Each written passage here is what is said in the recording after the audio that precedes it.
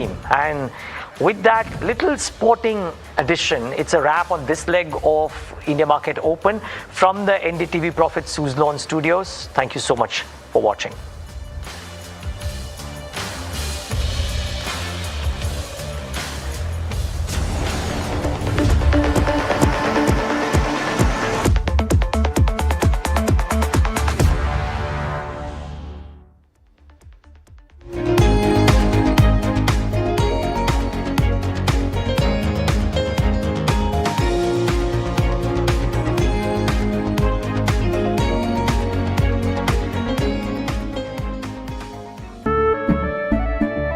केसरिया से मन जोगी हुआ रे, दिल झूमे देखो मतवारा हुआ रे।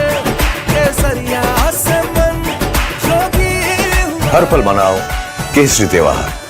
विमल, बोलो जुबान Kesari. It is happening now. New tomorrows, new challenges. And all of it needs energy to work. Not afraid to imagine big. Because when energy stops taking, when it just gives, people can move, really move. At this moment, the world's evolving. And so is energy. Suzlon. Good energies that work. Amba शक्ति plant की world renowned technology देती है steel को ज्यादा ताकत हर बार। अंबा शक्ति SDTMT।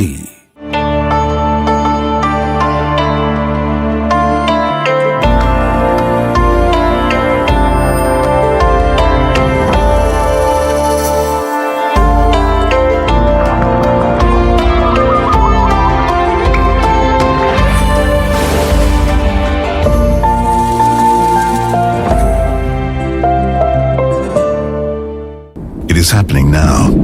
New tomorrows, new challenges. And all of it needs energy to work. Not afraid to imagine big. Because when energy stops taking, when it just gives, people can move, really move. At this moment, the world's evolving. And so is energy. Suzlon. Good energies that work. India Inc.'s most respected names chose India Inc.'s best and brightest. I'm delighted to be chairing of such distinguished fellow businessmen, bankers. It's just lovely to be back on this NDTV jury. I have been a fan of NDTV for a long time. Many of the nominees are extremely close together in terms of what they've done. Gender parity to be reflected while we choose leadership as well. It's also important that how they are reshaping the industries. We've got a fantastic jury and we've left all decisions to the wisdom of the jury. Who will earn India's top business honors? Find out at the NDTV Profit Business Leadership Awards. India's unshakable news habit. NDTV.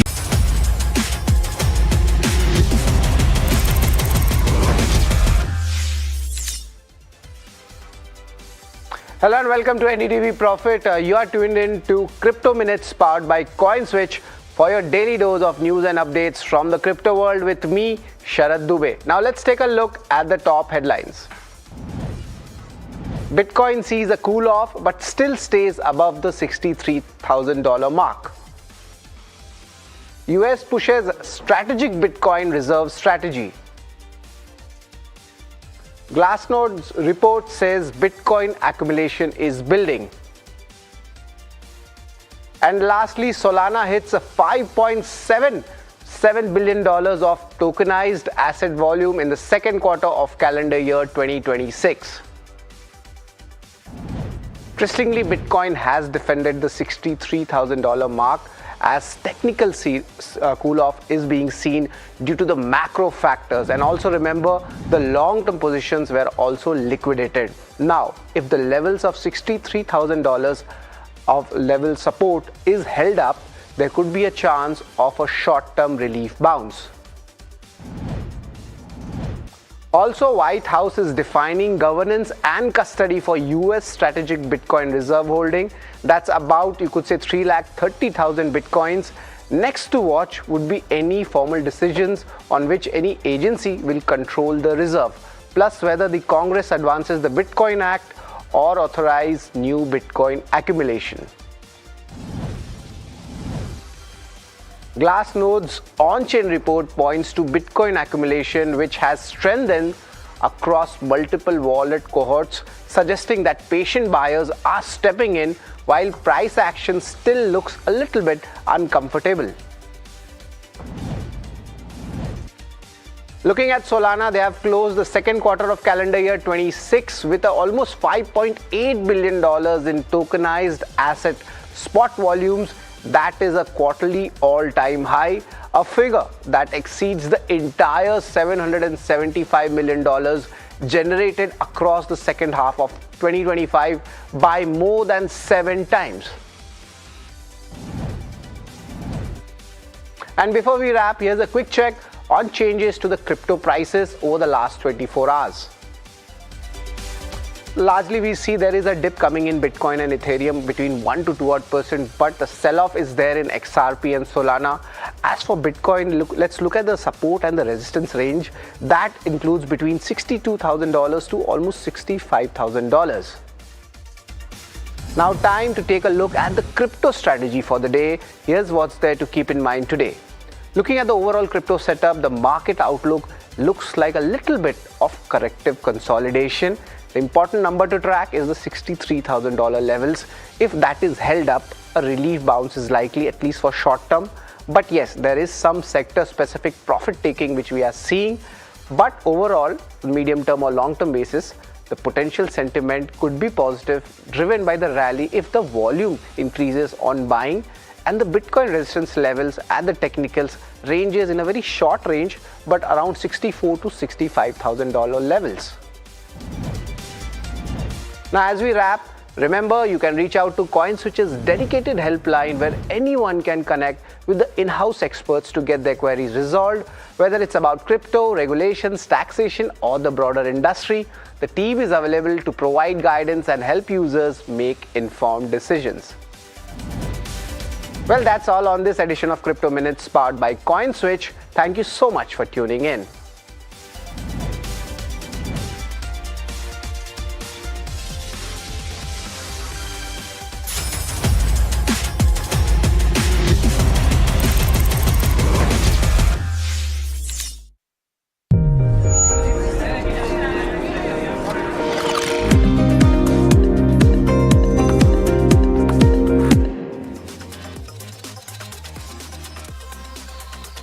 You're watching Ask Profit here at NDTV Profit. I'm Mahima Vachharjani, and with me is Puneet Zaveri, and this is a show that gets all your stock related queries answered. While you start doing that, it's important to take a look at the markets, and not a very good day. I mean, we've seen a good run up in the past couple of days, but the Nifty 50 today is down by about 0.6%.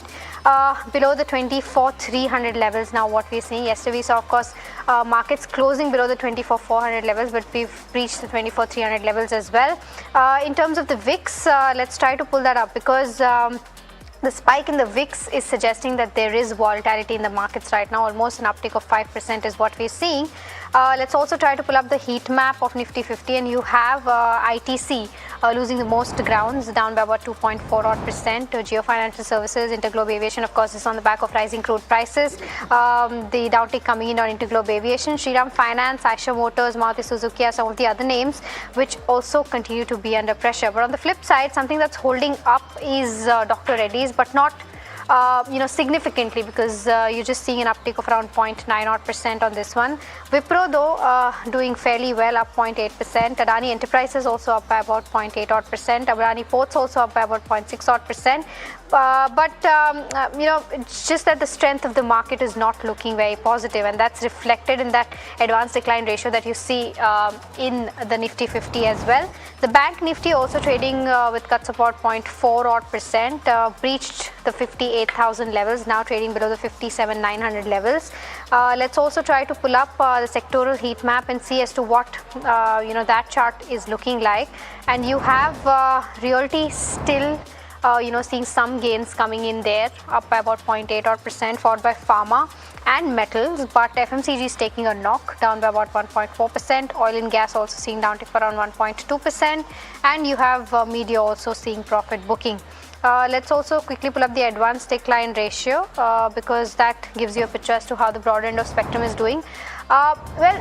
It is under pressure, but not as much as where the broad end of spectrum goes. So, where the benchmarks go at least. So you have around 1,000 odd advances versus around 1,500 odd declines, but the mid cap 150 is down by about 0.1%, and so is the small cap 250. So that's with regards to where the markets go, but let's start digging into your queries, and to answer them we are now joined by Vaishali Parekh, who is the Vice President Technical Research at Prabhudas Lilladher Capital, and Gaurang Shah, Senior Vice President at Geojit Financial Services, joining us. Welcome to both of you, and a very good morning to the both of you. I'll start by taking the first question, which is from S. Sundararajan, who is asking about Vishal Megamart. Wants to know if this current market price is the right entry price for this one or not. Vaishali, I'll come to you on this one. Do you think the charts are looking attractive enough? Hi, very good morning, Mahima, Gaurang and Puneet. I think talking about Vishal Megamart, it's just been consolidating. So I would say if one has to buy 115 for short-term basis is the near-term support. I think it should continue with a range of 110 to 125 for now. Only if this stock moves above 125, this could give you a good strength from there on. But for now, I would just take it as a range-bound movement, and these are the levels to watch. Got it. Well, good morning to you as well, Vaishali. But as we look at some of the other stock-related queries, Container Corp is the other one that we are focusing on. Mohit, who's from Ludhiana, is writing to us. He wants to know about the counter. He's holding shares at 512 and wants a long-term view of Container Corp at this point of time. Gaurang, very good morning. Welcome to the show. What's your view about Container Corp? Hi, Puneet. Thank you for having me on your show. Morning to Vaishali, Mahima, to you and to all your viewers. A small disclosure before I go any further. All recommendations that I'll be sharing with you this morning on your show, Puneet, they are part of our fundamental research team recommendation from a long-term point of view. Our company, Geojit, or myself, we do not have any kind of personal investments, no financial interest, no conflict of interest, but we share similar investment ideas with our clients. They might have their investment interest. So, Puneet, look, with Concord, the thing is that divestment, then land monetization, etc., levels of almost 700, 800 plus at one point of time, and then there has been terrible amount of underperformance in the stock, and things don't seems to be heading anyway. We used to cover Concord at one particular time, but then because of that underperformance, we have dropped the coverage. My sense is that there are better sectors and stocks to look at from a long-term point of view, because we are talking about long-term point of view. I think there are better stocks and sectors to look at. No specific comments on Concord. Okay, all right. The next one that we have is from Venkat Ramani. She's nicely squeezed in 4 stocks and wants a view whether which one she can go ahead and invest in. Vaishali, she's asking about Uno Minda, Sirma, Coforge as well as Zydus Life, and she is saying that she wants to invest around 50,000 in either one of these or maybe 2 of these, and wants to know from a 12-month perspective which one is looking attractive on the charts. I'll repeat the counters: Uno Minda, Sirma, Coforge, Zydus Life. So I would prefer Uno Minda because right now this has not really participated, and technically it is very well placed. So you can see a good run up from here on. Talking about Zydus, I think Zydus has already done quite a bit of up move. So for now, it's not a buy. It can be bought, considered at later levels once it gets corrected, perhaps at around 1,000 to 980 levels. That would be ideal to get into the stock. So for now, if you have to choose, I would say go for Uno Minda. That is one of the stocks, and Sirma still looks good. So that's already in a very good established trend, and I think it's ready for still further upside. So I think of all the stocks, I think these two look good, better to me. Yeah, got that view, Vaishali. But let's just quickly cut in to the Tata Sons chairman N. Chandrasekhar, who's speaking at the Tata Motors annual general meeting, and quickly listen to what he has to say. Registering a significant growth of 15.3%, nearly twice the industry average growth in the fiscal year.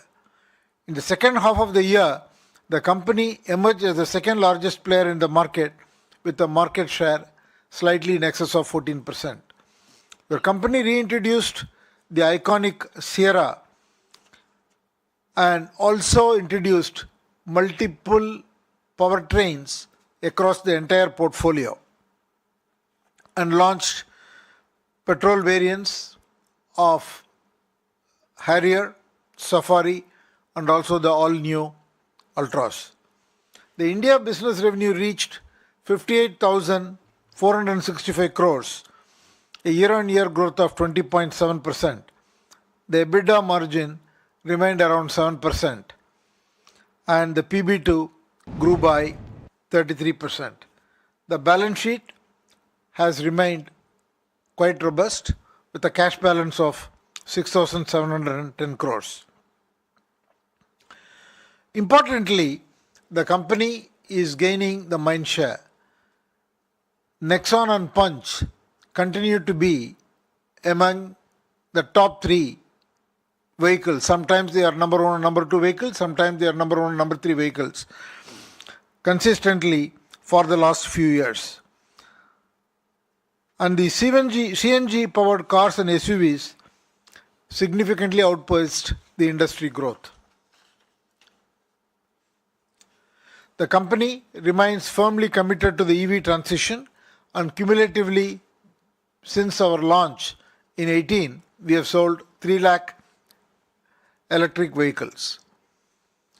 Looking ahead in the next 5 years, the company has a big ambition. Basically, the decade between FY20 and FY30, the company wants to achieve a 10x growth in volumes with an ambition of 1.2 million plus vehicles and achieve a market share of 20% from the current 14.2%. In all, the company is on a growth trajectory and it will continue to focus on launching products that are aspirational for today's consumer. As I mentioned, Jaguar Land Rover had a tough year, primarily due to the cyber attack, in addition to all the issues that they also faced due to the supply chain. And the production came to a pause for almost a couple of months. This resulted in the company having a degrowth in terms of revenue terms of 21% over the previous year and delivered close to 23 billion British pounds. The company also saw the leadership change, a transition from Adrian to Balaji. We want to place on record our most sincere appreciation to Adrian Model, who did a splendid job during his tenure. And on a consolidated basis, your company generated revenues of 3,35,582 crores and a PBT of 2,519 crore. Overall performance reflected the temporary disruption in JLR, while the return to normal production sustained demand momentum in the India PV business provides strong confidence going forward. The board has recommended a final dividend of rupees 3 per share, subject to your approval today. Beyond business, your company remains deeply committed to inclusive growth and sustainability. The community initiatives of your company in India continue to create meaningful and lasting impact, impacting 18 lakh citizens across 105 districts, primarily focused on marginalized communities. The company's focus has been to improve the quality of life across underserved regions and empowering communities, particularly women. Well, that was of course N. Chandra speaking at the Tata Motors PV annual general meeting. Some important commentary that we have heard, but the ambition continues to be over this decade going to FY30 as well. But Gaurang, we also had one question from Dr. Sethi on Tata Motors PV. He was holding shares at 420 odd, but some of the commentary is very, very positive, right? Going to almost 12 lakh vehicles from roughly around 6 lakh right now. So they are having a lot of ambition with the growth. But how are you looking at this counter now? Well, so Puneet, I think a lot has happened in terms of impact of JLR, etc., etc. We used to cover this company when it was a combined entity, and post that we have a positive coverage on both Tata Motors PV as well as Tata Motors CV. I could not get whether there was any inputs for JLR from the management as they were speaking about the business and the future growth. My sense is that the contribution from Tata Motors domestic business is going to come in thick and thin. Maybe a kind of a business strategy change or some kind of newer launches as far as JLR is concerned will definitely also help the balance sheet to improve. Overall, I think in terms of the EV portfolio, there are a lot of variants available in different categories.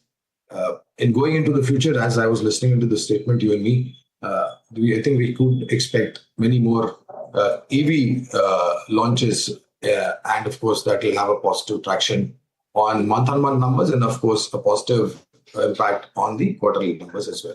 We have a positive coverage on Tata Motors PV.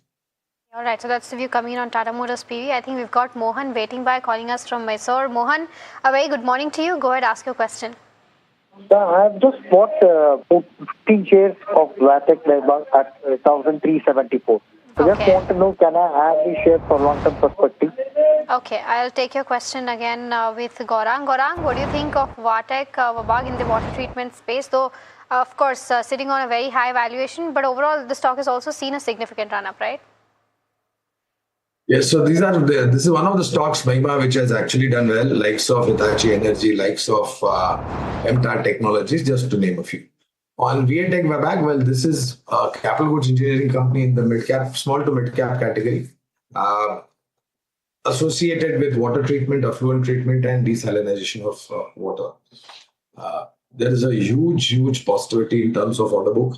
And that is one of the primary reasons why we've seen an outperformer from VATech Vabag or VATech Vabag, however you want to pronounce it. We maintain a positive stance from a long-term point of view, and our sense is that not only the execution of current order book will translate into positivities, but the company is possibly going to get much stronger orders, not only from domestic, but from the overseas market. They have a decent presence in the Middle East as well. So this conflict-related kind of impact was there from short to medium term, but long-term positive. If you want to add on to it, you got in. First of all, you bought the stock at a very decent level. Don't put all whatever additional investment you want to do. Don't put everything at one time. Start at current levels, and on dips you can add on. Got that view, Gaurang. But the next question coming in, another caller from Hyderabad. Ravi has a stock query for us. Ravi, very good morning to you. What's your query? Yeah, very good morning. Yeah, I'm holding Canara Bank shares 473, bought at 115. Since it's been an year, I'm holding this, and the stock is also falling gradually. Okay. So, shall I book my profits and switch into some other counter? And do you have any other banking name in your portfolio, Ravi, or is this the only one? ICICI. ICICI, got it. And this you want to keep for the long term as well, Ravi? No, not as of now. Since this stock is already trading under support level, just want to book my profits. Got it. Well, Vaishali, would you recommend that at Canara Bank? As Ravi has rightfully highlighted, there has been correction from the top. What's your view? I would say now finally keep 120 as a crucial support, or maintain that as a stop loss, because if this stock goes below 120 and for near term, it can go towards 115 or so. So 120 should be the level to watch. I think in all likelihood, you can see a bounce and look for a target of 135 if that is so, as the near term target resistance. Okay, all right. So that's the view coming in on Canara Bank, but it's time for our rapid fire round now. Gaurang and Vaishali, try to keep your answers as short as possible. The first question that we have is coming in from Prashant. He's asking about Eicher Motors. He's got around 12 shares at the levels of 6230. Vaishali, from a 1 year perspective, a good hold? Hold. Vijay from Chennai wants to know about DMart. Vaishali, he wants a short-term target. We've seen a correction post that quarter 1 update, but what's your view? So currently at 4040, stop loss of 3900, short-term target 4300. Okay, the next one is on L&T. Kaushik from Vadodara has got 10 shares at the levels of 3320. He wants to know if it's a good time to average or wait for the earnings. Gaurang, what would you recommend? Go ahead and add to it and hold on for long term. The next one is on Grow. Our viewer Naveen from Bengaluru is holding shares at 200. Vaishali, I know it's a very short-term, a very recent listing also, but any kind of target that you have? 220 to start with. Okay, GMR Airports, from a long-term perspective, a fresh entry right now makes sense, Gaurang? From a long-term point of view, yes, we expect footfalls to increase and more connectivity will have a positive impact on the earnings of the company. The next one's on GE Power. Jeet from Kolkata wants to know if it's a good time to enter this counter. Vaishali, would you recommend that?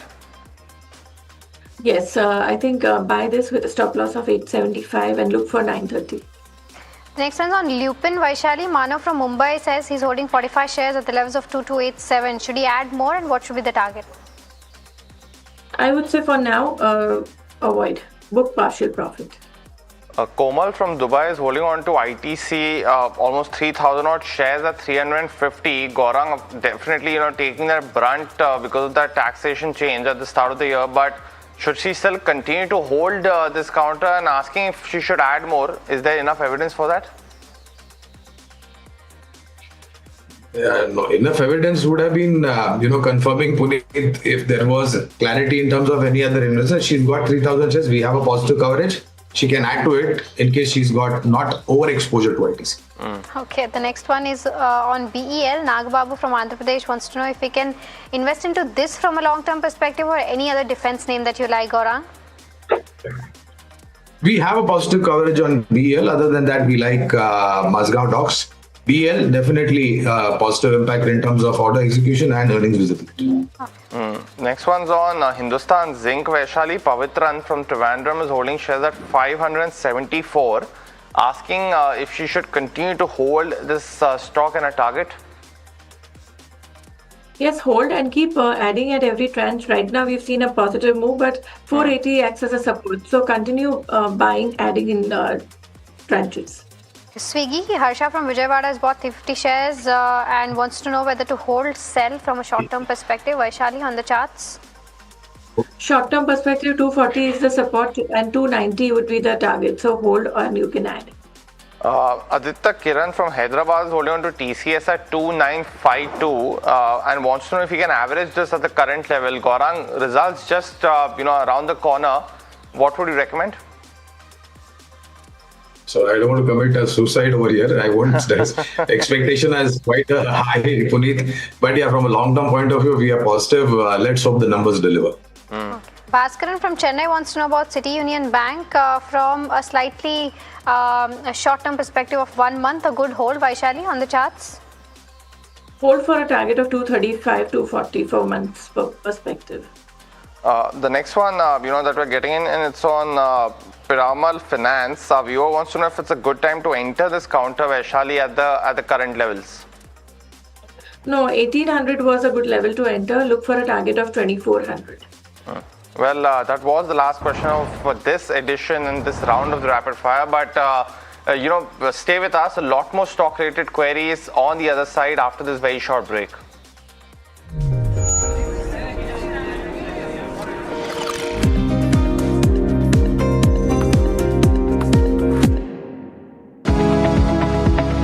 Superstar Stocks of the Day, presented by Tata Azura.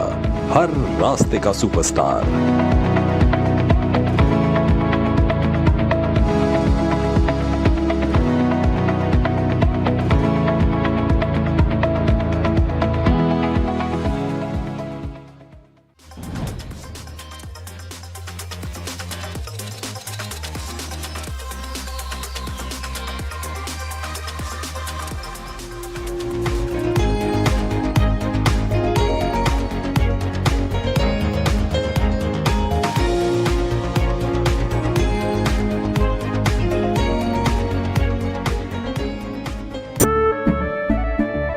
केसरिया से मन जोगी हुआ रे दिल झूमे देखो मतवारा हुआ रे केसरिया से मन जोगी हुआ हर पल मनाओ केसरी त्योहार विमल बोलो जुबान Kesari It is happening now.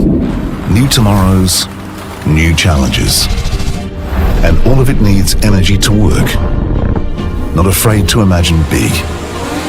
Because when energy stops taking, when it just gives, people can move. Really move. At this moment, the world's evolving. And so is energy. Suzlon. Good energies that work. Amba शक्ति plant की world renowned technology देती है steel को ज्यादा ताकत हर बार। अंबा शक्ति SDTMT।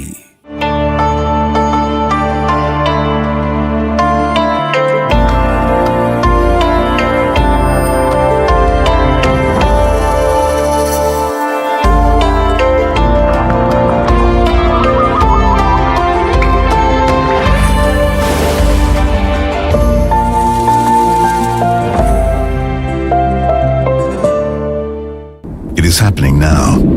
New tomorrows, new challenges. And all of it needs energy to work. Not afraid to imagine big. Because when energy stops taking, when it just gives, people can move. Really move. At this moment, the world's evolving. And so is energy. Suzlon. Good energies that work.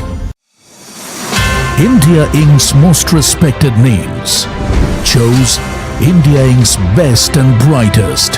These kind of awards and jury lineup, you are truly giving it the right weightage. I think it's heartening to see talent that there is across India Inc. We should be awarding companies and individuals who have focused not only on growth but also on bringing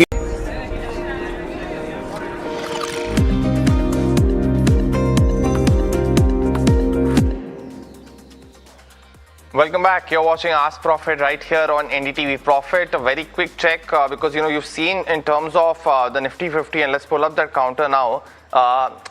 Continuing to be under pressure since some slight recovery over the last half an hour or so, and hopefully we build on to those gains. Now very close to that 24,300 mark as well.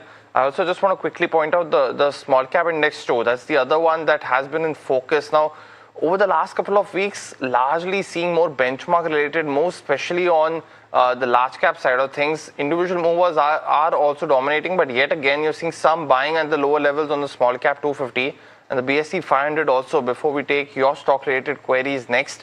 And some of those moves like Balaji Amines, Hikal, Alcal Amines, the Amine plays yet again back in focus just before quarter one starts. Kalyan Jewellers now second day running up almost 4.5%, as well as Lodha that's seeing again another 3.5% kind of move right now as we speak as well. But let's continue your stock related queries, and if you haven't already, do start sending in those queries on number that is flashing on the top of your screen right now.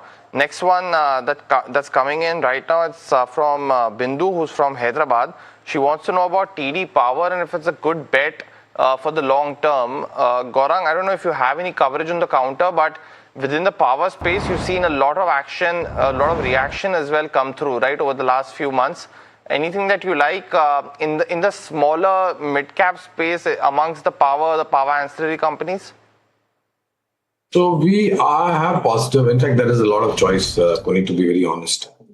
We have positive coverage on power ancillary, power transmission, distribution, and power generation. CG Power has a play of chip semiconductor EMS. And you have PG Electroplast, you have companies like ABB's, you have companies like Cummins, positive coverage on Hitachi Energy as well. Thermax is the other one that we have positive coverage.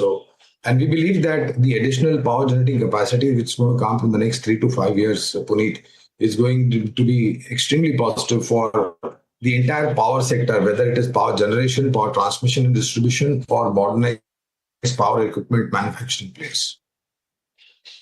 Fair point, Gaurav. And you've seen, we also had the management of KSH International today, another beneficiary of that HVDC play in terms of hires, and the interest continues, right? Your stock's up 130% since it listed back in December 2025, has been on a great run. But the next question coming in, and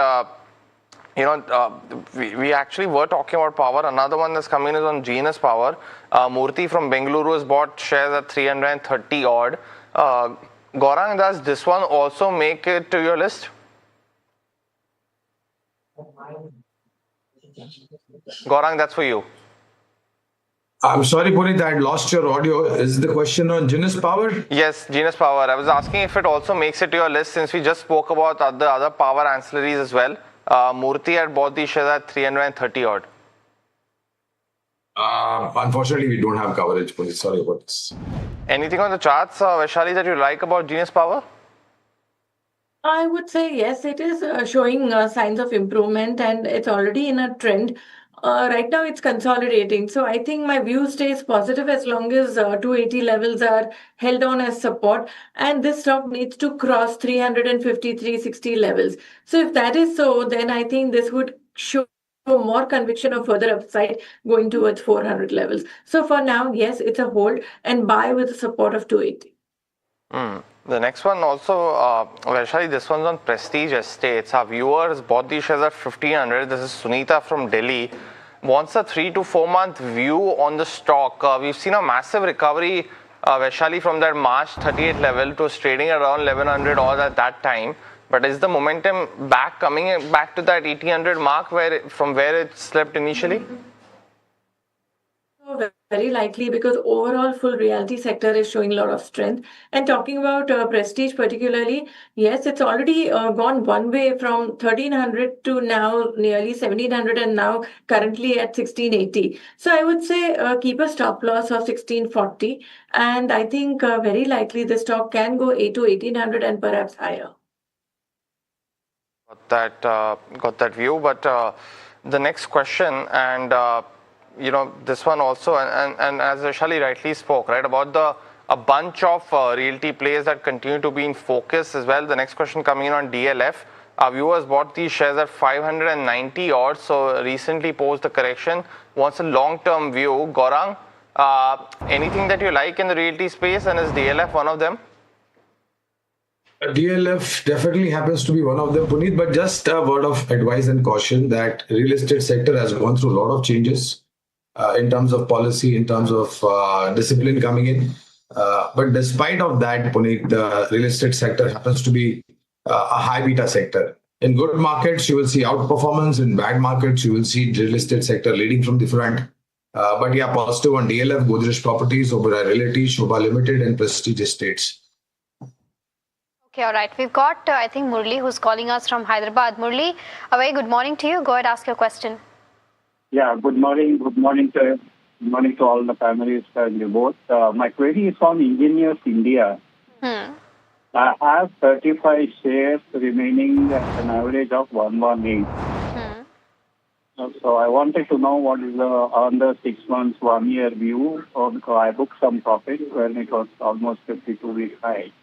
I wanted to know, should I hold on till it reaches that level? Okay, got your question. Any other share after exiting this? Okay, got your question. I'll take this up with Vaishali. Vaishali, you heard Murli. What would you suggest on the charts? So I would say right now it is showing a lot of strength, but I think always discipline is to be maintained. So 220 should be taken as your stop loss. And I think if market continues overall, this sector shows strength and the stock is to continue with its upward move, it can go towards 270 to 80 and perhaps even 300 levels. So hold with a stop loss. Very likely you will get higher targets. Higher targets on EIL, got that view. But the next question is from Keshav, who's writing into us from Chennai, and he wants to know about Walchand Nagar. He's bought these shares at 241. Gaurang, this one has been a key beneficiary, right? I'm actually talking about the stock Walchand Nagar on this one. But what would you recommend here, Gaurang? Because it's one of those nuclear energy plays, right? And always comes into focus when that policy move comes through. I don't know if you have coverage, but what's your view on the space, if not directly on Walchand? Well, so extremely exciting, and I think there are a lot of players which are available, and some recent listing is also something that has been attractive. On Walchand Nagar, unfortunately, Puneet, we don't have a coverage, so I won't go into specific, but this is a process which is going to take time. Nuclear energy, new energy sectors, clean and green energy, etc., etc. So we remain extremely positive on the sector. And the fact of the matter, Puneet, is that India was a power deficit country. It is, and hoping that in future it is going to be power sufficient with the kind of capacities that are going to be added.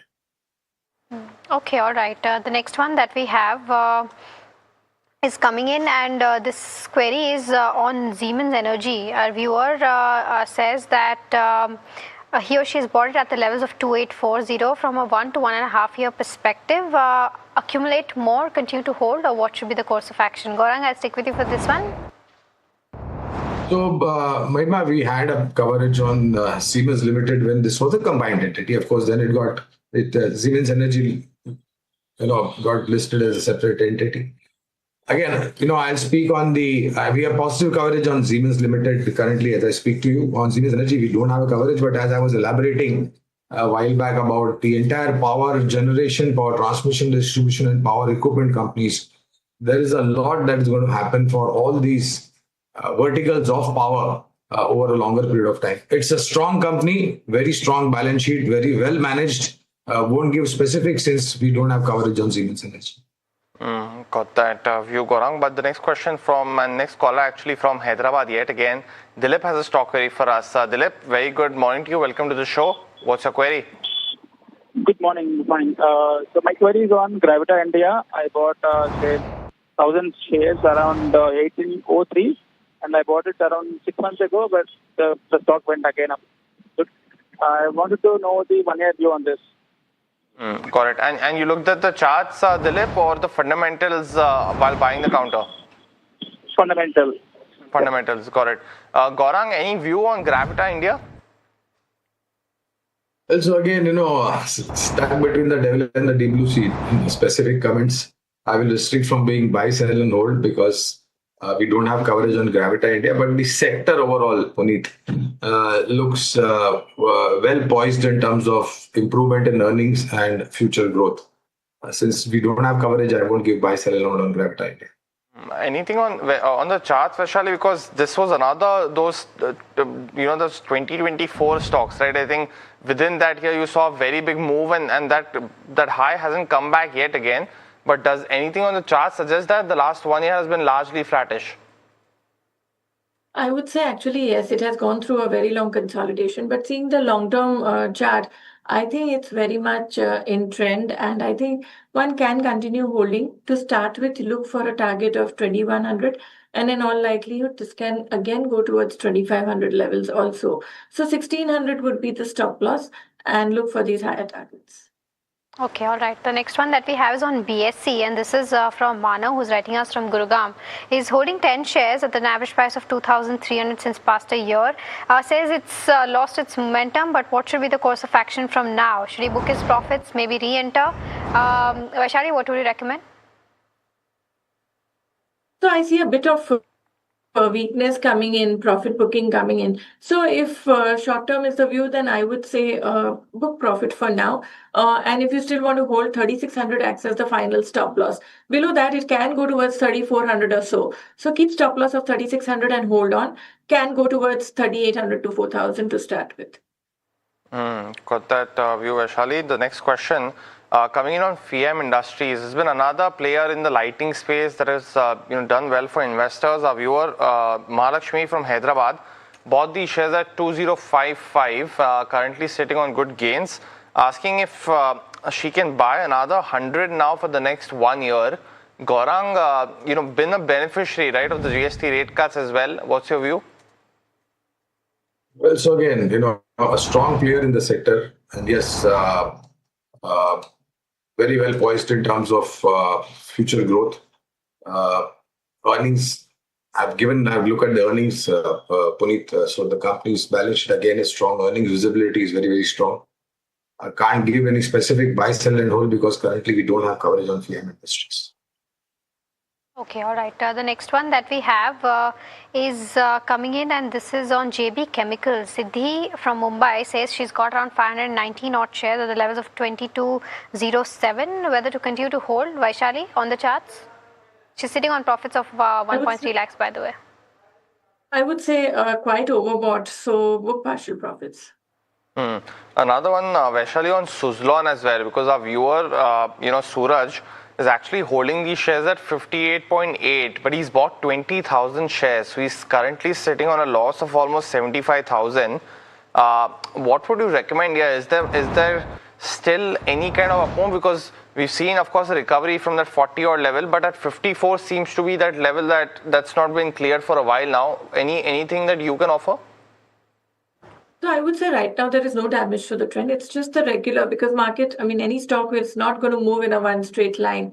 So there is some profit booking consolidation happening. I don't see any problem till 50 levels. Only if it breaks 50 levels, then can you see some negative view. But for now, I would say it's just consolidating. I would say it's a range of 50 to 60 for now.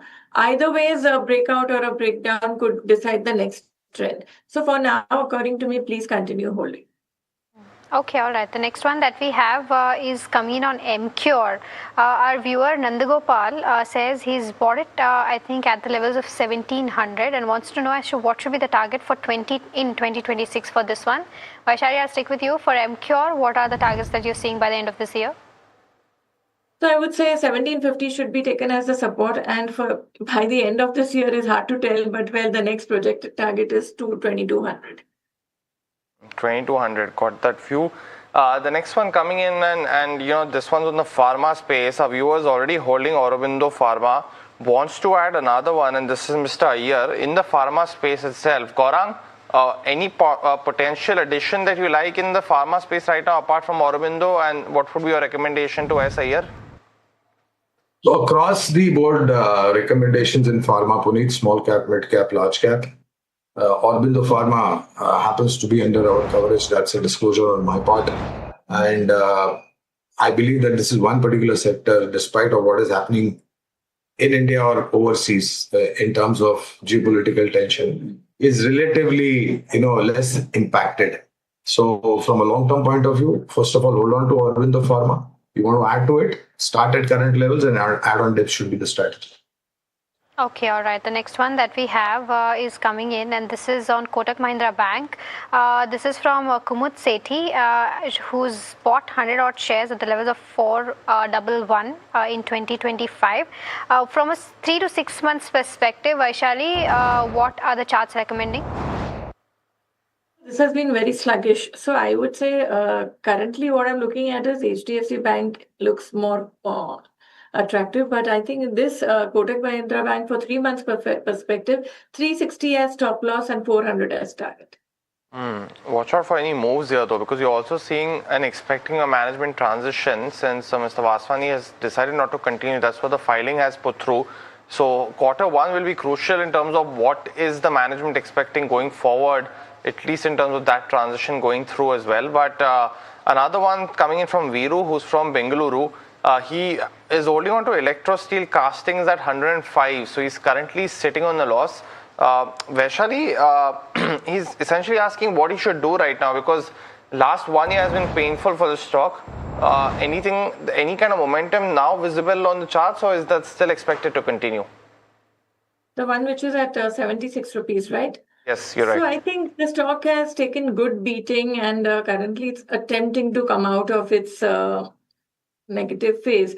So, but I think no clarity still. 70 should be taken as a support. If 70 levels break, please exit.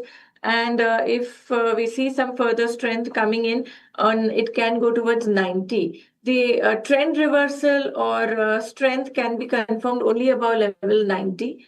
So follow a range, 70 as your stop loss and 90 would be the near-term resistance. Okay, all right. The next one that we have is on Crompton Greaves, and this is from Ashoke Kumar, who's writing us from Ludhiana.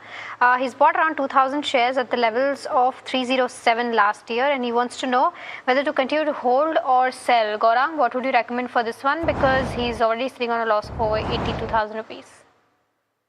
Crompton Greaves, unfortunately, I don't think we have coverage. Sorry, is this Crompton Greaves Consumers? Yes.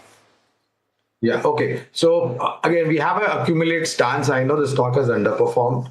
I heard that the acquisition price was 300 plus. Currently, the stock is trading at about 265. If you have investable amount, you can definitely add to it. Got that view, Gaurang. But next one, and this one's on Ramco Systems. Our viewer Ashoke, who's from Bengaluru, is holding these shares bought at 932. Vaishali, another counter, of course, taking that beating because of in their IT space, but this one's also been a very rank underperformer. Would you recommend him to exit or keep the faith? I think Ramco Systems is doing very well. It's in a very strong uptrend, right from 450 to 875. So I would say book partial profit. Right, okay, so that's the view coming in on Ramco Systems. The next one that we have is coming in, this is on Eternal. Naman Jain has bought it at the levels of 215, 1300 is the quantity, and wants to know whether he can continue to hold this. Also seen a recent good up move. Vaishali, on the charts, what would you recommend? Because, he's sitting on decent profits of 4 lakh rupees and, considering that the earnings will come very soon, do you think he should continue to hold or book partial profits? Well, so normally we never play results, but technically speaking, I would say it's in a good uptrend. Keep a trailing stop loss of 270. This can do 310. So that's the way to look at it. My view is not on basis of results. Got it. Well, on Ramco Systems also, of course, the last 2 days have been good, but the last 5-year returns at 41%, underperforming the Nifty as well. So something definitely awoken over this week in this particular counter. Let's look at the performance also if we can for our viewers, and definitely see about most certainly the results to watch out for as well. And you see the sharp up move that's happened over this particular time frame, but the last 5 years.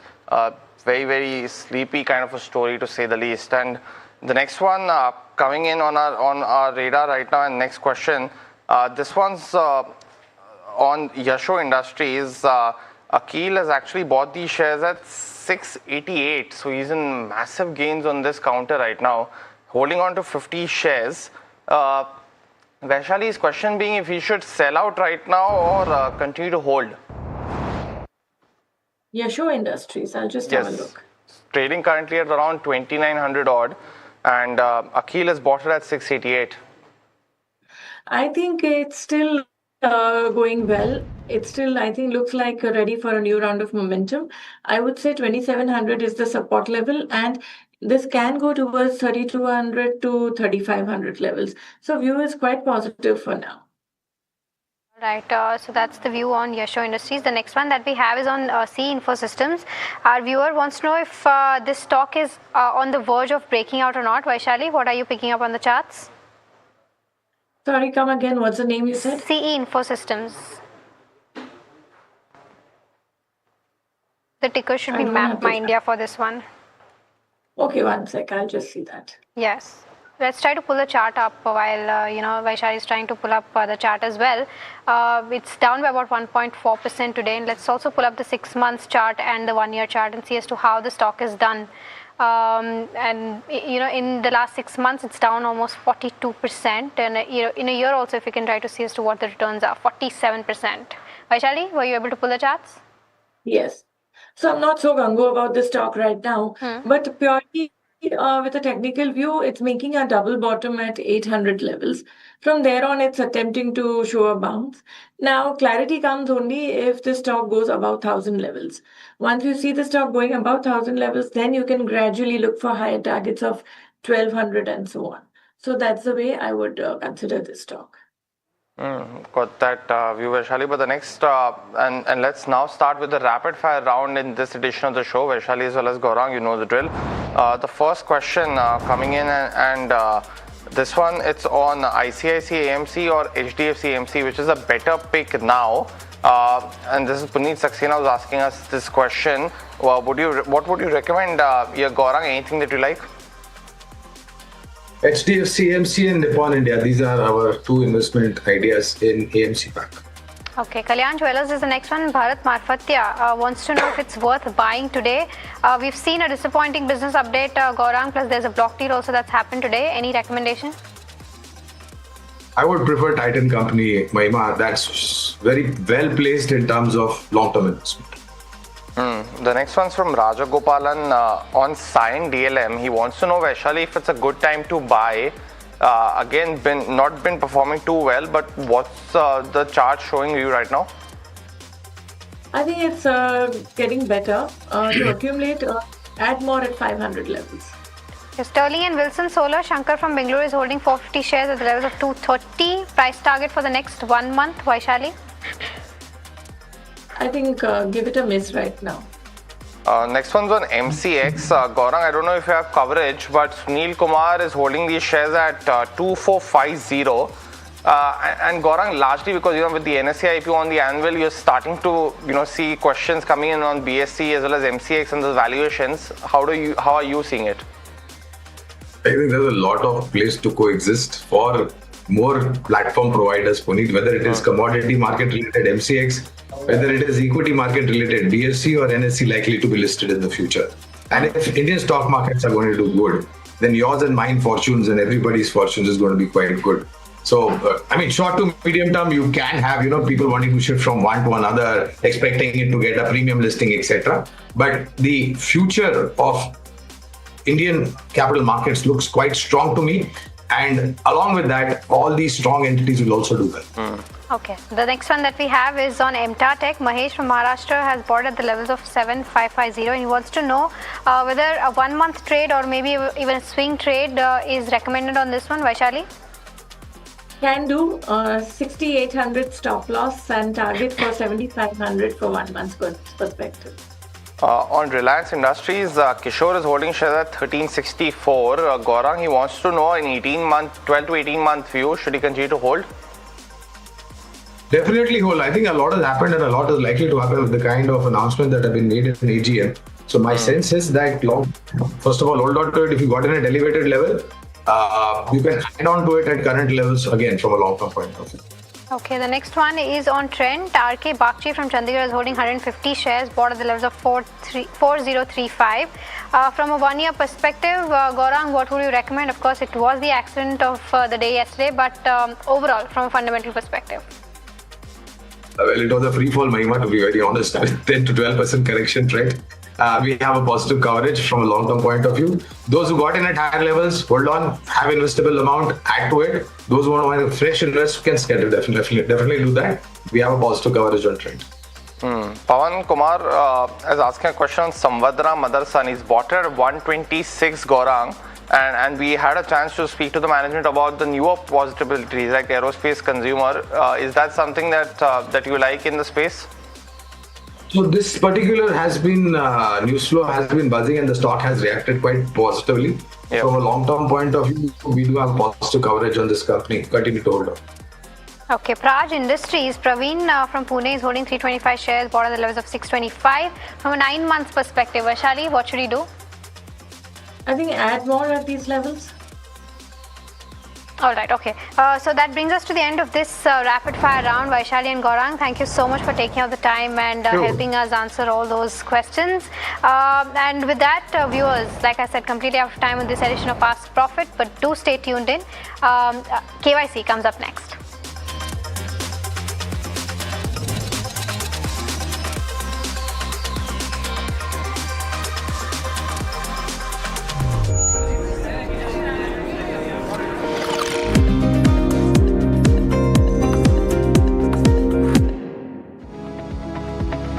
Superstar Stocks of the Day, presented by Tata Azura, Har Raste Ka Superstar.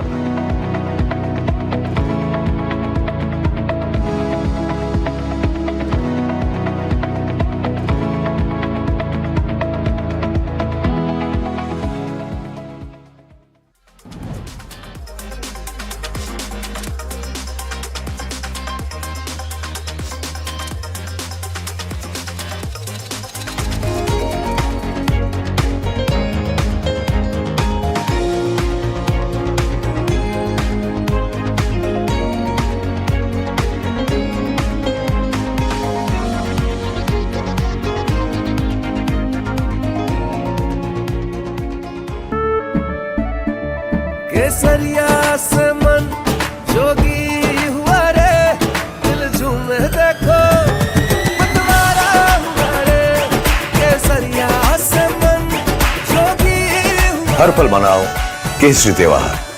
विमल, बोलो जुबान Kesari. It is happening now. New tomorrows, new challenges. And all of it needs energy to work. Not afraid to imagine big. Because when energy stops taking, when it just gives, people can move. Really move. At this moment, the world's evolving. And so is energy. Suzlon. Good energies that work. Amba शक्ति plant की world renowned technology देती है steel को ज्यादा ताकत हर बार। अंबा शक्ति SDTMT। Hi, I'm Tamanna Inamdar. Watch me on NDTV Profit, where I break down the day's biggest business stories. What happened, why it matters, and what it means for your money. Hi, I'm Neeraj Shah. Watch me on NDTV Profit for the most incisive market intelligence and meaningful corporate conversations. And I'm Alex Matthew. Markets, mutual funds, insurance, personal finance. I help you cut through the noise and make smarter financial choices. And here's where you can watch us.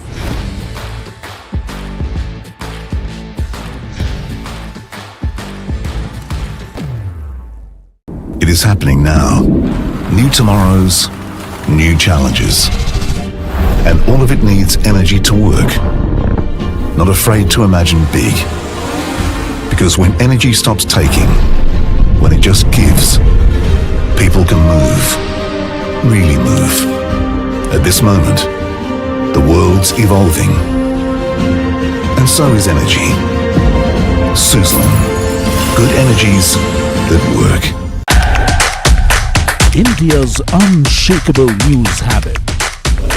NDTV.com is India's #1 English news website.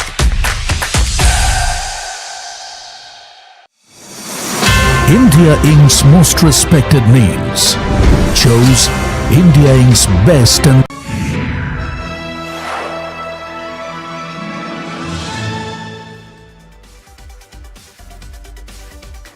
Hello and welcome to KYC. You are watching NDTV Profit with me, Sharad Dubey, and this is the show where I get you the hottest companies and also the interesting stories about their growth, or is there any alpha to be made from the next stage onwards or not. But before that, try to guess the company which we are getting in KYC today. We have heard about it a lot. It's a Hyderabad-based defense company. A lot of defense companies are there which are based in Hyderabad. Of course, DRDO is there. There's an ecosystem. Also, the company has recently announced a drone system capacity expansion. Interesting, right? Let's look at how much returns the company has given. The stock is up 19 times in the last 5 years. And Motilal Oswal Mutual Fund has roughly 6% stake in the company. But what's the company we are talking about? The company in focus is Zen Tech. Recently, it was in news as well. But why are we calling them? So many India first announcements this company is doing. We'll try to decode this company layer by layer. The first question is definitely going to be on the overall propulsion, the drone propulsion system. It is full Swadeshi. There's no China, only India. Other questions to be asked in our conversation would be decoding India's IDDM framework. I'll give you a hint, the management is involved in policy making as well. International expansion plans, though right now it is just 7%, but the way India is putting itself out as an exporter for defense is something to watch out for. Another important question we'll ask is the domestic order book, how the inquiries are shaping up. Is there a much more client confidence coming in the second quarter and the first quarter? The capacity utilization levels and the capex levels, what are they planning, or will they focus much more on the existing facilities itself? The acquisition plans, lot of startups, lot of new age service solutions around this defense theme is there, and they already have a good stake. So are they hungry for more?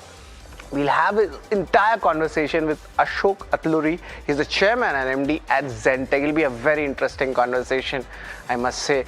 But let's try to understand, what does the company actually do? What are the important levels to look at? It's just not a drone company.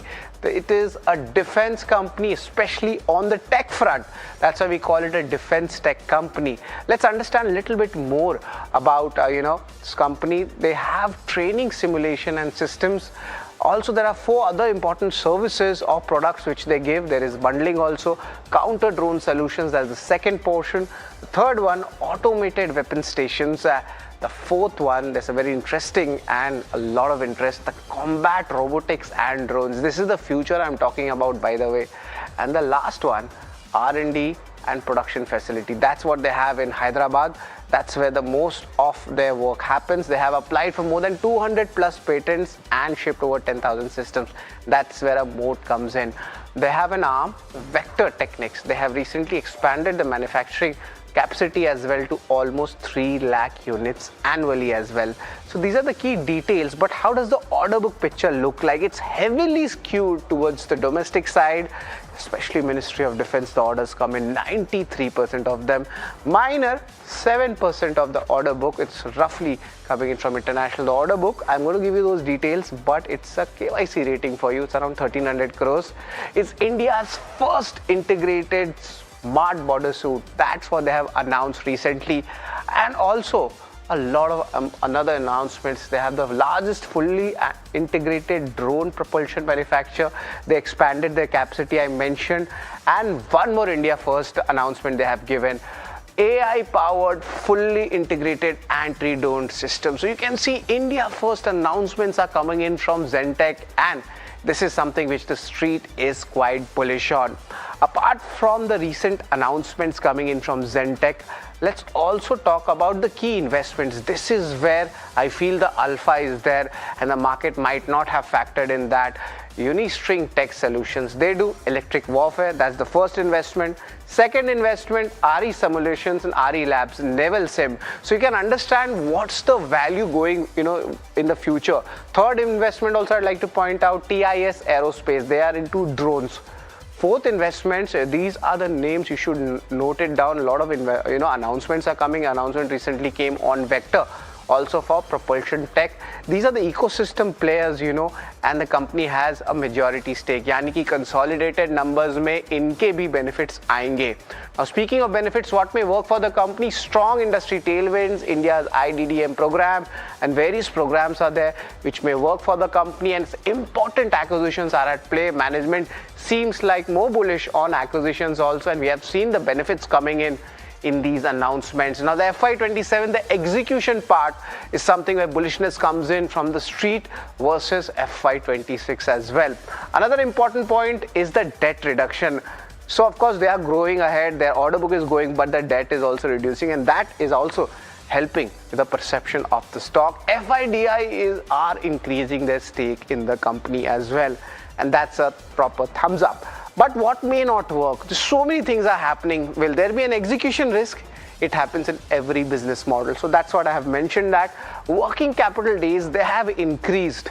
इतना काम कर रहे हैं तो पैसा भी आना चाहिए. So of course this is something which the company needs to work on, and the valuation, stock has gone up. It's expensive than the averages. That's what a little bit of concern comes for me when I am analyzing Zen Tech. But another way to analyze is through our KYC ratings, and I have twisted a little bit of our KYC ratings today. And today, of course, from the cash flow, we'll have out here will be order book analysis, but income statement, balance sheet would be there. And of course, look at that, return ratio, wouldn't be there. And also let's talk about the shareholding pattern, how things have moved. I'm going to give you the DIFI's holdings coming in, and also the street cred, and the numbers are mind-boggling. That's sure, but you have to stay put with us. Valuations, we'll try to understand how things have panned out over the last 5 years and the outlook going ahead. Company का सोच, guidance आगे जाते हुए क्या रहेगा. Let's start with the first one, income statement, and see what has happened. Long-term analysis में देखें, it's pretty strong, good growth coming in. Of course, this is the CAGR growth I'm talking about, and these are almost 40% plus beat, PAT, EBITDA and even revenue. So that is something which we'll be watching out for. Of course, sorry, this is the balance sheet which you're talking. If you could just get the income statement. And this is where we see the numbers, however, in the first quarter were kind of mixed, and the margin profile, it seems like that has changed as well. And because of that, I'm going to give it a neutral rating in my analysis. This is the number I'm talking about. At 43% it was in FY24, but the way the expansion is happening, there are expenses also, right? And that's where a little bit of weigh down in the margins do come. But nevertheless, it is still a high margin business, 35% plus. So that is something which is pretty neutral. Balance sheet, I really like. The debt levels are literally non-existent right now. That is aiding the factor. Cash balances are pretty much decent. So the capitalization is pretty strong. The equity base has also increased and the institutional participation has gone up. So I'm going to give this a thumbs up when it comes to the balance sheet. After income statement and balance sheet, let's talk about cash flow, and that has also done well. And the payment terms, of course, from the government, the way things happen have improved a lot in the industry, and that's what we can see that, when I talk about the cash flow segment, be the operating from cash flow segment or even the conversion which is happening, this has also turned positive after gyrations coming in the year FY24 and FY25. So when you analyze the cash flow segment, you see a good way of numbers coming in. So I'm going to give this a thumbs up as well. So apart from the three basic numbers, the order book picture, this is also very much important, and it has been growing up slowly and steadily. It was around 675 crores in the second quarter. It has gone up, it's almost doubled by the fourth quarter itself, and almost 93% of it is domestic. So order book picture is pretty strong, so I have given this a thumbs up for it. So after these 4 ratings, I'll talk about the shareholding. Promoters, you see the stake was around at 55%. That has come down. But FIs and DIs have lapped up. A look at that number.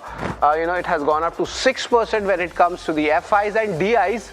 Motilal Oswal Mutual Fund has almost 6% stake. Some AIFs are there, but look at that, it's 10%. So good institutional ownership is there, and that is what actually is a positive sentiment as well. So I have given this a strong thumbs up.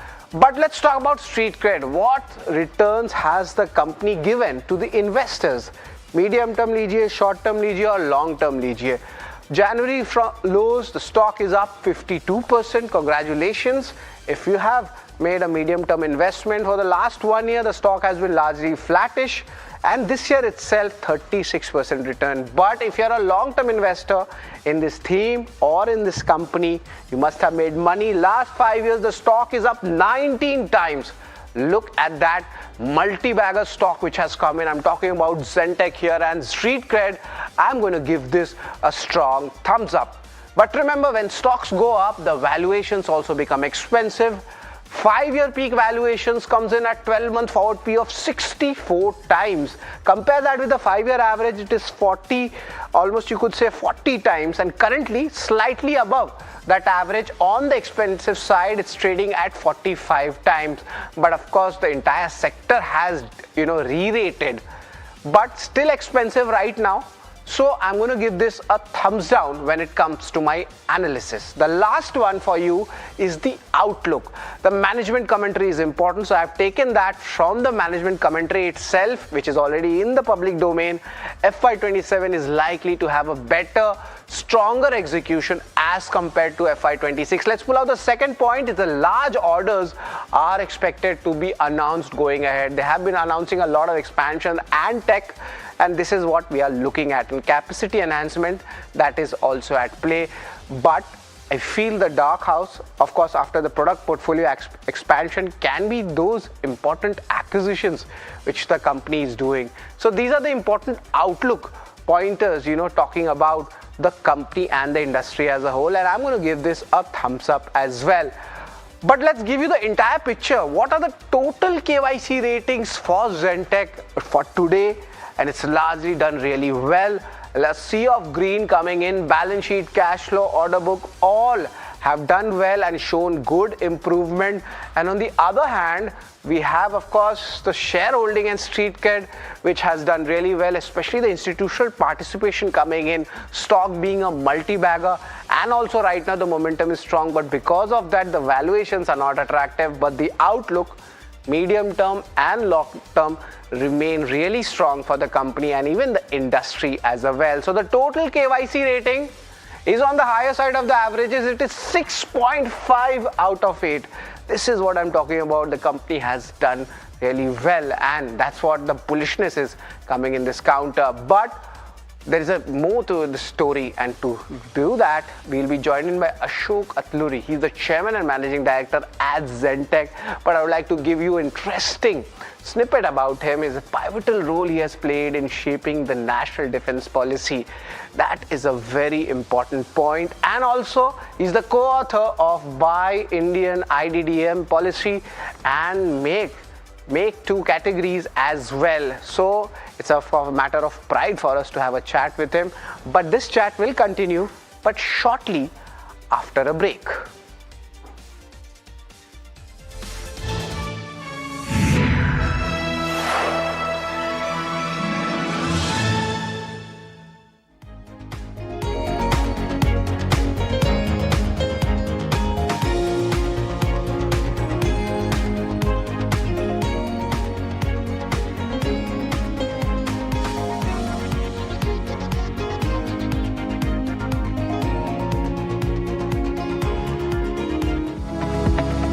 Superstar Stocks of the Day, presented by Tata Azura, हर रास्ते का superstar.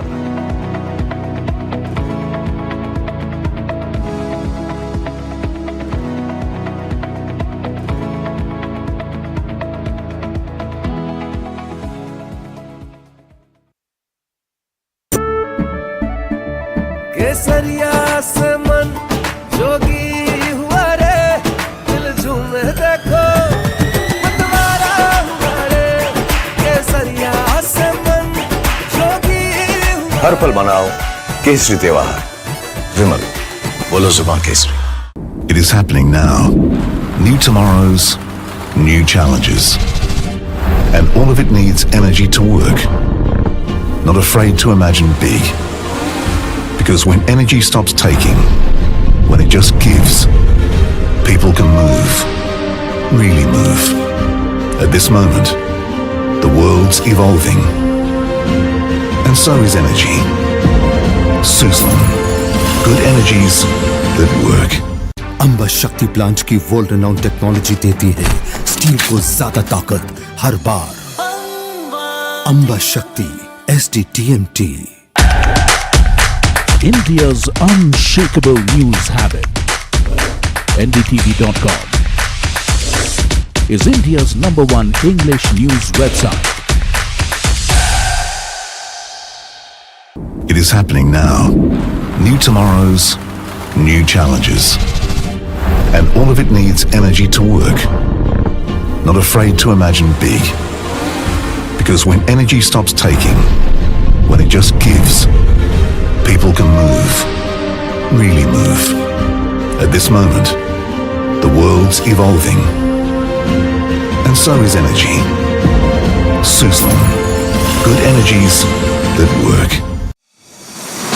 India Inc.'s most respected names chose India Inc.'s best and brightest. These kind of awards and jury lineup, you are truly giving it the right weightage. The eminent juries who are here, and that itself speaks for the commitment towards highlighting the advantage which India is having. What I am looking for in this is that we should be awarding companies and individuals who have focused not only on growth but also on bringing good governance. Be part of jury and vote on the people, the men, the women, the companies in India who have the right stuff.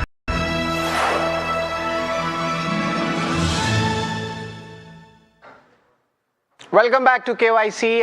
Now we are joined in by Ashoke Atluri. He's the chairman and managing director at Zen Tech. A lot of announcements coming in, but the recent announcement about the drone propulsion system, what does this mean for the company? Any kind of guidance you can give on that, sir? The expansion of vector techniques of the capacity is something that we have been planning for a long time. And getting the announcement was in consequence of all the efforts vector team had done till now.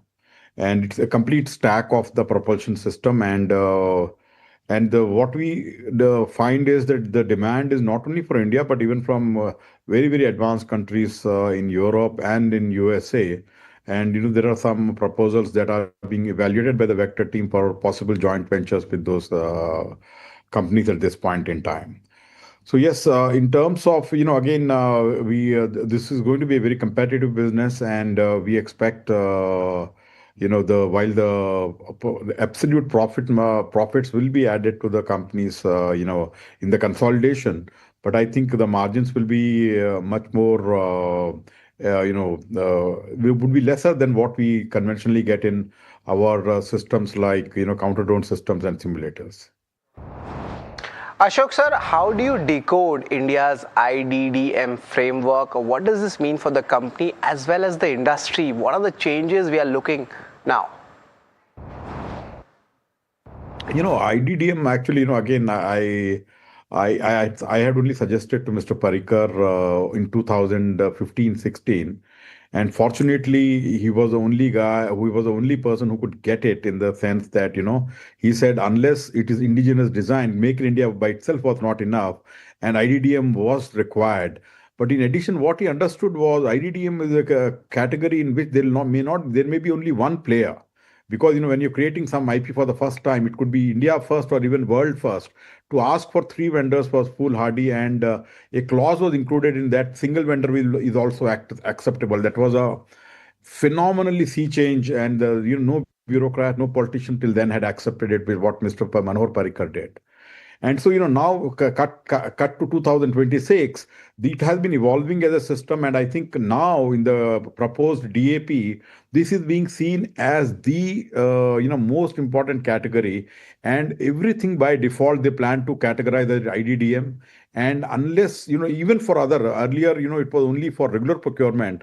But what I understand is even for fast track procurement, OCPP, across all categories, this will be categorized as, default IDDM. So when it is categorized as IDDM, the focus of the industry will not be just, doing, TOT and manufacturing, but actually trying to innovate and build IP within the country. I think that will be a big change. And I think, what India is slowly moving, exports will actually, will almost go, beyond what the government has set the target of 50,000 crores. If we really get this act together, and I think we will become a net exporter of defense equipment in a few years if this is really focused and, the intention is carried out. Right, Ashok sir, let's talk about the export market. Right now, it's below the 10% mark of your total order book. But the way India is being projected, for an exporter of, defense-related products, how do you see this panning out for your company and even the industry? So yes, again, what we are seeing in worldwide is that there is a lot of demand for counter drone system without I don't have to preach that, in the sense that after Israel-Iran war, everybody wants, everybody says that Shahed drone won the war, and, everybody wants a counter to Shahed drone. But again, when we say, actually, we also build this Hyperstrike, which tackles Shahed kind of drones. And it's much, much more powerful than, much more faster than the Shahed drone and counteracts very effectively. But again, the thing is that we should not be preparing for the previous wars, but for the next wars. So I think that's what we are trying to offer, not only to India, but also overseas. And in terms of simulators also, again, I keep saying that 5 years back, no one thought that there's going to be a war, but then the Armenia-Azerbaijan started, Ukraine, now, we see so even Thailand and Cambodia, the Buddhist nations are also fighting. So now the question is not, if, but when the war will come, and all the countries want to, prepare themselves for a war. And we have seen Agniveer, something that used to take 2 years. Using our simulators, they were able to compress it to 3 months, the whole training cycle. So everybody wants to prepare for war and faster. So, and we are that, sweet spot where, we do both training and counter drone systems. And, we are getting a lot of inquiries, and, but again, the materialization of order is what is important for us. And we expect that, probably by this year, and some good news will be there in that area. Right, but let's move on and let's get our focus on the domestic side. That's where the bulk of your order is coming, 93% to be precise. But want to understand how are the client confidence looking like, where is the demand inquiries coming, which segment, the action is there? So, immediately, we have been saying that the simulator orders have to come through. So we expect that orders to, again, they're very close, but it's still not in the hand. I originally said that by first quarter we'll be getting it. But I think it's a matter of, it's not very late. But we still feel that we are very close to start getting the orders. And that will be the first thing. But the second, the larger chunk, in addition to simulators, will be the counter drone systems. And that will start happening in the, I think, towards the second half of this financial year. Right, and talking about the capacity utilizations, what are the numbers one should look for, and of course the future also what's happening there, and if any capex kind of amount has been earmarked? So, for the current year, there is no requirement of expanding the capacity. I think we will be able to execute with the existing capacity. But for future, we are expanding. But again, as I said, that most of the production is outsourced by us to the supply chain. We have a very capable supply chain. But again, but the critical components and the final assembly testing and packaging is done at our location. So for that, we are increasing our capacity so that we can do even the quality checks, etc., at the vendor places and at our places are being upgraded as we speak. So I think the capacity constraint is being handled for the next year, but not immediately. We are, I think, sufficiently equipped. But for the next couple of years or so, we will start upgrading ourselves.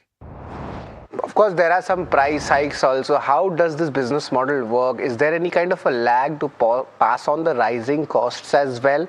Just wanted to understand any kind of impact, Q1, Q2 for that. So, the long-term, not only long-term agreement, once you get the order and, the electronic components and the, RAM, the memory prices, etc., have gone up. Fortunately, they are not that significant part of our costing. But, I think as we go ahead, that will have some a couple of percentages impact on the profits of Zen, significantly because we have export market as the, margin where is the place where margins are, we get substantial margins. So I think overall the impact may not be significant, but anyway, not more than a couple of percentage points. Fair enough. But I feel there's a lot of alpha there in your arms which you have invested. Are you looking at any kind of acquisitions in any areas? Because that's where the street is very bullish on. So, we raised through QIP about 1,000 crores at that point in time. So one of the proposed usage was buying of acquiring companies which are which actually fit into our scheme of vision for the future of the company. And in this regard, we continue to look. We have acquired almost 5-6 companies at this point in time. So there we are looking to acquire more companies. And again, we are very conservative. We don't want to overspend and try to get something which would hurt the overall company. And we know that there's a lot of euphoria and people are spending a lot of money. So we are very cautious. One of the companies that we acquired, ARI, in about a year plus back, we acquired 140 crores and now it's generating profits of up to 40 crores for us. So so we have to be very cautious. We can't be and what is the value we are bringing to the company, and and is it really synergistic with what we are doing?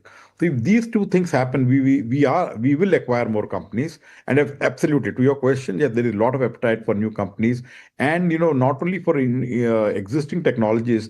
If we have some Pareto technologies in mind to go into the future, if there is something in that area also, we would love to acquire companies in that area. So a lot of positive acquisitions is something which the management is talking about. It's always a pleasure to have you, Atluri sir, with us, and best of luck for the future. So that's the management coming in you could say, the very interesting take coming in from the management, especially on the acquisitions front from Zen Tech. Very interesting. But of course, remember, the stock has run up and valuations might not be that attractive right now. For interesting stories like this, stay tuned to KYC and keep watching NDTV Profit.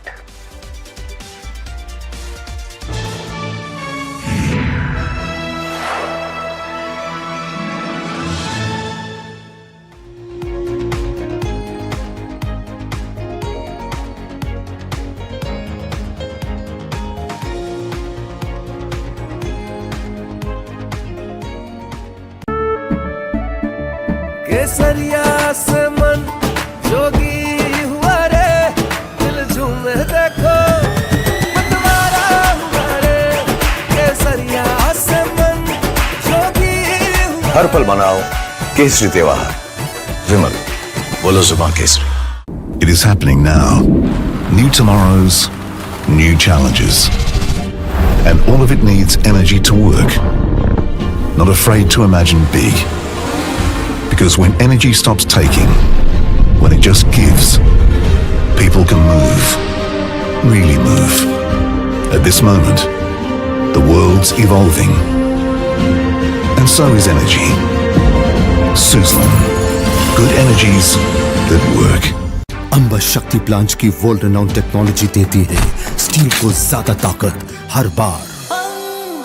Amba शक्ति SDTMT। India's unshakable news habit. NDTV.com is India's #1 English news website. It is happening now. New tomorrows, new challenges. And all of it needs energy to work. Not afraid to imagine big. Because when energy stops taking, when it just gives, people can move, really move. At this moment, the world's evolving. And so is energy. Suzlon. Good energies that work. India Inc.'s most respected names chose India Inc.'s best and brightest. I'm delighted to be chairing of such distinguished fellow businessmen, bankers. It's just lovely to be back on this NDTV jury. I have been a fan of NDTV for a long time. Many of the nominees are extremely close together in terms of what they've done. Gender parity to be reflected while we choose leadership as well. It's also important that how they are reshaping the industries. We got a fantastic jury and we've left all decisions to the wisdom of the jury. Who will earn India's top business honor?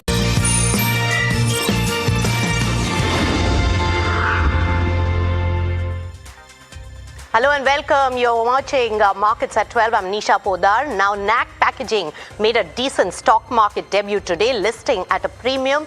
The company is now focused on expanding the capacity through a new Gujarat facility. My colleague Riddhima spoke to Alpesh Patel, the MD of Knack Packaging. Listen in. Sir, now, the IPO was about 439.5 crore and the fresh issue of 380, about 250 crore was earmarked for the Gujarat facility. Now, what are the plans and the timeline for the project to come into the full utility, and what will be the capacity utilization post the project ends? Ma'am, first of all, thank you. Unbelievable loves and affection about the company from all my investors. Again and again I say कि very much thanks. जो company के plans है, जो already we are into the packaging and specialized packaging, जो pinch bottom bags है, तो उसके लिए ही expansion majorly कर रहे हैं. तो our company is located nearby the Kadi city, Borishna village, nearby the Ahmedabad, Gujarat. So we have an existing unit and that capacity is 26,000 metric tons. We have a rented nearby facility and it is almost 15,000-16,000. So currently we have a 40 to 43,000 metric tons capacity of the producing the specialized bags. Out of that we are right now using 85 to 90% capacity, and the future we are also expanding this capacity to like a new additional capacity of 49,000, but our existing capacity, some of the rented capacity we are leave it, and some of the capacity we have old technology, old machinery, so we remove from the company. So altogether after expansion, it is almost 69 to 70,000 metric ton we will produce in further like next year. Our planning is like 4 to 5 months after rain, we start the building and then after our commissioning our machineries, everything, so 4-5 months for that. And 1.5 months for the trial and everything. So almost next year, November 2027, we are planning to, again, we come up with the new capacity, with the energetic product, with the new product, with the new technical product. So this is our plan for futures. Right. Also, what's the mix of international and domestic clients, and where do you see more demand going forward in the coming year? As you said that, you know, the company has got 70 plus international markets where it goes to. We are looking always, India is our self baby, matlab our baby. So India is always never neglect, because India have a huge buying power. So always India is and India is a growing, developing. So India making India. So we are supplying bags to lot of Indian companies and making India to global. Like we are exporting more than 71 countries. So all over the globe, like USA, UK, Germany, France, Italy, Brazil, all the developed countries, we are exporting, and we are trying to more and more customers from global. So we add all the customers into our portfolio, especially Cargill is already on our board. So we are trying to get more and more global customer into our company's portfolio. Also, so it's more leaning towards global or Indian? And also one of the clients contributes around 17% to the revenue. If you could throw some light on that. Yes. See, our focus in both the way, like globally and India as well. Right now we have 57% revenue comes from the global. So same way we are also trying to expand our footprint into the global. And the domestic also, always all the lot of company, those who are come into the new brandings bags. So India is also growing. So we are definitely India focused. So that's two things there. All right. Also on the raw material, the volatility, especially with the Middle East war, also polypropylene cost had risen up because of the crude oil. How will you manage this risk going forward? Company have a very good forecasting systems. Like we have SAP S4HANA implemented before like 2017, and today we are working on SAP S4HANA. So we have a very good forecasting system, and top of that, we have a very good refinery in India, like many big refineries. So we have a 30 years experience with them, and they are providing all the raw material on time and very reasonable everything's price and everything's. So we honestly saying for these difficult times, particular Knack Packaging or Indian companies not face much more problem due to the local refineries and support.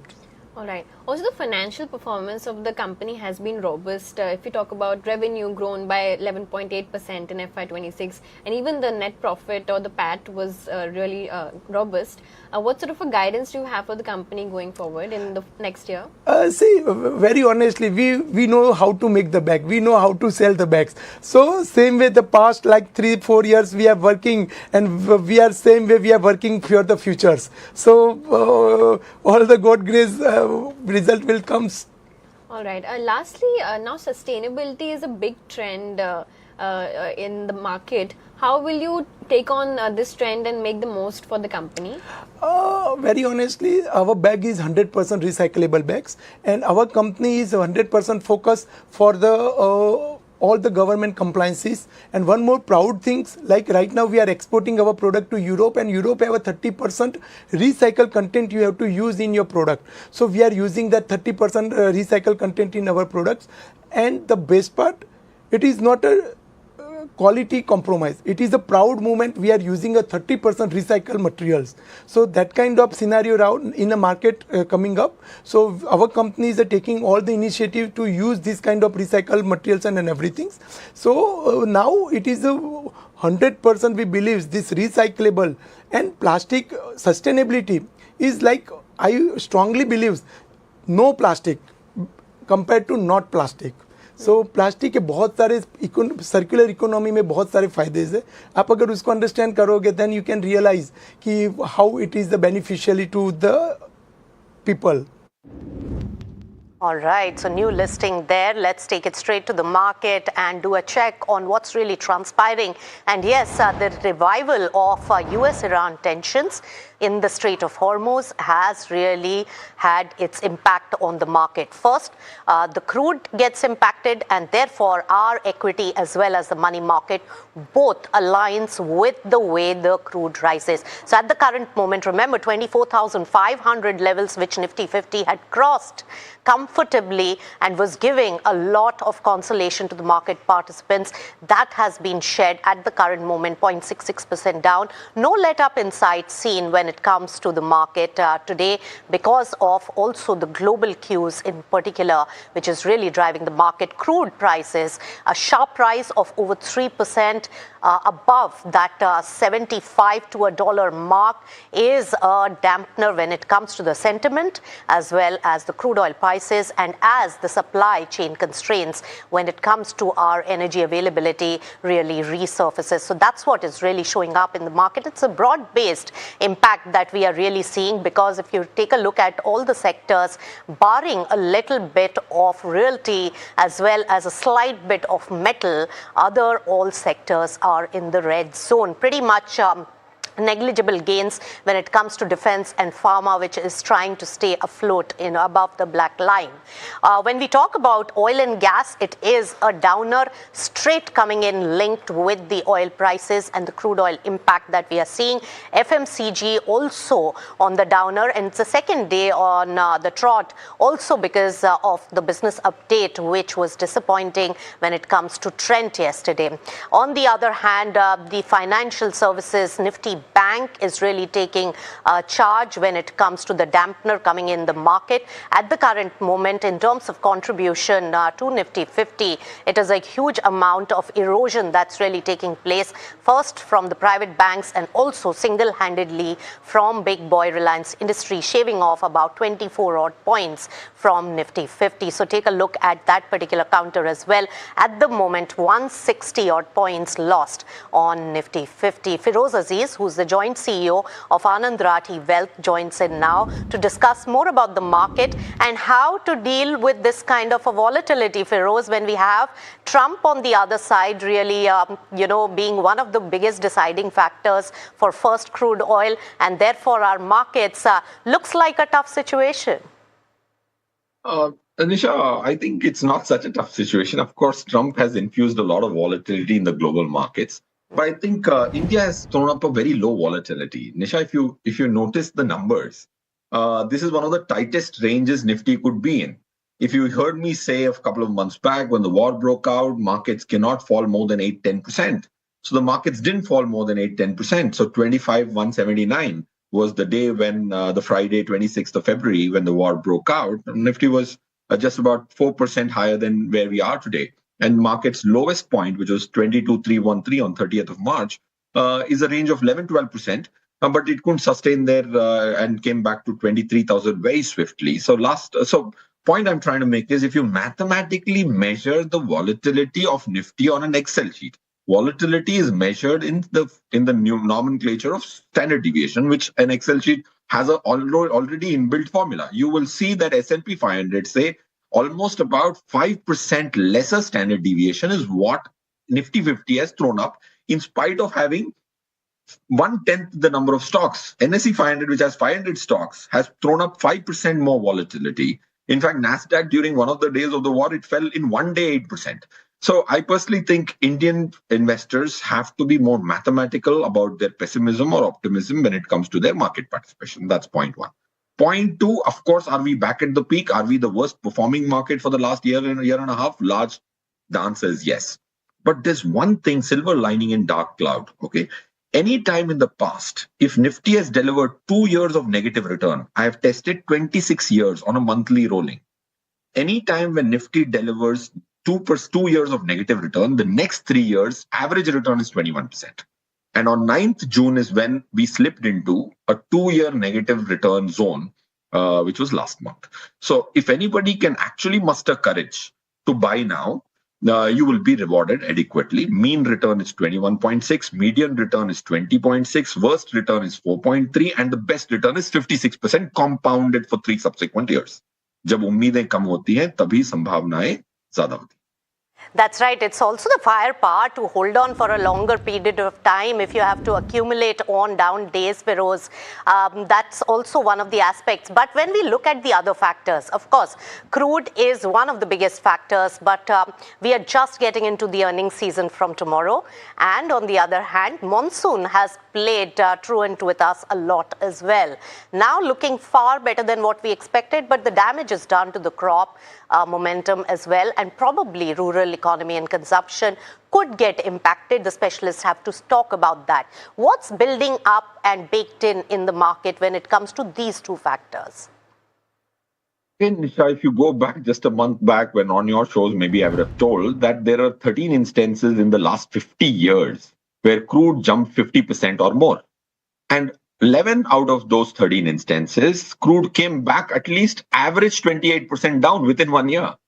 There were 2 instances where it didn't come back down, and they were not supply shocks. They were demand shocks.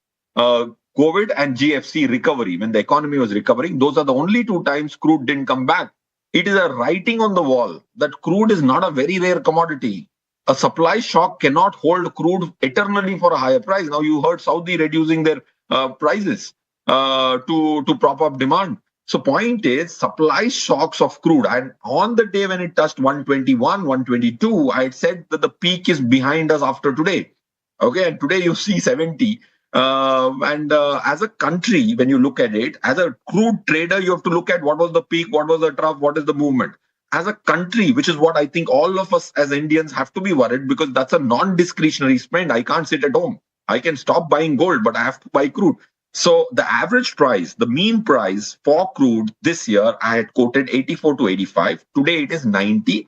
I think in the subsequent 9 months, the crude will be mean, and medians are more important for a country because country is not trading in it. Country is non-discretionary consuming, right? You can avoid electronic goods, but you can't avoid crude. So I'm very happy that the crude projections of the mean and medium seem to be coming true already. And as we speak, Feroz Aziz, there is, market is losing more steam at the current moment. Take a look at Nifty 50. It is dropping 2.7% downtake. And that is also on account of this particular escalation because of the US strikes and the reports to suggest that it has really escalated and made parts of the deal with Iran ineffective. And that is coming in as a big, big dampener when it comes to India's energy requirement, and more so the global and the geopolitical concerns really resurfacing. So the market is on a downward trajectory yet again. Feroz Aziz, what do you make of the market and the outlook for today, with this particular news really reflective that both the sides have really acted and therefore a part of the deal is becoming ineffective, which was the positive momentum that all the markets were taking comfort from, is now shed and eroded? Nisha, like you rightly said, the whole euphorism or optimism was on the basis of the deal. And the deal itself seems to be on a sticky wicket today, right? So you're absolutely right. From a news standpoint, it's a very bad news. But the impact of the news seems to be reducing. This was also predicted that during an event, after some time, the event's impact of the bad news, the same news coming over and over, starts reducing in impact. So I'm very happy that you're absolutely right that it couldn't have been worse from a news standpoint. But the impact is 0.7% down after 4 days of an up move. Thankfully, we are not back to 22,313, which is what the recorded number was. So you're right. Why does this happen, that the volatility after an event reduces if incremental bad news keeps coming? Is because the weaker hands don't wait for 4 months. The weaker hands sell in the first 10-15 days. So one thing as a hypothesis, which I'm trying to say is, news can keep going bad. It will not have the same impact. Otherwise, this could have had a 4% impact today, or we could have had a gap down of 700 points, 500 points. That's what you saw in the initial part of the war. So why is that happening? Is because Nifty has 2 largest sectors, which is banking and financial services is 37%. Nifty IT or IT is 12.2%. Both these, which form 50% of Nifty, are not at their peak valuations. They are at almost 2 sigma, 2 standard deviation lesser valuation than the mean they have quoted for the last 10 years.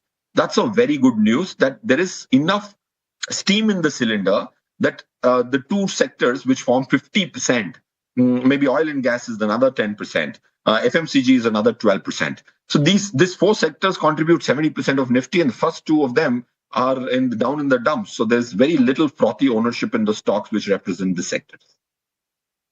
If you can hold on to your thought, this is a big development coming in and the impact of the market is starting to show, but not as much. Let's take a check on crude also after Iran's foreign minister has really spoken about parts of the deal which was struck with the US, now partly ineffective because of the strikes. And they are also blaming US for this particular escalation. The war of words have really started after the missile attacks that was seen over the last 2 days on Strait of Hormuz, and then US also retaliating and attacking Iran. So that is a big development coming in. The impact on the market needs to be seen. Narendra Taneja, energy expert, also joining in. Narendra Taneja, good to have you on NDTV Profit. What do you make of the recent escalation once again? Do you think this war is far from over? Well, you see, I mean, this limited military action threats from the United States, from President himself, every third day is part of the negotiation. There's to put pressure on Iran, and military action by Iran we have seen this morning against Bahrain, just now against Kuwait. I think that's all part of the negotiations to put pressure on America. America keeps saying, look, you agree what we want you to agree to. Even if you don't, we are going to really finish you off. And Iran says, all right, if that's the language you want to speak, here it is. So I think it's just part of the negotiations. The markets, of course, react whenever there is a military action, especially if it's kind of against countries like Bahrain or Qatar or, Kuwait, these major oil producing, gas producing countries. However, I think this is going to continue. This probably until the time the two parties agree that, look, this is the final deal. And that may not happen in immediate future. It may take 6 months. It may take even 1 year. And in the meantime, as negotiations progress, you will also see military actions being part of it. Military against tankers, against LNG ships by Iran, and at the same time, threats by United States, and even military action by United States and even Israel. It's all going to be part and parcel of the whole thing. That's how they are going to negotiate. Let's not forget, Iranian people, they just lost their supreme leader, and people are angry. And his son is now in power. He's in the cockpit of Iran. So to expect that everything is going to be as smooth as butter, that's not going to happen. And for the United States, they just want to, on the one hand, want to have this perception, global perception that they won the war. And at the same time, they want the end of the whole thing on their terms. So it's not easy. It's a tough job. But I am personally think that, let's not be too optimistic. But as of the way I look at it, all this is going to be part and parcel of the whole thing. And I think markets have probably started realizing it, especially oil and gas markets. That's right. And, Feroz Aziz, in the short term, how do you take this particular news development coming in? How much more downside because of this knee-jerk reaction, and also the hopes of the war really ending for good have been dashed? See, I think I would say, short-term downsides could depend on a few large players selling or buying. So I would say that more than 4-5% fall is very unlikely. Now, people say 4-5% is 1,200 points. That's the nature of the market. So that's possible all the time. Having said which, I personally think for you to fall something more than that is what an investor needs to be worried about.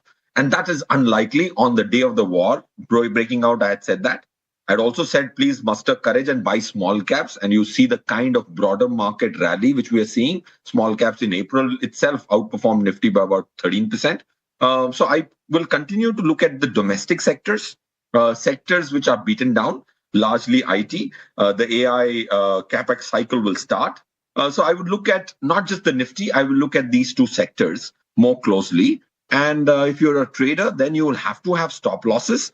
But the volatility after an event like this doesn't go up, it goes down. And that's mathematically provable if you look at all the events, because we look at derivatives very closely. Derivative indicators say that we are in the oversold zone. You will have lower downsides. Of course, anything can happen, but I think traders could have stop losses, but I would be more inclined towards the long side than the short side given here. And broader markets will do well, because if you look at now, in a couple of days, AMFI will release the last month number. We do some algorithmic testing to figure out how much money is expected to come. 35,000 crores is the net sales in June, in my judgment. Of course, the numbers will be ratified, but 34,409 crores is our estimate. ELSS is the only category which will have negative. Value and contra might have negative, but mid cap and small cap will have cumulatively 10,000 crores of influx the month of June. Of course, we will know the precise numbers after AMFI. This is algorithmic backtest. Right. Right, fair point, and some important data that you shared, and of course 1,000 points away, Nifty 50, when we talk about when the war started to now a little over 1,000 points. So that's the delta we are really looking at. But let's also take a look at the OMC counters, and they had already been under pressure because of the war situation really cropping up again. Narendra Taneja, the measures that the government really took of giving the temporary relief on losses of the OMCs, the contingency funding and everything. How far will it go in averting this situation which has cropped up again? What's your view on how OMCs will tackle this, and how much could be the damage more? Well, I think we are slowly, OMCs and our economy are slowly kind of moving back to the comfort zone, in the sense, I really don't think that the war is going to escalate to the extent that, it gets out of control. Then we are back to the March or April or May like situation. I don't think that's happening. And my sense is the government of India's view is more or less the same. Let's not forget that Iran knows it very well. If things end along the line the MEU has been already agreed upon, it's a win-win for Iran, because that means the foreign investment will start flowing into Iran, especially in the oil and gas sector, and their sanctions will be lifted. That means Iran's economy will be mainstream. At the same time, the Islamic Revolutionary Guards, and they will remain in power. That's precisely what they wanted. They got a new lease of life. They will at the same time be mainstream. They will become part of the global economy. Majority of sanctions will go away. Countries like India will, get back to business as usual, may even start investing in Iran. So that's my sense. And that's what the US also wants, because they want to exit. They're tired of the war. US has realized no point continuing, and they want to exit. The only thing they want, President Trump, that, with this perception that they won the war. So probably Iran is going to Iran and the US kind of find a middle ground. It may take 1 year, it may take more than 1 year, but that's probably where we are headed. That means the government of India and government of India's oil and gas companies, like HPCL, IPCL and GAIL and others, ONGC included, which is an upstream company. I think, we are probably, as they slip into the comfort zone, which means that they have to start working on the medium to long-term plan in terms of new energy security doctrine. However, these companies' balance sheets came under tremendous stress. We all saw that. Government will basically help them to rebuild their balance sheets or rebuild their, financial health, which may take a couple of months. But by the time we are into the festival season, the Dussehra and others, I think that then the government will let them decrease the price of petrol and diesel, which means by middle of September, probably price of petrol and diesel may go down by 5 rupees per liter, or maybe even 6 rupees per liter. By that time, the situation in the Middle East would have also eased. So that's the kind of scenario I'm quite reasonably confident about. And my sense is the government of India and majority of these companies too, whether public sector, private sector, they more or less have got the same view. All right. Thank you so much, Narendra Taneja, as well as Feroz Aziz. Out of time on this show, but take a look at Nifty 50. It's receding fast at the current moment, shaved off 190 odd points, and that is really showing off in terms of the geopolitical concern. Rupee is also depreciating from its earlier already depreciating position. So keep an eye out on the market. A lot of action on the other side, but it's a wrap on markets at 12. Thank you so much for tuning in.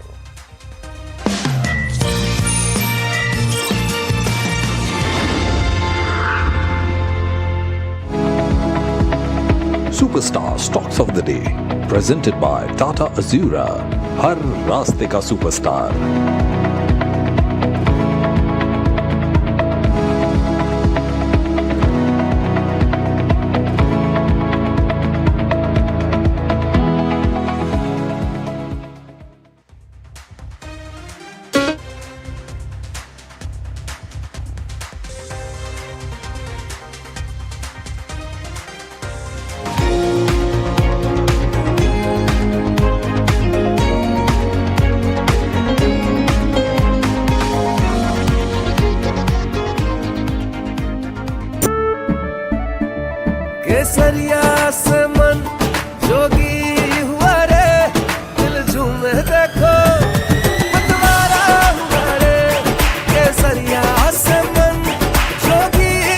हर पल मनाओ केसरी त्योहार।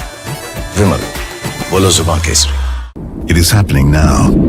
New tomorrows, new challenges. And all of it needs energy to work. Not afraid to imagine big. Because when energy stops taking, when it just gives, people can move. Really move. At this moment, the world's evolving. And so is energy. Suzlon. Good energies that work. आपका parcel फिर से हमारे घर पे आया है। कुछ तो बात है इस दिल में। माँ भी हमेशा पी-मार्क मस्टर्ड ऑयल में ही खाना बनाती थी, ये आपके लिए। कुछ तो बात है इस दिल में। P-Mark, the mustard specialist since 1933. Amba शक्ति प्लांट की वर्ल्ड रेनाउंड टेक्नोलॉजी देती है स्टील को ज्यादा ताकत हर बार। अंबा शक्ति SDTMT। India Inc.'s most respected names chose India Inc.'s best and brightest. These kind of awards and jury lineup, you are truly giving it the right weightage. I think it's heartening to see talent that there is in across India Inc. We should be awarding companies and individuals who have focused not only on growth but also on bringing good governance. Be part of jury and vote on the people, the men, the women, the companies in India who have the right stuff is a great opportunity for us. For us, the biggest thing is trust. That's what we provide. We need leaders in India that can help take India being a global superpower. We've got a fantastic jury and we've left all decisions to the wisdom of the jury. Who will earn India's top business honors? Find out at the NDTV Profit Business Leadership Awards. India's unshakable news habit. NDTV.com is India's #1 English news website.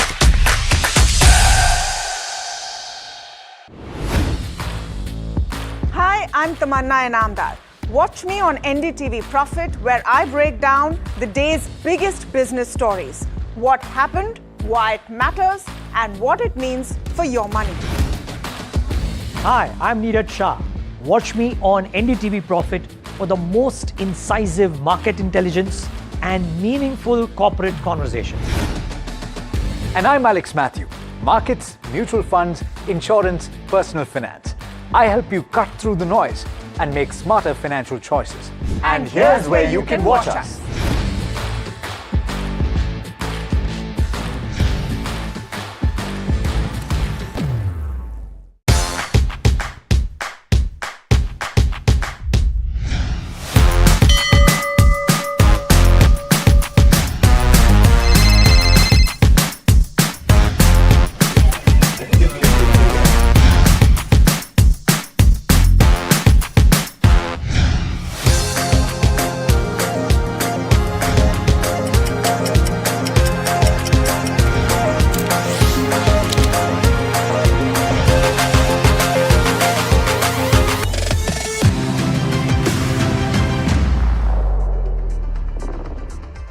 Hello and welcome back to NDTV Profit. You're watching Trending Stocks with me, Puneet Zaveri, and as well as my colleague Sharad Dubey. But you're watching it from the NDTV Profit Suzlon studios, and it's an important day for the markets. You're seeing a lot of individual movers today, and hence as we cover all of those trending stocks that will be buzzing in trade today. But let's first start with what's happening with the markets, Sharad, because another day where we're seeing multiple key triggers, of course led by geopolitical issues, and that's having an impact on the Nifty 50 right now. Exactly. Good afternoon, Puneet. You're bang on. You're right. That's one of the most important reasons. Yesterday, the markets closed at day's low, and today also, coincidentally, we are at the day's low level for both Nifty, and let's pull out Nifty Bank also to see what's happening. On a scheme of larger things, Puneet, this is largely, you could say, a little bit of technical cool-off, which was needed after a rally which we saw last week. Yesterday's session and today's session both places we are seeing sell-off, and it's happening for both Nifty Bank. No major move happening in the small and mid-cap also. Let's look at the key factors today of what's happening here. Overall, the sentiment is on a cool-off. The support range is very important, 24,000 to 24,200. We are almost there. Nifty Bank, let's pull up what's happening there. We'll be looking at the support range for that as well, 57,300 to 57,700. So these are very important levels you should be tracking. Retracements is something to look at, but the option data is suggesting consolidation with a slightly negative connotation going ahead. But apart from this, another important factor should be the buying interest. This is back in the realty segment, and that's on the top gainers also after the expiry. So definitely there is a good momentum play coming in the real estate. Rupee remains volatile over the last 2 sessions, but the yields have gone up because of the geopolitical tensions. The global AI trade sell-off is continuing, and interestingly, Kospi has entered bear market. Can you imagine? It's up 70% this year, but still it has gone into the bear market, and that's a concern coming in. But for today, 2 important things to track. Of course, the US FMC minutes is there, but be prepared. The Q1 earnings starts tomorrow with IT names and TCS starting. So Puneet, a lot of homework will be coming in for the markets and us as well. Well, most certainly, and tech continues to be an important quarter yet again. We are baking in some weaker estimates at this point of time, but commentary continues to be very important. But let's look at the watch list now of what we have on what's trending in trade today. Embassy Development is the first one. Stocks up almost 4%. Pre-sales up almost 3.3 times, and hence buzzing in trade today. Silver Touch is another smaller counter, up almost 4%. They've won an AI native order from Rights, and hence that stock continues to be buzzing today. What's also doing well is Orchid Pharma, up 10% right now. They have a new $178 million agreement, and that's leading to those positive gains on this particular counter. Info Edge continues to be the stock of the week, I guess, because you've seen that good positive update come through for Q1 for the company, and now brokerages are chiming on. JP Morgan has now maintained an overweight rating on the stock, continues to be positive. That's also led by that 15% growth that we've seen in billing as well. But Thermax is the other counter. Kotak maintains its sell rating, but they have increased the target price for this counter to 4,200 now. And the next few key counters that are buzzing in trade today, a new listing, Knack Packaging, has listed at the 10% premium and continued to be there at this point of time, hence doing well in trade too. Apart from that, Inox India up 4%. During the day, we've seen a 939 crore multiple order wins come through, and hence you've seen that stock react on trade today as well. EKS continues to be building onto those gains, up almost 7% now. Brokerages are bullish, stocks at a record high as we speak as well. But Sharad spoke about quarterly earnings. You're starting to see impacts on the quarterly updates come through as well. PNGS Reva, of course, out of the PNG basket now, reported a strong Q1 update, and stocks up almost 3%. And it has been a month as well as the last few weeks of QIP as in demergers. Idea Forge is another one, now opening its QIP at 835 rupees per share. The other few stocks, and you're seeing some moves on the amine space, so both Balaji as well as Alkyl Amines at an 8-month high for both of those counters, while Anantraj is one of the top volume buzzers, and Eternal is now at the levels that it has highest been at in the last 5 months. So continue to monitor this as we go into a very crucial Q1 for Eternal as well. Amongst the others that are doing well, Adani Energy, Akums Drugs as well as Ather Energy, all of those stocks continue to do well between 2 to 4%. All are at 52-week highs, and those are some of the key crucial ones that we have on the trending stocks watch list as well. But Sharad, back to you to take it in the rapid fire round. Thanks a lot, Puneet, for that. Joining us, we are having Deven Mehta. Good afternoon, Deven. It's always a pleasure to have you with us at NDTV Profit. We start the rapid fire round, and I'm going to take a lot of cash counters today, especially Embassy Development. Good buying momentum coming in, project announcements, the Q1 updates is there. Of course, the stock has corrected a lot from its highs, especially what we saw in 2024, 2025. But do you think the buying or the volume interest is back in this counter? Yeah, good afternoon. If you consider Embassy's development chart, I think there is a resistance around 67. Now, if it breaches and closes above 67, then we can see some further up move towards 71 and 75. So, closing above 67 is much more important. Definitely, the volumes are good. Those who are holding can hold with a stop loss of 61. All right. The next group of stocks, of course, we are going to ask is on the amine stocks. Thermax is the stock I'm talking about. Interesting view coming in from the brokerages. Your take on the technicals? I think we have seen profit booking from higher levels. If it breaches 4550, then we can see some further correction towards 4350, 4350. One should avoid buying at these levels. Looking at the order wins, let's focus on Inox India also.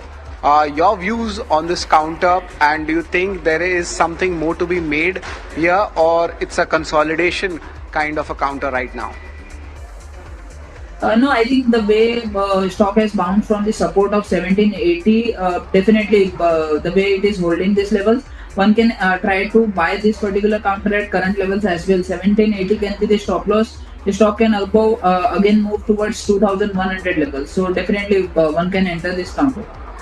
Right, brokerages are turning quite bullish on AKS India. Yesterday we saw Nuvama, today IFL Capital. Stock has been going up, but valuations is a concern also. But for a trader, good time to book some profits off from this counter?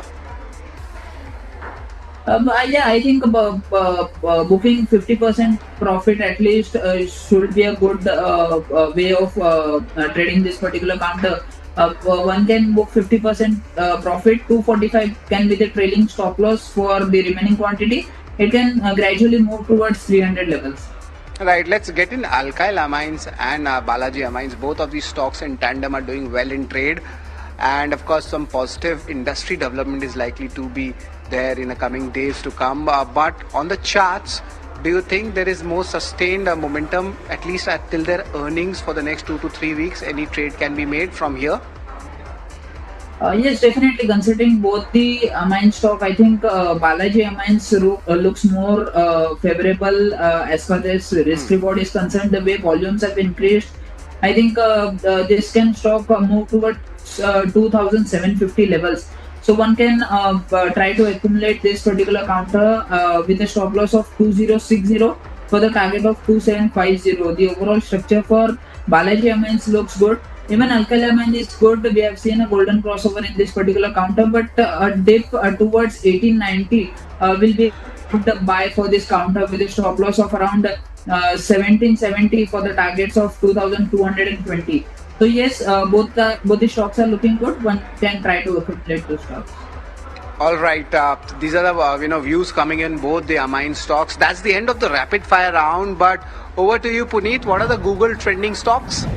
Well, thanks so much for that, Sharad. Definitely the IPO continues to be on a radar. Knack Packaging also trending on Google today. It's one of the few ones, very important ones as well, because you've seen now the IPO market starting to heat up. So good positive reaction coming through is welcome with both hands at this point of time. Vedanta yet again back in focus at 275 odd rupees. Kalyan Jewellers is yet again seeing a second day running up move of almost 6%. While you have seen some decent moves coming through for the other counters as well. Cochin Malabar Estate is one of the other ones that is buzzing in trade today too. But Deven, before we let you go, just a quick question on Kalyan Jewellers, because since the quarterly update, stocks continue to do well. Do you expect that momentum to continue? Yeah, definitely. The way stock has bounced from lower levels, I think this rally can continue towards its next resistance of 395. So those who are holding can hold with a trailing stop loss of around 360 for the target of 395. One should try to book profits at 395 levels. Devin, we let you go on that. No, thanks so much for joining in and giving us perspective. But let's also focus on an important management conversation now. CMAC is continuing to be in focus. One of its key vessels, which was stuck in Dubai, has now made its way back. And last year, FY26 was a record year for the company as well. So it's important to just take a note of what are some of the key expectations at this point of time. Naveen Mota, he's the whole-time director and president operations at CMAC Limited, now joining in to discuss some of those key aspects. Naveen, good afternoon. Thanks so much for joining in. It's Puneet this side. Just a first question on what we've seen as one of the key vessels which was stuck in Dubai, now back again. When are you expecting those operations to start essentially in this year? And what is, if any, time loss that you could have? Are you expecting that at least for the next 3 quarters, you'll have the services of that vehicle continuing to be in operation? So one of our vessels, CMAC Paladin, which was stranded in Dubai since March this year, and we are now, the vessel is back in India, and as we speak, the custom clearance of the vessel is underway, and we are hoping to put the vessel back in operations very soon. Maybe by within this month itself, we will be able to put the vessel back in operations. Sir, good afternoon. This is Sharad here. Wanted to understand now, since there is a normalization at play, and I want to talk about the FY27 growth guidance. Will it be more than 15% now? Because there must have been some pending demand also. Now it seems like there is a normalization at play. So how do you talk about this guidance going ahead, especially for FY27? Yeah, so all the factors we have already factored in when we have discussed during our phone call and our earlier discussions. So I'm quite sure that we will be able to meet this guidance what we have given earlier, and maybe get a tad higher also. Naveen, seen in terms of operations as well, the growth continues to be very strong, right, as you were mentioning as well. But do you think that you are at this point of time guiding a little lower because your growth from FY26 compared to FY25 has been strong? You'll have Agastya as well as 2 other O&M contracts come through in this year. So are you currently under-promising, maybe on par to over-delivering, and is the margins expected to be around that 40 to 42% range? Would that be a fair assessment? See, definitely there will be growth will be there, as I told that whatever we have promised, it will be there, and there may be some slightly some kind of I would say that bumpiness will be there. So we have factored in that also while giving the growth forecast. But whatever we have committed, definitely that will be there. Right. And our margin number remains as what we have committed or we have discussed, around 40%. Okay, so that was the guidance, 40 to 42% coming in for the EBITDA. But I want to understand a little bit more about your ONGC operation and maintenance contracts. Going ahead, of course, they have some non-India contracts also which are there. How do you see this developing? Because there is some kind of oil and gas infra repair theme also on, at least in the Middle East. So there will be a use for your services. So wanted to understand how the guidance playing out for the O&M space. So after this war, there is a strong demand for the vessel, because now infra has to be again put back in place, and there is so much of activity at every level, where all the countries, all the governments are thinking of being independent, so that if next time this kind of event take place, they are not held to ransom. So everybody want to be becoming more independent, and that will mean that there will be more activities worldwide. Particularly, we are seeing that Saudi Aramco and Qatar, they are the hotspots which are going to give the fresh growth impetus. And Naveen, just in terms of the new vessels as well as more of a medium-term aspect, because you've seen almost a 300 crore capex in FY26, you've guided for a $70 million capex in FY27, but just in terms of deployment, you already have almost 8 vessels that continue to be in operations. Of course, a timely maintenance would be factored in. But where are you expecting the medium-term growth to be? By FY28, you will have another vessel. So I think you must be going to almost 9 to 10 vessels from 8 currently. Do you expect that a 1,400 crore revenue over the next 2 to 3 years is on the cards as well? Yeah, the way the things are planned internally, and the target of what we have given for the acquisition of the vessels, yes, definitely we look at it that we will be able to reach that revenue targets. And as we've seen, Naveen, also in terms of in this particular time frame, your revenue growth, as you mentioned, has been quite solid. In terms of your growth, is it going to be more back-ended, or how are you seeing the current picture? Because you've had a lot of demand in Q4 as well as start of Q1, essentially being hampered for your customers. So will this be a year where the growth generally, which was more H2 led, will be more seasoned through across Q2 to Q4? Would that be a fair assessment? See, historically, if you have seen the number of CMAC, there is always a lumpiness in Q2 because that is a monsoon season and part of the fleet remains without having any kind of work.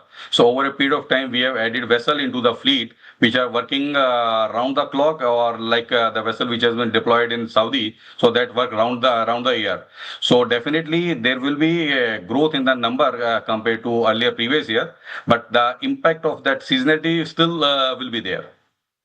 Got it. Well, we leave it at that. Thanks so much for joining us, Naveen, giving us perspective about CMAC. We will, of course, touch base with you post your quarterly earnings as well, but thanks so much for joining in. Yep.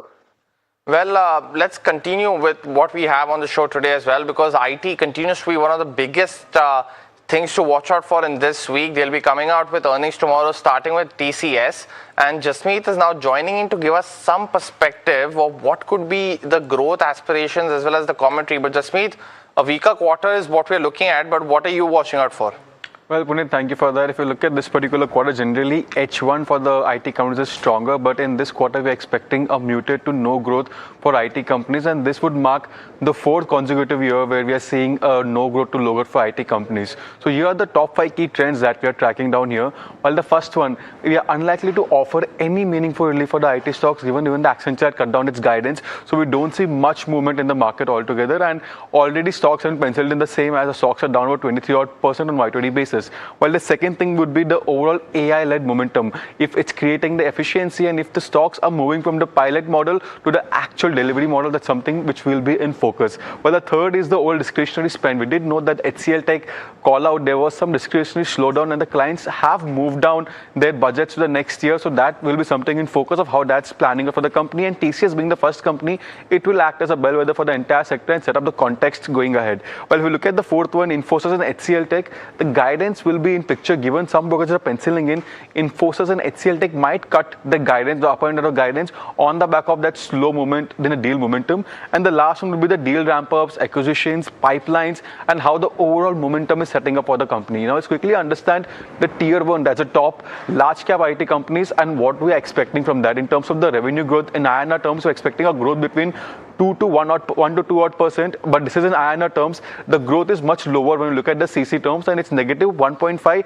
to positive 1%. In terms of the overall EBIT, we see impact coming in for TCS and Wipro, negative 3%, and that is on the back of the wage hike we'll be seeing in the Q1. And net profit is been divided between negative 1 to 2%. Now let's quickly look at the things that will be in focus for the large caps. For TCS, we'll be focusing on the Coastal Cloud acquisition of how that's adding to the inorganic growth for the company. For Infosys, HCL Tech, as we mentioned, the guidance will be in focus if they're trimming any guidance for the upper end of guidance for the entire year. Well, look at Wipro, the key focus remains the next quarter guidance. Brokers are penciling in the guidance of positive 1 to positive 2%, but then it was negative 2 in the previous quarter, which will be in focus of how that's shaping up. And when you look at the last company, HCL Tech, the overall momentum would be in focus. And for Tech Mahindra, the guidance of reaching that 15% mark, if any commentary on that will be in focus. And also, Tech Mahindra has the biggest telecom business, and Accenture had seen a good momentum in telecom business. So any up move in that will be in focus. Well, let's quickly understand the mid-cap companies.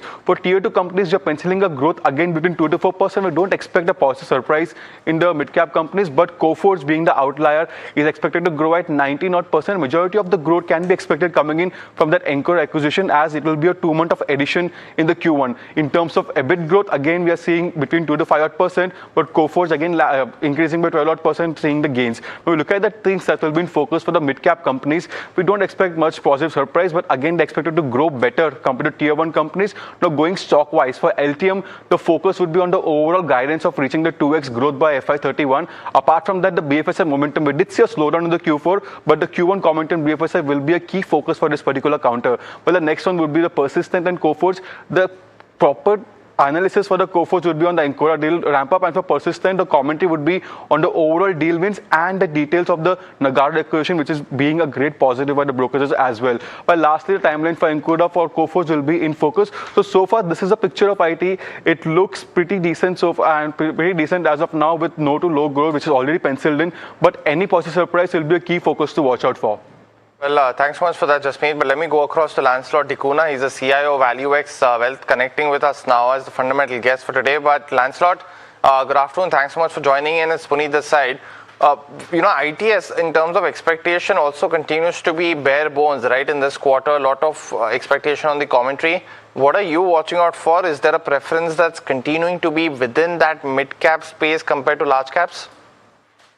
Yes. Good afternoon, Puneet. I think what we are also looking at is there is going to be pressure on revenues and revenue growth for the IT companies, especially on the large cap side. I would think that in terms of cost, there would be some focus on trying to reduce cost as well. So they may, maintain the net profit levels. Maybe there will be no growth or little to negative growth, but definitely I think the focus will shift to cost management as well. The other aspect that we are looking out for is how quickly are they ramping up in the AI related business, and the growth from that business is what's going to drive the next leg of growth going forward. And so that is going to be an interesting aspect to watch out. And if there is, growth appearing to be much faster than anticipated, then probably there could be some re-rating, because valuations of most of these companies have already hit very low levels. And it looks unlikely that, unless the profits are really going to sort of dip substantially, the valuations are already low, and we should see some improvement based on the outlook for the next year. Right. Outlook is something which we'll watch out for, but the host of other stocks are also buzzing in trade. What are these stocks? What are the themes? You're joined in by Varsha for that. Hi Varsha, what are the stocks? Well, 3 stocks I'll be talking about. One is, of course, Inox India, wherein they've received multiple orders since May 2026, and the order approximately is worth around 931 crore. Then you have Orchid Pharma, wherein they've partnered with Pharma Synthese in Russia for this is for commercialization of Exblifep in Russian market. This is nothing but an antibiotic which is used to treat hospital infections, and the opportunity spread for first 10 years, and which has a potential value of around $178 million. Lastly, RCF is in focus, of course, for 1,500 crore fundraise through FPO, but also because Finance Ministry had earlier proposed monetizing CPSC land assets through REIT structures, and hence RCF has actually amended their object clause. Now, because of this will create a legal pathway to unlock value from these land holdings. These land holdings are not yet monetized, but it has a future potential for the monetization of these land, and hence we are seeing RCF also buzzing in trade. Thanks a lot, Varsha, for that analysis. Quick view. We discussed 3 stocks. Lancelot, hi. Sharad here. We discussed Orchid Pharma, Inox India, and RCF. Out of these 3 stocks, fundamentally for the long term, which would be your bet? So actually, if you look at the 3 companies, I think Orchid trades at a very high PE multiple, almost 190. I think Inox, while the multiple is about 65 times, yes, the growth is looking good, because there have been, there is a growth development coming in on the LNG space, which is one of their major growth areas. And we've seen in the last year as well, growth has been about, the LNG business constituted about 28% of their overall sales volumes. So I think Inox could offer the highest growth, because even EBITDA margins have seen good growth, and profit has been seen about 17-18% growth. So we should expect that growth to continue, and maybe that would be an option to look at. Got that view, Lancelot. But an important story now, the government is evaluating a phased shift towards higher ethanol blends with E21 likely by 2027, but E25 will only be considered after scientific as well as technical validation, what sources are telling NDTV Profit. Now, India's ethanol capacity is sufficient to support the higher blending targets, and my colleague Sesha is now joining in to give us some more perspective on the same. right, the government is likely to slow the proposed transition to petrol blended with 25% ethanol following concerns over the rapid rollout of E20 fuel. The nationwide rollout of E20 petrol has triggered a debate over mileage and the overall vehicle performance. Amidst these concerns, the government is evaluating a phased transition to higher ethanol blended fuels, with the rollout of E21 likely in 2027, followed by E25 around 2029, according to sources. Now, however, the move to E25 will be subject to scientific and technical validation of the fuel and its use in vehicles. Petroleum Minister Hardeep Singh Puri has also clarified that there would be extensive consultations with stakeholders before any final decision is taken on the rollout. Sources say that India currently has an ethanol production capacity of around 2,000 crore litres, which is considered sufficient to support higher blending levels in the near term. The government also maintains that the E20 program itself was rolled out only after extensive scientific evaluation and is aligned with global best practices. Now, to give you some stats, 20% ethanol blending is estimated to save India nearly 4.5 crore barrels of crude oil annually, while generating foreign exchange savings of more than 1.9 lakh crore, according to official estimates. Well, thanks so much for that, Sesha. But Lancelot, we leave it at that. A shorter chat today, but thanks so much for joining in and giving us your views. But viewers, out of time on this edition of Trending Stocks. Thanks so much for joining in. From Sharad, myself, everybody who put the show together. Stay tuned. A lot more action on the other side.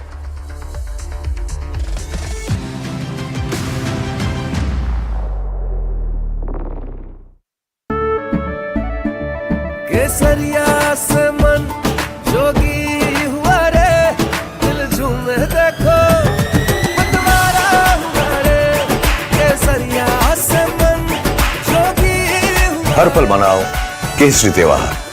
विमल, बोलो जुबान केसरी। माँ भी हमेशा P mark mustard oil में ही खाना बनाती थी। कुछ तो बात है इस दिल में। P Mark, the mustard specialist since 1933. सरसों से सरसों। अंबा शक्ति प्लांट की वर्ल्ड रेनाउंड टेक्नोलॉजी देती है स्टील को ज्यादा ताकत हर बार। अंबा शक्ति SDTMT। India Inc.'s most respected names chose India Inc.'s best and brightest. I'm delighted to be chairing a committee of such distinguished fellow businessmen, bankers. It's just lovely to be back on this NDTV jury. I have been a fan of NDTV for a long time. Many of the nominees are extremely close together in terms of what they've done. I think it's also important that how they are reshaping the industries, commercial activities which they are into. And it's a very judicious mix of people to choose from. My compliments to the team. Who will earn India's top business honors? Find out at the NDTV Profit Business Leadership Awards. India's unshakable news habit. NDTV.com is India's #1 English news website.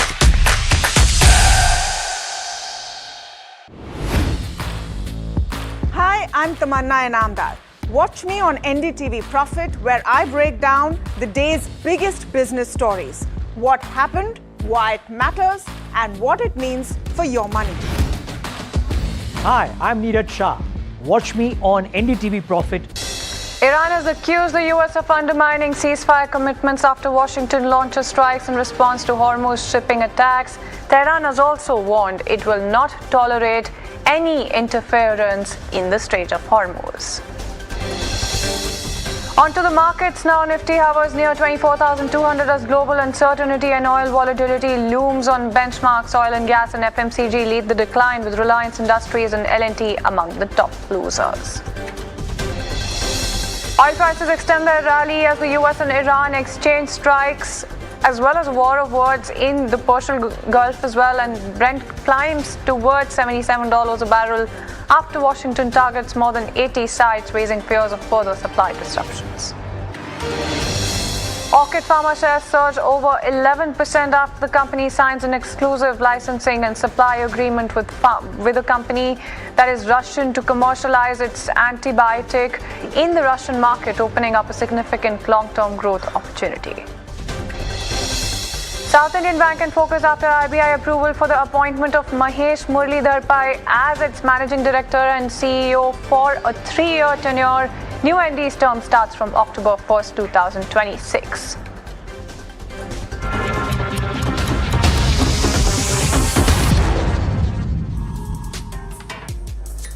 Good afternoon, you're watching Lunchtime Trades with me, Shreyanshi Singh, and this is the show that gets you a roundup in terms of everything that is happening in the world of commodities, news and updates as well on the top buzzers at this hour, all while you grab lunch. But before we do that, let's take a very quick look at the markets. And when you talk about Nifty or Sensex for that matter, both of the benchmarks holding on to a lot of pressure right now, as you can see on your screens as well. Nifty just about close to that day's low level as well. And when you talk about Sensex as well, that cut is actually much deeper when you talk about Sensex as well, about 500 odd points, 550 odd points thereabout lower. And when you talk about the broader indices as well, you're looking at a little bit of outperformance, if you can even call it that. And when you talk about the entire list of sectors as well, it's quite interesting what's playing out right now in terms of oil and gas being the top sectoral laggard, followed by FMCG, financial services, media, rural, bank, PSU bank, all of those sectors on the back foot.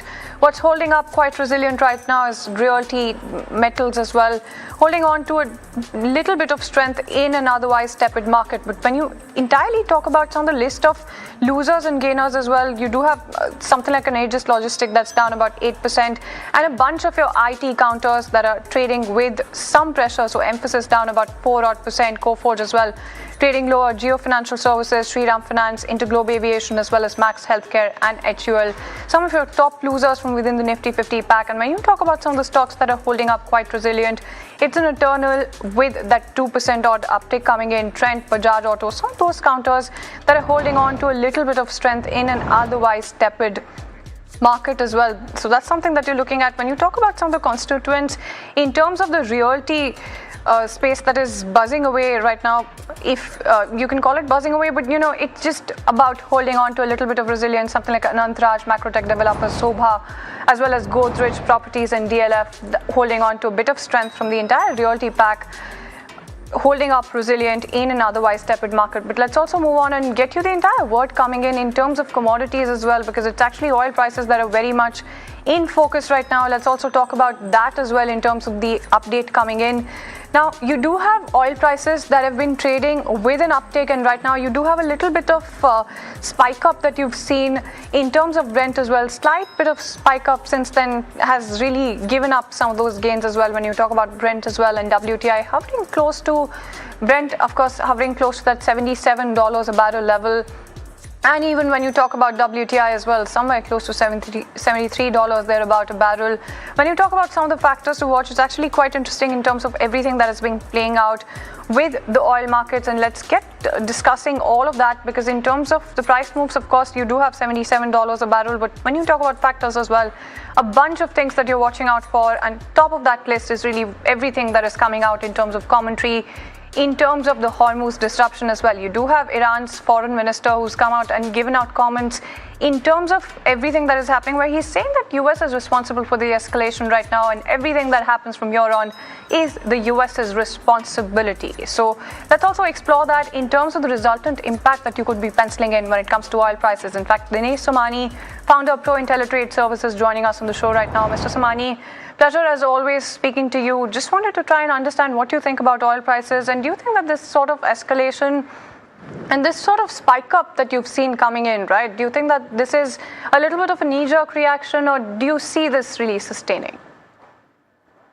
The market was highly oversold. We have seen a fall from $100 to $67, and this pullback rallies towards the $73 mark is just a 9% gain from the 67, which was the low created by WTI crude. I think probably the three vehicles which were commercial vehicles which were attacked by Iran in retaliation to it, the US has imposed the sanctions again, and I think the peace talk is almost getting over or is getting least significant these days. And that's the reason we had just seen a pullback rallies. But overall, I think the supply is going to resume. I think things are going to normalize. It was just a pullback rally, which was quite a bit expected from $66 to $67. I think $75 WTI crude is a major resistance. I think probably prices would going to ease out further from here. No, absolutely. And about the factors as well, why you think the price is going to be moving up. First, I just wanted to try and get a sense of the numbers as well. What kind of price levels are you then penciling in? And then let's get talking about the factors. But first, what are you looking at in terms of the upside here when it comes to oil prices? The maximum upside which I could see in WTI crude is $77 to $78. Probably downside we may again see $64, which was the pre-war level. I think market should stabilize for a month between these $14 range from $64 to $78. The reason for the major pullback is technically, if I see, it was a highly oversold market. RSI was way below 30 mark, and a pullback rally was expected. The news came in and it triggered a fresh hike, a 3% gain overnight. And probably we are seeing prices close to 69,50 level in MCX market. I think these are against the resistance. The 7,000 mark would act as a sentimental level. Prices are going to have pressure on these level as well. Supply is going to resume slow and steadily. But these things and the spike and the news, that would create a spike of $3 to $4. That's max what I expect. $78 is the maximum which I feel. No, absolutely. And so just about close to the kind of levels that we're seeing, just about a couple of dollars shy of those levels that you've pointed out as well right now we're trading at with Brent as well. Just wanted to try and understand some of the factors that are making it to your radar. Of course, the top of that list, and this factor is really spoken for itself, right? You do have Iran's retaliatory reaction and commentary coming in. On the back of that, just a little bit of spike up really coming in when it comes to Brent prices has really given up some of those gains as well. Just a few minutes of that knee-jerk reaction kicking in. Just wanted to try and understand which are the top three factors that you have when it comes to oil prices that you're really watching out for right now. Right now, if I see the sanction that is being imposed on Iran is a major factor. Secondly, the three commercial ships were attacked by Iran. That is also a major factor. In retaliation to it, the US has also attacked the bases of Iran and the surrounding countries. These are the reasons for the spike, and just a $3 to $4 spike is there. Usually, in such cases, we are the geopolitical tension reasons, we can see prices moving too high. But as of now, the prices are just $3 up. But overall, I see supply would resume slow and steadily. Everybody wants to sell crude. Anything about $70 is a good level for the Saudi Arab countries and all the countries which are producing the nation. Secondly, OPEC countries would increase the production as well. And I think the prices would, supply would resume the market sooner or later. Absolutely. And Mr. Samani, we'll talk about the resultant impact as well. But, just as you mentioned, something that makes it to your factors as well that you're watching out for oil prices, it's quite important to take stock of everything that is happening with the latest developments right now. Let's get talking about just that as well, because Anju Gupta, strategic geosecurity expert and author, joining us on the show right now. Thank you so much for taking time out and joining us. I really wanted to try and understand what you think about the Tehran's commentary also that is coming in right now in terms of how the US is responsible for everything that happens from here on and for the escalation as well. They've come out with very stern, very serious commentary right now. What do you think about this particular development as well in terms of the comments coming in from Iranian Foreign Minister? Good afternoon to you all. Thanks for having me on the show. Well, I think the immediate reaction that has come from Iran is about, a general license that has been suspended by US Treasury, which had allowed Iran to sell its oil. And I think that really hurts them. So this is the immediate provocation. And what is the background? The background is that over the last couple of hours, or I would say a day, two vessels have been hit in the Strait of Hormuz, one of Qatari and other of Saudi. And as a result, US carried out attacks on Iranian infrastructure, as they call it, along the Strait of Hormuz, which they thought was used for these attacks. And Iran mounted its own counterattacks on US assets in Bahrain and Kuwait. And as a result of that, US has now imposed the sanction, while US is also taking military action. So my assessment is that it's we are seeing a bit of an escalation of an ongoing theater that we have seen since the signing of the MOU and resumption of the energy flows through the Strait of Hormuz. Both sides are trying to expand the Iranian route as well as the Omani route. So US is backing the Omani route while Iran wants to protect its own route for the majority of the vehicles to pass through. So at the core of these clashes lies this intention of both sides to dominate the Strait of Hormuz. No, absolutely. And Ms. Gupta, I also wanted to try and understand what you think about the path forward from here, right? Because there's a lot of war words that is happening. Of course, there's a lot of action that is happening in the Strait of Hormuz as well. What do you then expect in terms of the implications going forward? Because both the sides have a lot of talking and a lot of action that they have to do, which they've already talked about when you talk about some of these comments that you've highlighted as well. So what has happened is since let's understand why the MOU was signed. The Islamabad MOU was signed to basically, so to say, end the war. That has been the consistent position of the US, that we want to end the war and get talking. But what we have seen is that both the sides have been trying to shape and hence dominate the Strait of Hormuz because both sides have great interest in that. My assessment is that this will probably not lead to complete closure of the Strait of Hormuz, but yes, the tension is heightened, and thereby there is much greater risk to the Omani route as well as to the Iranian route. So we might see some more attacks on some vessels that may not be either protected or pass through the Strait of Hormuz with the consent of, say, Iran or Oman. So we might see more of this because of what the Treasury has done. Because Iran would definitely like to get its own oil out while it allows the other countries to get their oil out. So this is an escalation, but I do not think it is getting into, and there'll be a war. I don't think it's going to get to that stage at the moment. So both sides are testing waters. Both sides, it's a war of nerves right now. And you would realize that there is no talk about the nuclear issue, which was at the core of this war to begin with. Why? Because both sides are involved in this. So I think this will continue. And in the meantime, the countries which are friendly with probably both the sides will try and get their vessels out and get their vessels in. It has become a little risky. Let's hope that it resolves over the next 2-3 days. Just a very quick follow-up that I wanted to get in terms of just a yes or no in terms of whether you concur with the statement coming in from Iranian Foreign Ministry as well. What they're saying is that essentially some of the terms of the deal are in direct conflict with some of the actions of recent actions when it comes to the US as well. Do you concur with that statement? Do you think that there is a stark contrast in terms of what was mentioned in the MOU that was signed and some of the recent actions that have come in? And does that really topple the MOU on its head then? It's difficult to give you an answer in yes or no because it will be play of words.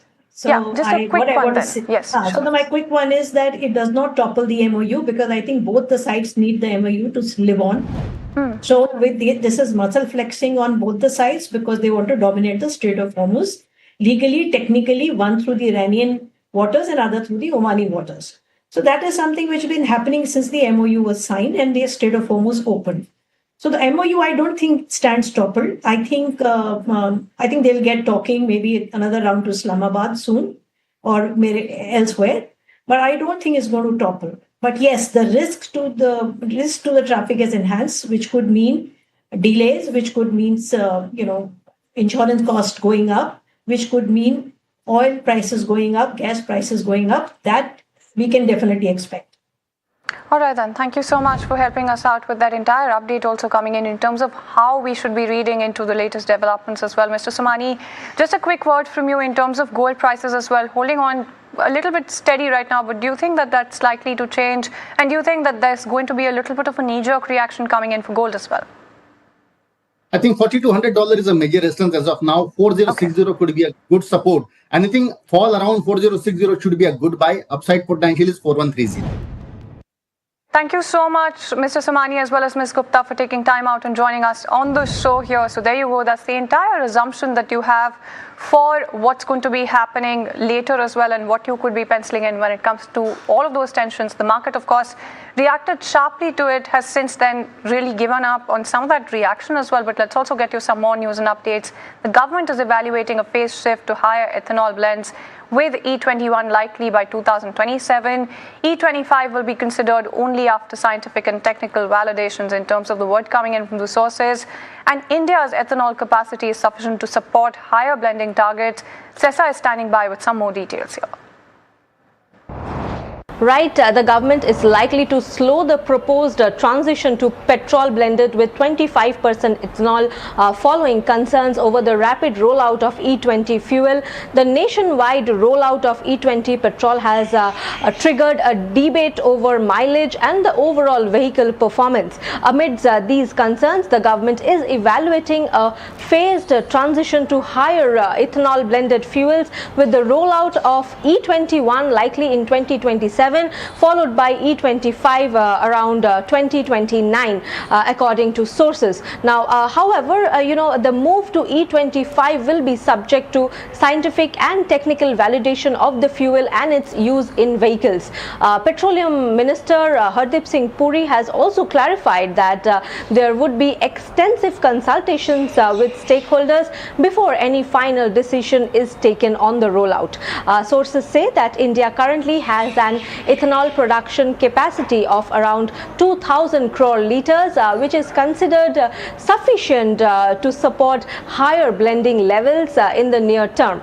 The government also maintains that the E20 program itself was rolled out only after extensive scientific evaluation and is aligned with global best practices. Now, to give you some stats, 20% ethanol blending is estimated to save India nearly 4.5 crore barrels of crude oil annually, while generating foreign exchange savings of more than 1.9 lakh crore, according to official estimates. Alright, and that's what coming in when it comes to ethanol as well. But let's also talk about Indian industry bodies, including CII, FICCI, as well as ACMA and spice exporters, that are going to be participating in the USTR hearing today to challenge US allegations of forced labor and overcapacity as well. The hearing is part of a Section 301 probe that could lead to fresh tariffs on Indian goods. Rishabh joining in with some more details here.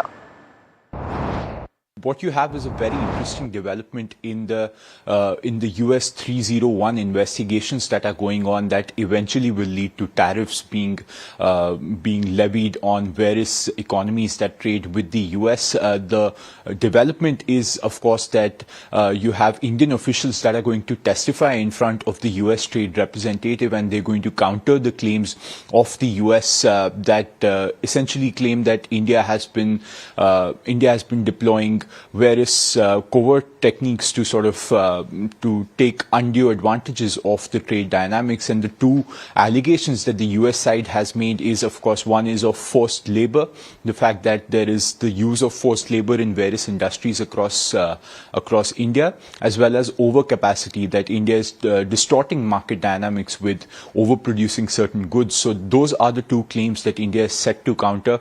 The US has already proposed an additional 12.5%, and this is due to their findings on the forced labor part, and that is something that India is going to counter.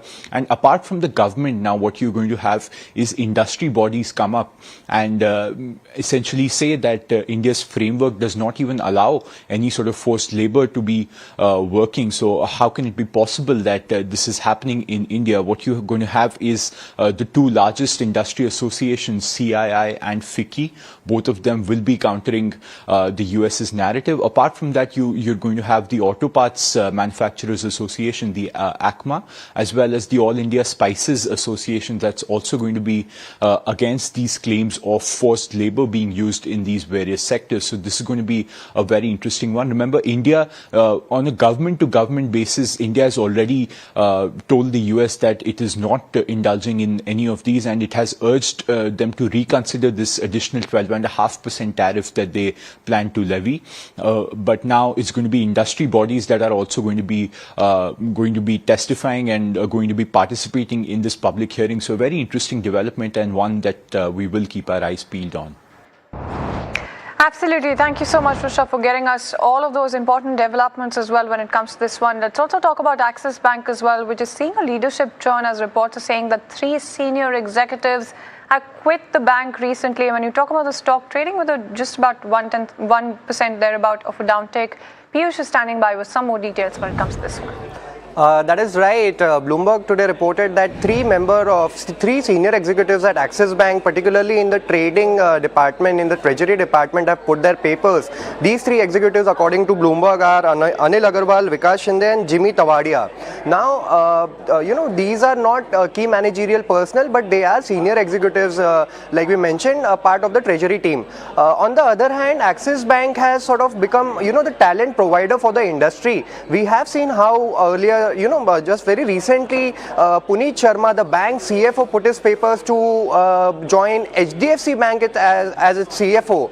Last year, we saw how Mr. Rajiv Anand, who was the deputy MD at Axis Bank, joined to lead IndusInd Bank after the whole crisis unfolded, and he took over as the MD CEO of IndusInd last year. Vivek Gupta, who was the wholesale banking head at Axis Bank, has joined Intellect Design Arena as chief consumer or customer officer. We are also aware how in 2020 Pralay Mondal, who's the CSB Bank CEO now, he had left Axis to join CSB. Even Arjun Chaudhary, who had come in from Citi to Axis, joined Graham Finance as its MD CEO last year. We also saw Ravi Narayanan, a former Axis Bank official, joining SMFG India Credit as its MD and CEO. And finally, Mr. Jayaram Sridharan also joined Piramal Finance from Axis Bank way back in 2020. Back to you. Absolutely. Thank you so much, Piyush, for getting us all of those important developments as well. So that's a massive leadership churn that you're looking at when it comes to Axis Bank, and we'll get to more developments as and when they unfold. But we're also getting reports from Milind Colony in Nashik. Let's talk about that as well. The entire area has been cut off after water began overflowing the bridge, disrupting all access. Right now, large parts of Milind Colony are now submerged, making it extremely difficult for both vehicles or, for that matter, even pedestrians, of course, to move through the area. For the latest from the ground, we're joined by NDTV Stage 3 Purandare, who's going to be reporting from the affected area. Let's take a listen at that.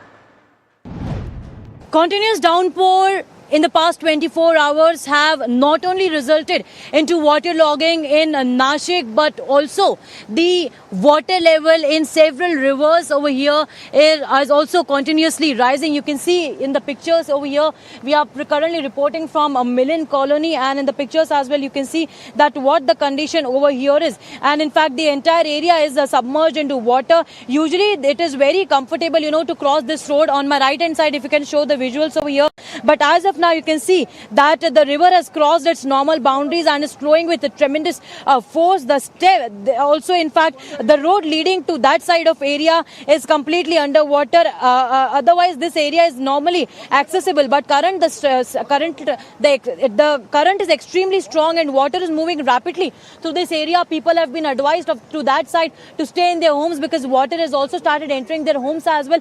But this entire area from where we are reporting right now, and people that side, in fact, we have also been asked to move from this area because continuously this soil is very much loose, and it is also, in fact, getting loosened as the water is flowing with a very heavy speed. We'll also speak to the officials as to what they have to say. What do you have to say, sir? What is the condition right now since you're here on the ground? In the past 24 hours, we have been seeing that there is a heavy downpour.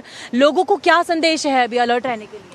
हम सुबह से रात से ही लोगों को, हमारे आज कार्यक्रम जो फील्ड पे काम कर रहे हैं, वो सब उनको सतर्क कर रहे हैं कि नदी किनारे मत आइए और आप जो काम आपका होगा आप घर पे बैठे ही काम करिए और घर से बाहर मत निकलिए। जो जरूरत से जो काम होगा इसके बारे में आप घर से बाहर निकलिए। ये बारे में हमारे टीम पूरी अलर्ट, इसके बारे में नगर पालिका महानगर पालिका पूरी अलर्ट है इसके बारे में। और हमारे मैडम वहाँ से जो कनेक्ट है वो पूरी तरह से इस रास्ते से कट गया है, इसके रास्ते पूरा कट गया है। इधर भी पूरा पुल पे पानी भर गया है, इधर भी। और यहाँ पर अभी मौजूद है हम यहाँ पे, और इस बाजू पे हमारी टीम खड़ी हुई है, उस बाजू में, और इस बाजू में हम खड़े हुए हैं। दोनों ही जगह पे टीम तैनात है। Teams have been deployed, viewers, at several places at here as well. And on that side of area as well, here also you can see that officials are alerting them to stay in their houses. Advisories have been issued. But again, next few days, I will say, will be very much crucial for Nasik and nearby areas. No, absolutely, and thank you so much, Tejashree, for getting us all of those details. That's all the time, though, that we have on this edition of the show. Thank you so much for tuning in.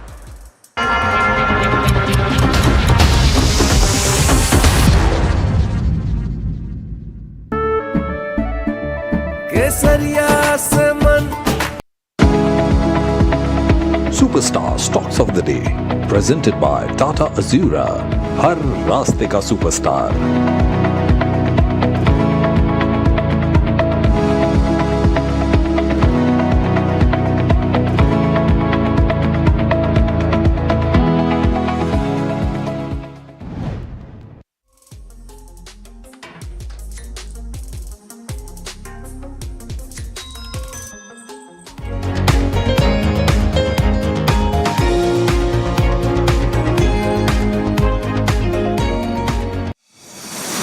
India Inc.'s most respected names chose India Inc.'s best and brightest. These kind of awards and jury lineup, you are truly giving it the right weightage. The eminent juries who are here, and that itself speaks for the commitment towards.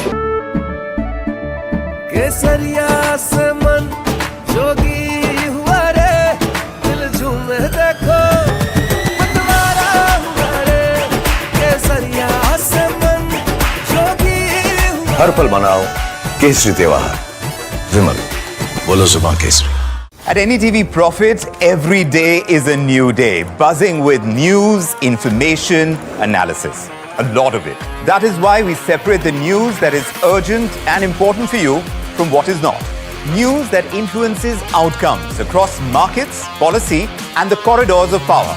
At 6 p.m., we turn our attention to the critical conversations that matter. I'm Vikram Oza, bringing you the big question, Monday to Thursday at 6 p.m. आपका parcel फिर से हमारे घर पे आया है. कुछ तो बात है इस दिल में. माँ भी हमेशा पीमाक मस्टर्ड ऑयल में ही खाना बनाती थी. ये आपके लिए. कुछ तो बात है इस दिल में. P-Mark, the mustard specialist since 1933. India Inc.'s most respected names chose India Inc.'s best and brightest. These kind of awards and jury lineup, you are truly giving it the right weightage. The eminent juries who are here, and that itself speaks for the commitment towards highlighting the advantage which India is having. What I am looking for in this is that we should be awarding companies and individuals who have focused not only on growth but also on bringing good governance. Be part of jury and vote on the people, the men, the women, the companies in India who have the right stuff is a great opportunity for us. Who will earn India's top business honors? Find out at the NDTV Profit Business Leadership Awards. India's unshakable news habit. NDTV.com is India's #1 English news website.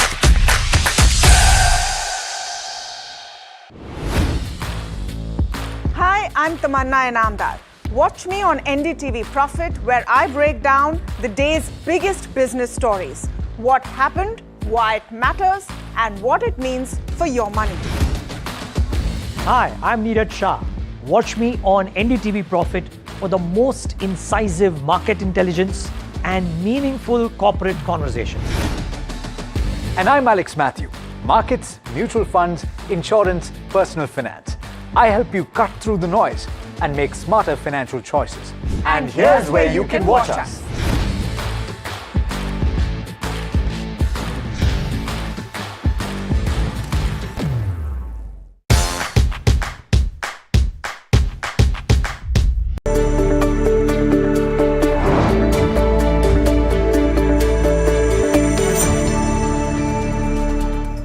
Good afternoon, you are watching Small Cap Bazaars on NDTV Profit with me Somit Sarkar and my co-anchor Varsha. In the next half an hour, We'll take you through the most important small cap stocks that have been buzzing in trade either on the back of price or volumes. So let's see what's on the show today. Firstly, we'll be speaking with the management of RBZ Jewelers. Now, there has been a strong update coming in from all the jewelry companies. So how has Q1 fared for the company is something that we'll try to get an answer from the management on the show. And what's the way forward is also something that we'll try to get to you today on the Small Cap Bazaar show. Apart from that, we'll be speaking about stocks like Orchid Pharma. Now, this is on the back of expansion of its products in the Russian market. The stock has been buzzing. In fact, the stock is up nearly 18% in the last 1 month. When it comes to Gem Aromatics, that stock has at its highest intraday level in the last 8 months, and in the last 1 month, the stock has recovered nearly 34% in trade. When it comes to Jindal Drilling, that counter has been buzzing given the fact that oil prices are up, and this is one counter which always reacts whenever crude oil prices increases. But if you look at the volumes, they are nearly 12 times its 20-day average. The stock has snapped its 2-day losing streak, and this is its largest single-day gain that we are seeing in the last 2 months.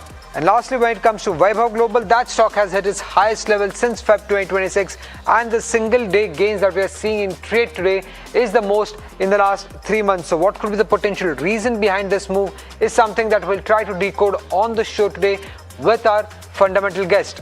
Now, if you look at the market, given the fact that again there is chatter of war starting in the Middle East because of the Iran and US attacks, market is down nearly 180 points in trade, but we're trying to find some support. Nifty is trying to find some support around the 24,200 level. The Nifty Bank Index, that's also down more than 300 points in trade.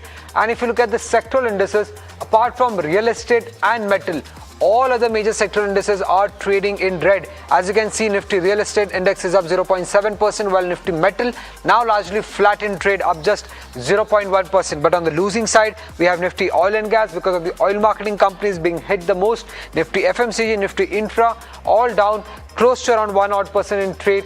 Weakness coming in all the sectoral indices. Similarly, something that we are seeing in Nifty Small Cap, but Nifty Small Cap, when compared to the benchmark, is still fair. It's largely flat in trade. But what are the key indices, key stocks here that have been buzzing in the small cap index?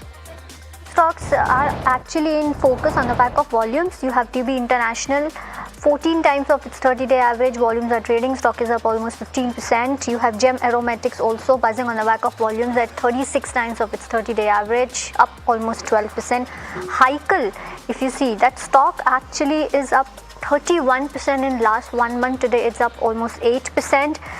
You also have Mirza International. Let's pull up that chart as well. Mirza International is up almost 10% in trade. It's up 30% in last 1 month. So a lot of stocks are actually buzzing on the back of volume. Saraswati Commercial is up 49% in last 1 month. Today it's up almost, if I'm not wrong, there you go, 10%. On the losing side though, few stocks which are trading negatively. You have Kaushalya Infra, then you also have Kothari Industrial, which is down almost 4.5%, Sarthak Metals, Regency Ceramics. Not much stocks, but yeah, stocks are buzzing on the back of volumes. But one stock which is in focus is RBZ Jewelers. We all know that gold companies are actually coming out with Q1 updates, Q1 FY27 updates, and we want to know how Q1 has been shaped up for RBZ Jewelers and what lies ahead for next 2 to 3 years. To speak on that, we are here joined by Mr. Harid Zaveri, who is joint managing director and chief financial officer at RBZ Jewelers. Sir, welcome at NDTV Profit. Pleasure to have you. Sir, strong business updates we are seeing from jewelry companies for Q1 FY27. How has Q1 shaped up for you? What kind of volume picking have you seen up? Volumes have been positive in Q1, and despite the government, the comments of the Modi government had a comment, but then the effect moderated, and we are able to see that when the gold price fell down, there was a good increase in demand. Also, then the month of April, Akshaya Tritiya went on well. So, in overall, quarter is positive. Okay. At the end of the fourth quarter, you did not give a guidance because of the multiple macro issues. But given that most of them have receded now, any guidance that you could share for FY27 on the revenue front, on the profit front? See, in this financial year, we are opening 4 showrooms. That is 2 large format and 2 mid formats. Now, considering those changes as well, I really feel that we are forecasting a good upside. But to give figures on this will be quite early. Let us see how stores roll out, and let this quarter. I think the next quarter, what we are thinking will be mainly driven by the job box services. But in quarter 2, there will be a large format showroom of Surat that is getting open. But let us again wait for any kind of a guidance or anything that we are announcing. Quarter 1 it is finished, and now I can really say that quarter 1 was good in terms of we are volume positive, and that speaks about it.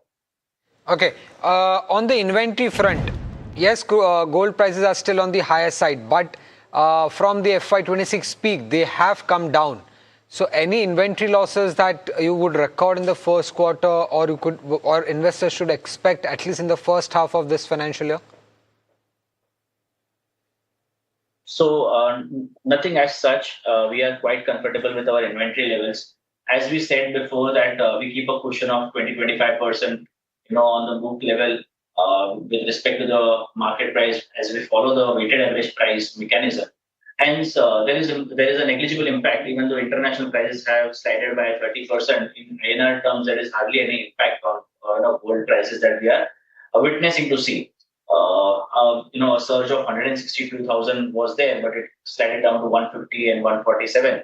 So 150 was actually a consolidated level that we had before, and it has maintained. So we are not seeing any. In fact, there is a cushion already that the company has with respect to inventory levels. Right, and sir, so no, official guidance for FY27, but you're opening 4 stores, which you just spoke about for over the next few quarters. What revenue contribution do you expect from these stores in FY27 or 28? So revenue is, like how the Ahmedabad store has performed. Similarly, we are anticipating that Surat, being 90% the size of Ahmedabad, should perform in a similar fashion. So behavior of the large format stores generally remains same, and it will take around 3 years to mature. But we see a good amount of revenue share, a couple of turn that we expect from the inventory that we actually deploying. And thus, I think the maths can be actually done by the analyst for us. I mean, the next leg of growth for you, of course, is retail expansion. What was the contribution in FY26, and where this contribution can go? What's the target for 27? So the contribution on the top line was 408 crores was contributed by retail, and remaining was contributed by wholesale services. The total value of merchandise sold that RBZ had was 1,251 crores. So because the job box services does not add up to the top line contribution. But we see that this year the quantity or the volume contribution for retail and wholesale would be 50% at least.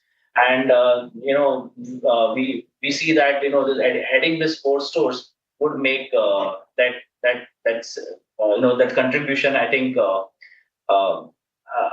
the contribution, once it comes to 50-50 level, it will show that there will be quite an increase in retail revenue as we go ahead. Yeah. Right. So, as you said that you're not sure, considering the situations that we are in, so you're not sure about the FY27, but you are expanding your retail expansion. Then what's the vision for RBZ Jewelers when it comes to top line or bottom line for the next 3 years? In the next 3 years, if you could share that vision with us, some target you might have with you for the next 3 years. Sure. I mean, we are really scaling up in Gujarat. We really want to be a dominant player in the market of Gujarat and Gujarati as of now. We have in this year, we are doing 25-27 exhibitions. A few of the exhibitions are out of Gujarat. That is, we are exploring how the market. So we'll get back to you, but before that, we have to listen to Donald Trump, who's been speaking on a live. The fact that I'm very upset with NATO, that we pay far, far too much.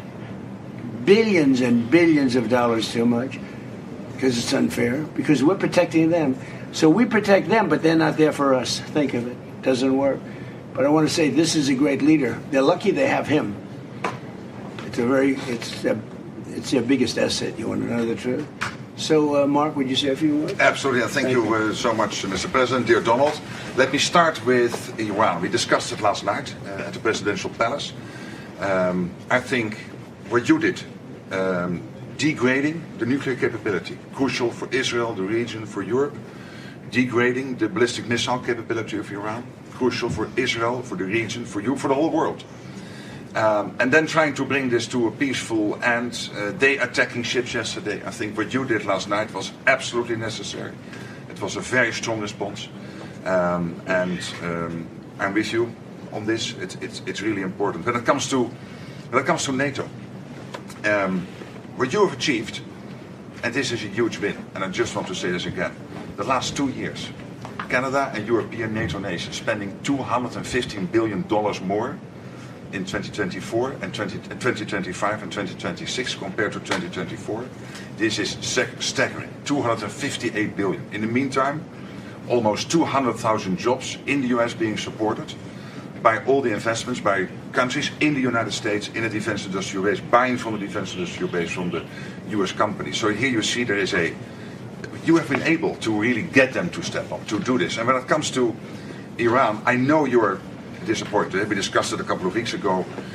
I would say these are isolated cases. 5,000 planes taking off from European airports in support of Epic Fury. It was Europe as one big platform of power projection for the United States, helping with Epic Fury, including countries you mentioned, Germany from day one, France, and many others. We discussed the Bucharest airport, which was closed for a couple of days for commercial traffic because you needed it for Epic Fury, and they were totally United fine. Kingdom wouldn't let us use the island for 2 weeks, so we had to fly back. No, so I'm saying you're right. There are isolated and cases. Italy was very bad, having to do with their bases, as you know, and a couple of others. So But still, generally, 5,000 is huge. And you mentioned Spain. Even you got Spain to pay 2%.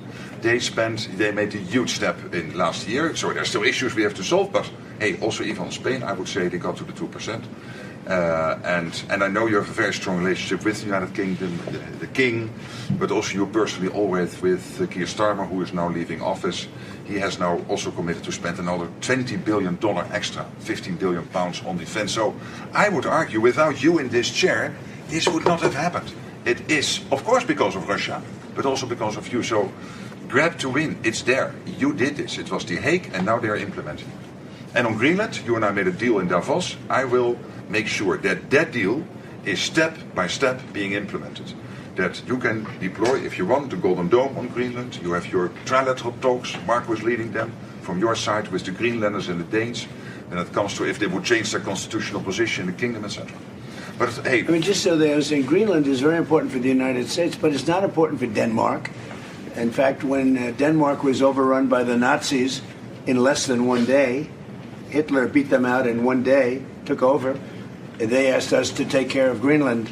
In fact, we took Greenland, and then stupidly we gave it back. We shouldn't have given it back to them because we're the ones that need it. We need it for protection of the world, not just the United States. And well, that was the US President Donald Trump speaking about the attacks that were done yesterday on Iran and various other issues.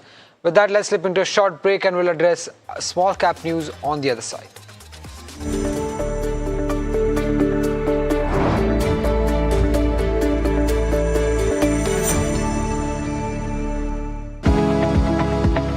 Superstar Stocks of the Day, presented by Tata Azura.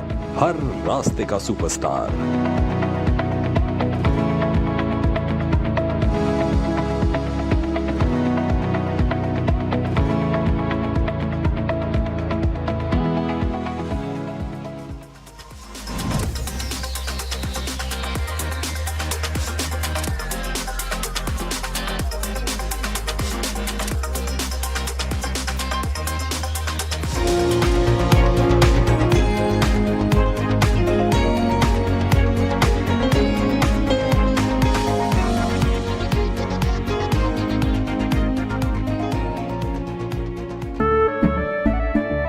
केसरिया से मन जोगी हुआ रे, दिल झूमे देखो मतवारा हुआ रे।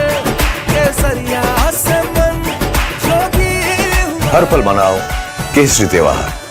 विमल, बोलो जुबान Kesari. Your first move sets the day, and in markets, being early is the edge. The edge begins the night before. Before India wakes up, the newsroom is already buzzing because the market rewards those who are prepared. That's where we come in, tracking momentum and where the markets could move next. I decode the global pulse, shaping the market mood. I bring insights that help you make decisions that matter.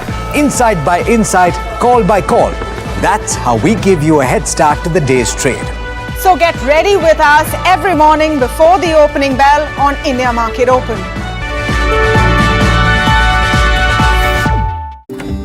माँ भी हमेशा P mark mustard oil में ही खाना बनाती थी। कुछ तो बात है इस दिल में। P-Mark, the mustard specialist since 1933.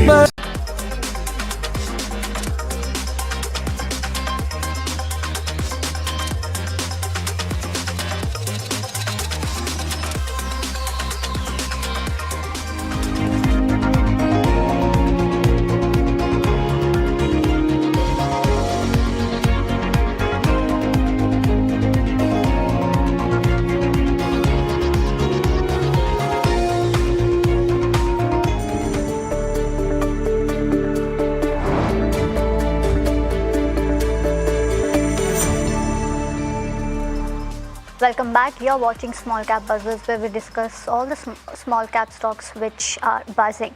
But Vaibhav Global, let's see what that stock is doing. The stock is buzzing in trade, of course, on the back of volumes. Let's see what that stock. The stock was up almost 10 to 12%. It's 6% in trade. Buzzing on the back of volumes. Also, the stock has seen high. Gained almost 10% today. Volumes today are 6 times of its 20-day average and has gained almost 45% since April. But this stock was actually very much in focus during COVID times, and post-COVID we have seen the stock not giving much returns, but it's up almost 45% since April. But what are the key triggers of this stock in buzz today? Let's bring in Parth to give us more details on that. Absolutely, Varsha. Buzzing, Vaibhav Global was buzzing in trade today. In fact, at highs in the morning, the stock was up almost 10% today. If we start with talking about the company a little bit first, then Vaibhav Global is a digital retailer of fashion, jewelry and lifestyle products. They have a global presence and they have a very vertically integrated end-to-end business model with a strong customer visibility actually of around 10.7 crore households globally. If we talk about their Q4 and FY26 highlights, then FY26 was an investment payback year for the company, as the management mentioned in their latest con call as well. The key reason behind this was that their German operations became EBITDA positive for the first time in FY26 for the entire year as well. Their in-house brands as a percentage of revenue crossed 50% of their B2C sales, which was 1 year ahead of the targeted guidance which management had given earlier. Also, another bigger segment of the company, that is the digital segment, was 44% of their B2C sales, and management has clearly given a path to increase that to up to 50% by FY27. Lastly, about the management guidance as well, for FY27 they are targeting a revenue growth in the range of 9 to 11% and also an EBITDA margin expansion in the range of 50 to 100 basis points. Also, German operations, which I just mentioned that they turned EBITDA positive for the full year in FY26, will be converting from a drag to a contributor now in FY27 earnings. Also, their other geographies like in US and UK, they are expected to reach a growth rate in the double digits from a long term to a medium term perspective as well. So these are the key triggers that investors need to look forward while tracking Vaibhav Global. Well, thank you, Parth, for that. But meantime, there has been a sharp fall in the market. If you could see Nifty, as Donald Trump was speaking about the Iran ceasefire getting over, Nifty has fallen by nearly 100 odd points. We are trading around 24,200 before that speech, and right now we are trading around 24,100. And now we are very close to breaching, I believe, the 100 DMA. We are very close to breaching the 100 DMA in trade. Something that we need to watch out for. On the sectoral side, the stocks that are dragging the most index is ICICI Bank, Reliance Industries, Bharti Airtel, HDFC and L&T. And if you look at the sectoral indices, Nifty FMCG now is a top sectoral loser, down around 1.5%, followed by Nifty Private Bank Index and the Nifty PSU. So it's largely led by the banking names. When it comes to, apart from that, if you look at in the Nifty 50, the top loser right now is Jio Financial Services, down around 4%, followed by Shriram Finance, down around 3%, Maruti Suzuki down around 2.5%, and Indigo down around 3% or in trade. Iran ceasefire is off now, and that is one of the major reasons why the markets are down. Markets are down more than 250 odd points in trade. In fact, this could be one of the biggest intraday fall that we have seen in a while coming in for the benchmark index. But Orchid Pharma, despite this fall, stands tall. Let's get in Varsha to understand why Orchid Pharma has been gaining. Well, the stock is up, of course, on the back of companies' market entry in Russia. So they've partnered with Pharmasynthesis, which is nothing but a pharma company in Russia. The deal is for commercialization of Exblifep in Russian market. This is nothing, but the drug is an antibiotic which is used to treat serious hospital infections. Now, this is the first new chemical entity from an Indian pharma company, received approvals from both US FDA and EMA. Now, the deal structure, if I were to talk about this, the company will get exclusive rights in Russia. Orchid will manufacture and supply the finished goods, and Russian partners will handle the registration and commercialization. Onto the financial opportunity has potential. This partnership will have a potential value of about $178 million, which is spread over the first 10 years, and the size reflects strong demand from Russian hospitals as well. So overall, this is a novel antibiotic which is being developed by Orchid Pharma, and now Orchid Pharma will be entering into Russian markets, and hence analysts are expecting a huge growth when it comes to this molecule in Russia, and also they're also commercializing US and South African markets as well. But so this is one of the reasons why Orchid Pharma is up today. But the next stock which is in focus is Gem Aromatics. Let's pull up that chart as well. The stock is buzzing on the back of high volumes, and we have Jasmeet with us to give us more details on that. Well, Varsha, thank you for that. As rightly said, the stock has been buzzing on the back of the volumes, and we don't see a recent trigger. But let's quickly understand what does the company do. Well, the Gem Aromatics company operates as a specialty ingredient manufacturer, where to manufacture essential oils, chemical-based derivatives, and other value-added derivatives as well. If we look at the portfolio, the company has about 70 odd products. Now, in terms of the overall stock performance, we do make a note that the stock is up nearly 34% in this particular month and has been rallying in trade. And if you look at the overall performance from 52-week high, it's down about 38 odd percent. And even the current gain is not satisfying that level of 38%, still down about 38 odd percent. If you look at the overall IPO, the IPO did come last year in the month of August, and since then the stock has been tanking and currently below the IPO price. Now, a bit about the key recent triggers and what can be the reason why the stock is buzzing. Well, the first one is the board approval for incorporation, a subsidiary in the Brazil. While with this, the company will expand their portfolio in the Brazil as well. And as of now, Brazil contributes about 7% odd. So with this expansion outside India will help them expand the geographical expansion as well. That's the first key trigger. While the second key trigger is the promoter buying the stake. In the Q4 of the company, we did know that the promoter purchased nearly 1.9% stake, showing a positive momentum. And currently, promoters hold about 57% odd. If we look at the Q4, it was a turnaround quarter for the company. We did note the revenue, so an uptick of nearly 40% odd at 110 crore, while the overall EBITDA also nearly doubled and up about 124% odd. In terms of margin, even that has improved at the base level from earlier 8.9% to 14.2% odd, while the company has turned profitable in the Q4 again from a loss of 5.3 crore, which we saw back in the Q3. Now, in terms of the other key metric of geographical spans, company has the highest percentage of revenue coming in from the Indian market, about 56% odd, while USA contributes 28% odd, Brazil currently contributes 6% odd, which is expected to increase once they have that established subsidiary in the Brazil geography. Now, in terms of the outlook, the management stays confident of reaching that 1,000 crore benchmark, 1,100 crore benchmark by FY28, which is wait and watch as of now, and with the margins of FY28 between 16 to 18% odd. On the outlook for FY27, they expect the performance to be better and closer to what was in the FY26. And given the easing of geopolitical tensions so far, we can expect a good turnaround for the company in the coming time as well. Right. Well, got that view. Well, thank you so much, Jasmeet, for all the details. Moving on, Jindal Drilling. Let's see what that stock is doing. The stock is up on the back of volumes of 12x of its 20-day average, snaps 2-day losing streak. But we have Shivam with us to give us more details on that.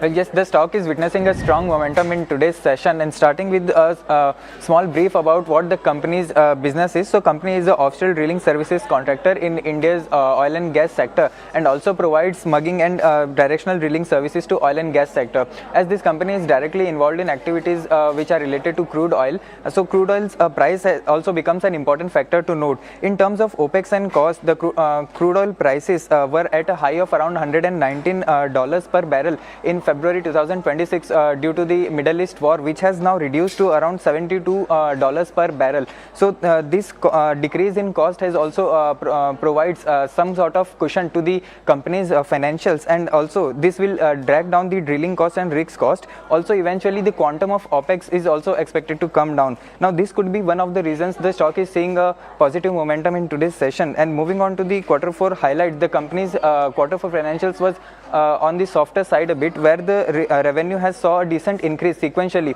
However, the OPEX and depreciation has saw a higher increase, and that has resulted in margins which were under the pressure. Also, in terms of outlook, the company has guided for 350 crores of EBITDA by FY27 and currently conserving cash for rigs refurbishment. Got it. Thank you so much, Shivam, for all the details. And hence, stock is up almost 14% in trade. But viewers, this is all the time that we have on this edition of Small Cap Bazaar. Stay tuned to NDTV Profit.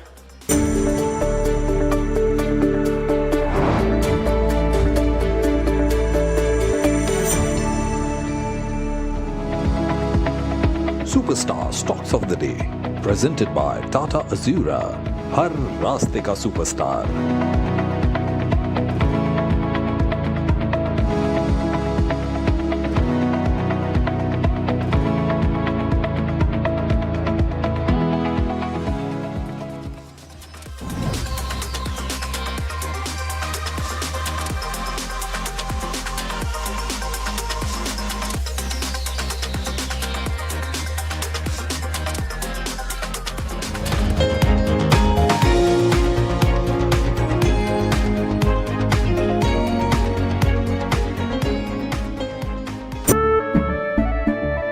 केसरिया से मन जोगी हुआ रे, दिल झूमे देखो पतवारा हुआ रे, केसरिया से मन जोगी हुआ. हर पल मनाओ केसरी त्योहार.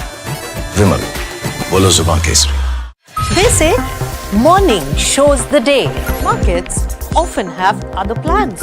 By midday, the story can be very different. That's when the right insights helps you rethink the day. Trades, trends, the moves that matter. Join me, Nisha Poddar, for Markets at 12, your edge for every move. आपका parcel फिर से हमारे घर पे आया है. कुछ तो बात है इस दिल में. माँ भी हमेशा पीमाक मस्टर्ड ऑयल में ही खाना बनाती थी. ये आपके लिए. कुछ तो बात है इस दिल में. P-Mark, the mustard specialist since 1933. India Inc.'s most respected names chose India Inc.'s best and brightest. These kind of awards and jury lineup, you are truly giving it the right weightage. I think it's heartening to see talent that there is across India Inc. We should be awarding companies and individuals who have focused not only on growth but also on bringing.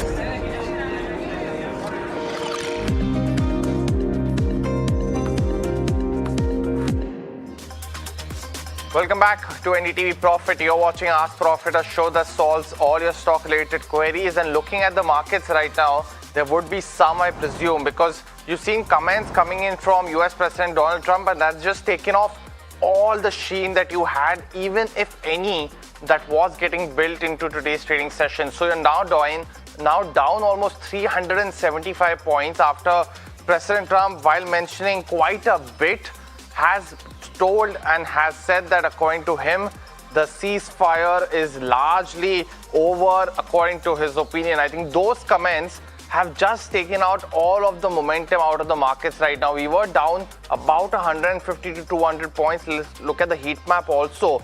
And actually, let's stay with, because we are just touching the 24,000 mark yet again on the index. In terms of the sectoral heat map, of course, you're seeing all of those get into the red right now. You had about 6 to 7 sectors in the green at the start.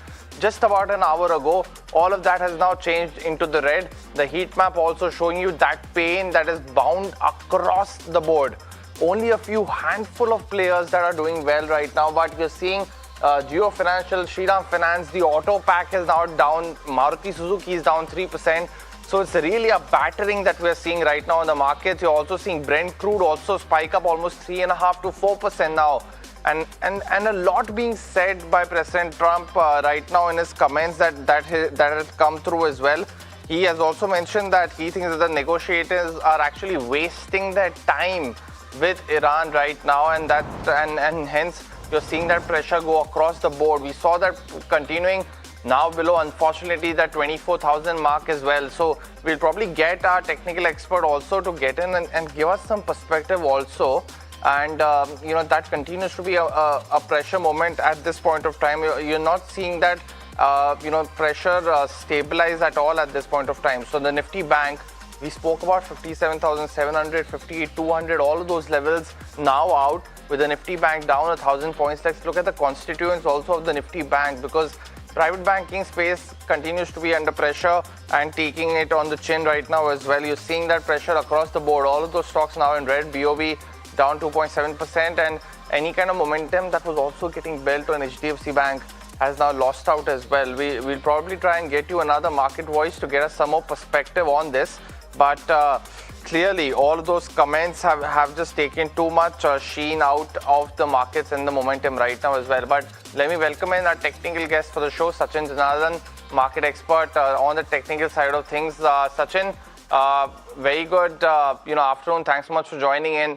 I wish I could say that the markets are at a space or looking at like that. Similar to your background, but that's completely not been the case, right? How are you looking at the index, because we've broken 24,000 yet again? Are you seeing that further pressure? I know it's very volatile right now because just this has happened in the last 15-20 minutes, but what are you seeing?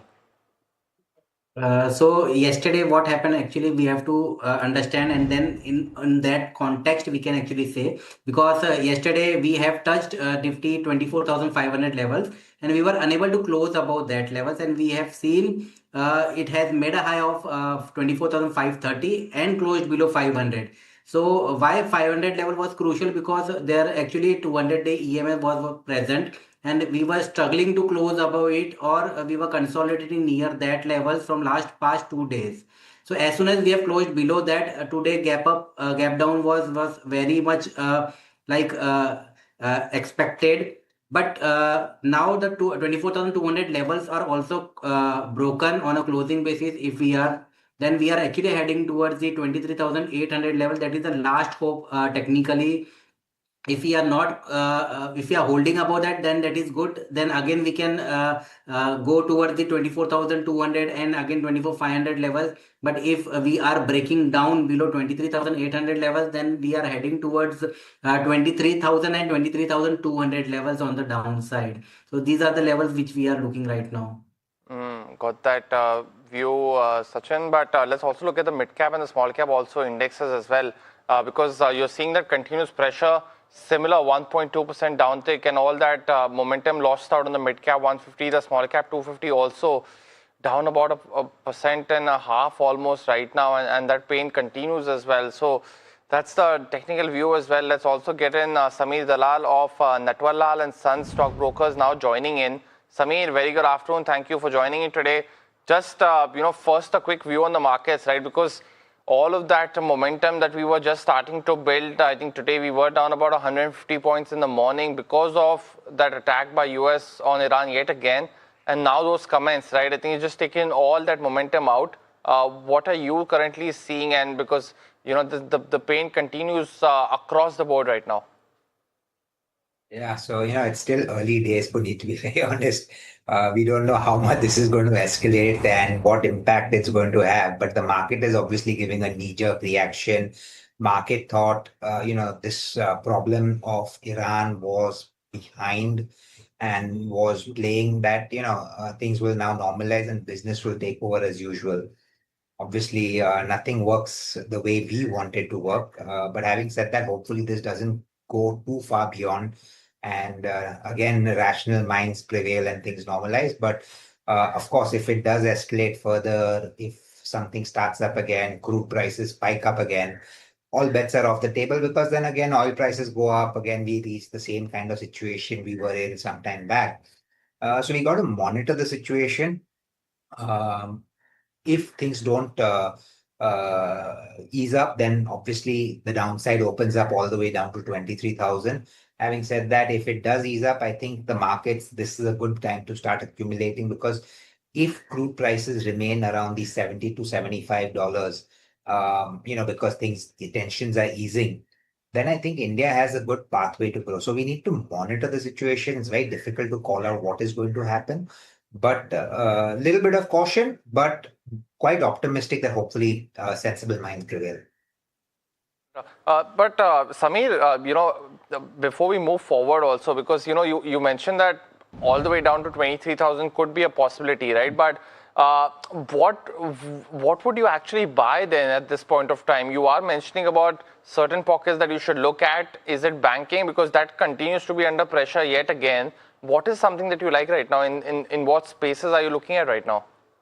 Yeah, so absolutely. Banking is a sector that we continue to like. We think, look, even in this rally that entirely happened, if you look at it, HDFC Bank has really not moved up. It was some of the smaller banks that moved up, IndusInd, IDFC, Axis and ICICI have really not done too much. I mean, they've just gone back to where they were previously. They've really not done anything major.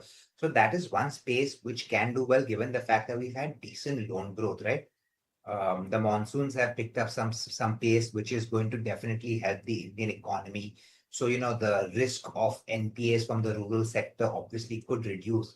We were thinking that they may see acceleration, but given the fact that the monsoon's seen a decent uptick, that is something that may not happen. So we think that side, the NPA problems will not happen. So that is definitely one. We still keep saying the same thing, and we said this when the war started. We are saying this now. The shift away from being so dependent on imports of crude and petroleum needs to change. And the government needs to take quicker steps towards that. We've seen Delhi government passing on a resolution that after 2027, electric vehicles, petrol and diesel, petrol scooters will not be registered. Electric two-wheelers is mandatory starting 2027. If all of these things start happening and the dependence on crude reduces, then that is a space the power sector will see a great fillip and an uptick. So we remain extremely positive on that entire space, be it from the generation to the transmission, distribution, the ancillary players, the companies that set up the distribution network, producers, all of it across the entire vertical chain will do well, and especially renewable, where the setups can be quite quick, which can ensure that India's dependence on imports reduces. That is another space. The other space, then again, like we said, if electrification in vehicles starts seeing an uptick, companies that are focused on that, I mean, some of them have already run up, like Ather Energy has gone up like to another extent, but I mean, the valuations are just off the charts. But Ola is still something we think that could do well. There's Greaves Cotton, which could get a fill up. Tata Motors PV, which has taken a bit of a backseat. That is something that could drive up. Mahindra and Mahindra has been consolidating. So that is another space that we can see an uptick. And then companies that cater down to the auto ancillaries of that, like Sterling and Wilson Solar, Motherson Sumi Wiring, all of these guys can start doing well. So, these, sorry, I said Sona Comsta, I didn't mean Sterling, and it's Sona Comsta and the auto angs. These are counters that can continuously do well. Got it. But let's also, stay with this market coverage as well, because, you're really seeing pressure right now building up and continuing at this point of time. Even for the Bank Nifty, we're below that 57,000 mark. But, and let me actually welcome in Devin Choksi, MD of DR Choksi Finserv as well. Devin bhai, thanks so much for joining in on such short notice. and probably we'll try to connect with him yet again, but and I think we seem to have just lost that line.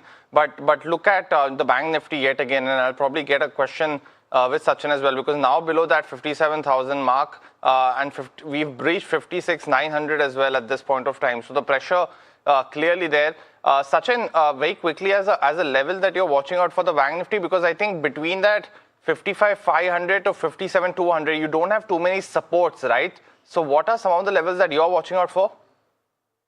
Actually, there is a gap which was earlier presented around the 56,800 and 57,200 zone. So that gap actually right now has been filled. If we are closing below 56,800, then we have a real problem in Bank Nifty. In that case, the next support levels will be around 55,700 and 55,200 levels. Got it. And let me try connecting with Devin Choksi, MD of DR Choksi Finserv as well. Devin bhai, if you can hear me, thanks so much for joining in. It's Puneet this side. We yet again, right, we were just discussing about all of those comments from President Trump taking out all the momentum and the sheen out of the markets right now. How are you seeing this downtick currently? Because we don't, and it's still fresh, but seeing a consistent pressure across the board, across the markets. What are you currently making of this? So yeah, good afternoon, Puneet. Well, I think we were probably anticipating that this ceasefire is not going to have a calm beyond a point, and that's what probably I think is getting validated now. Largely because of the fact that I think the terms are not clearer with for acceptance by Iran. That is one thing which is very clearly known to all of us. And as a result of which, I think this is not going to prevail upon. So frankly, we can only hope that I think from here onwards, I think we do not repeat the past, what has happened in earlier period. If that does not happen, then I think it is relatively, I think, easy time for all of us. But should it go into the same kind of a treatment which happened in the past, then once again, I think it will be very unfortunate. So it's clearly uncertain, not very sure about how market will want to react hereafter. Maybe I think the market recovered and it is basically now adjusting to the recovery gains now. Nothing more than that. But if the situation prolongs and if it goes in adverse direction, definitely it's not a good sign actually. And Devin bhai, you speak about, of course, we are tracking them so closely. I mean, just back again, just a tad above the 23,900 mark. But before today, actually, we had that positive momentum build all the way up to 24,400, and all those spaces and conversation had shifted towards the earnings season of and segments that were doing well, banks, auto, private banking, as you would like it.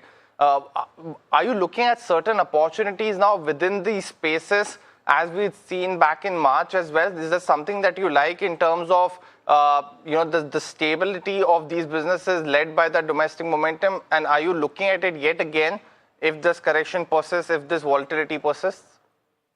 So the stability part and the growth momentum continues in some of the sectors in the companies therein, and that includes the likes of power ancillary.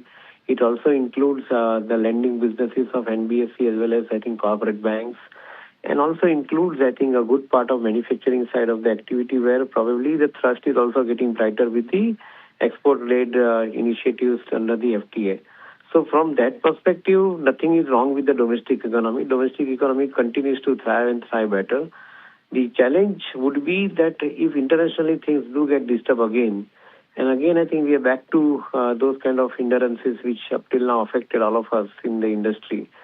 Then possibly I think you are likely to see the derailment of some amount of activities, and that cannot be ruled out. So too early to say. I think every day the changes come up as far as the statements are concerned, and everyday actions are different. So I think too early to conclude on that aspect. But yes, I think we are watchful. And if any correction happening in some of these areas which I mentioned, I think it will be a good opportunity to buy into them. That is how we look at them. Correct. And Devin bhai, you make a very important point, because right now things are just too volatile, and you're seeing just a blatant correction across the board, across mid, small caps, large caps as well.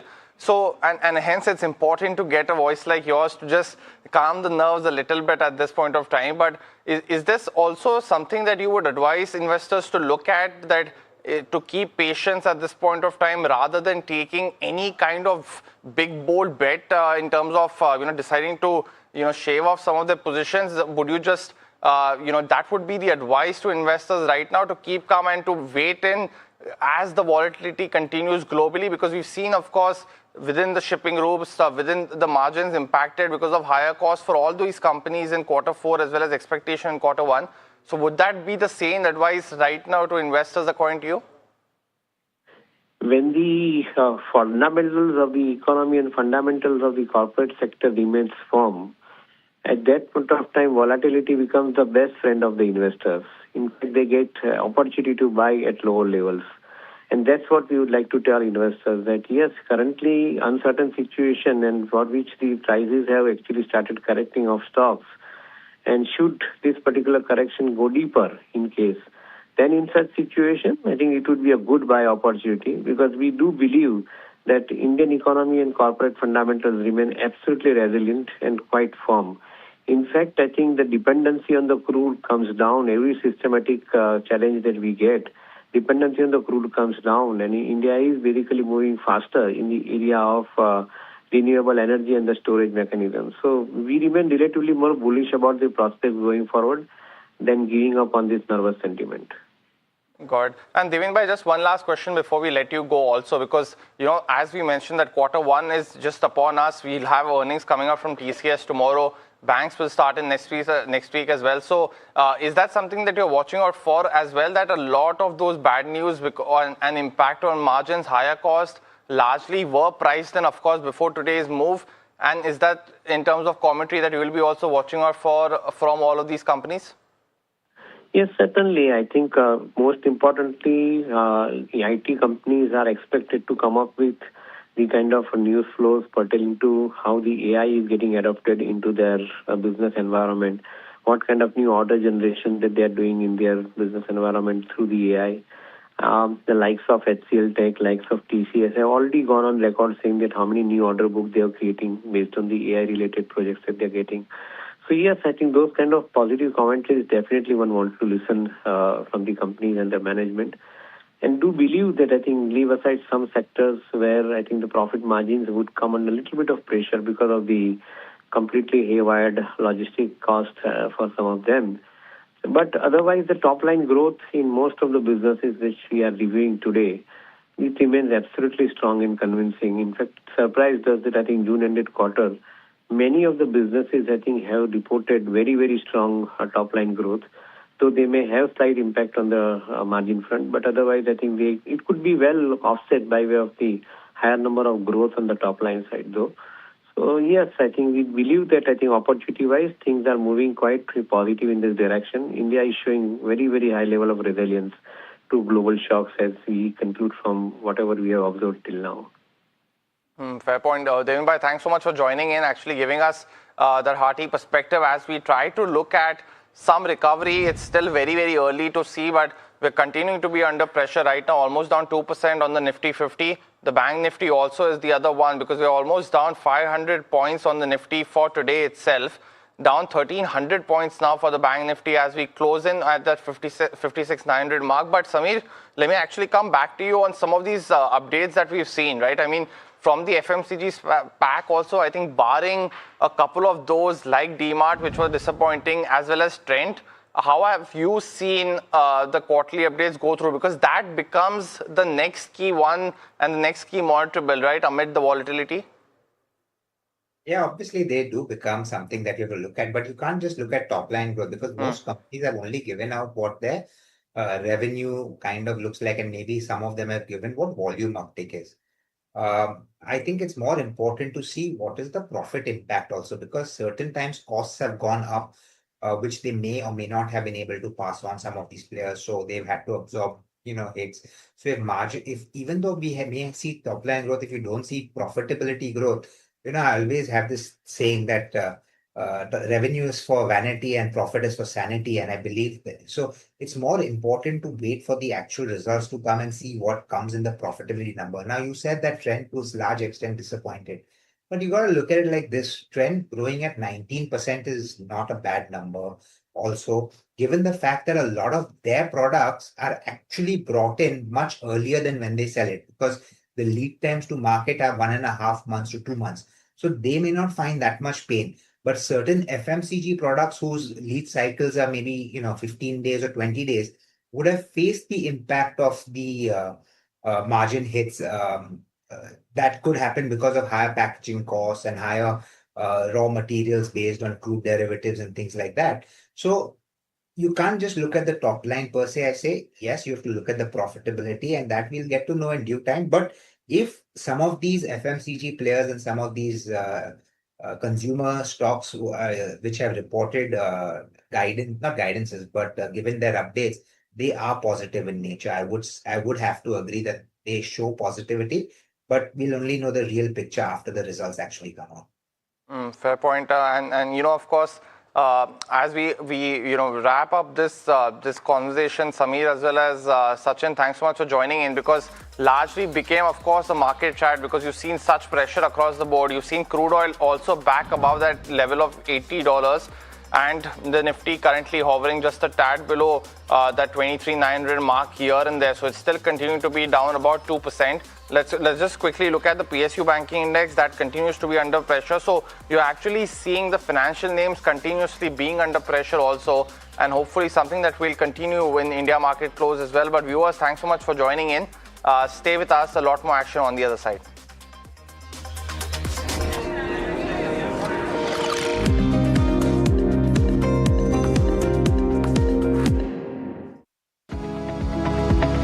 Superstar Stocks of the Day, presented by Tata Azura. हर रास्ते का superstar.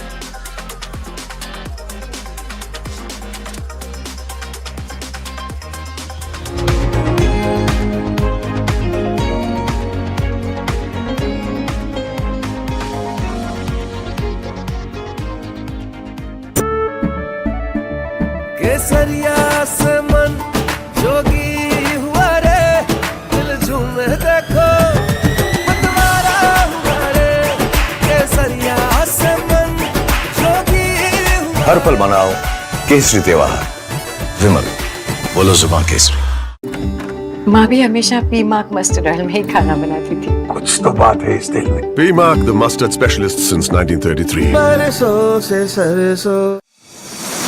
India Inc.'s most respected names chose India Inc.'s best and brightest. I'm delighted to be chairman of such distinguished fellow businessmen, bankers. It's just lovely to be back on this NDTV jury. I have been a fan of NDTV for a long time. Many of the nominees are extremely close together in terms of what they've done. I think it's also important that how they are reshaping the industries, commercial activities which they are into. And it's a very judicious mix of people to choose from. My compliments to the team. Who will earn India's top business honors? Find out at the NDTV Profit Business Leadership Awards. India's unshakable news habit.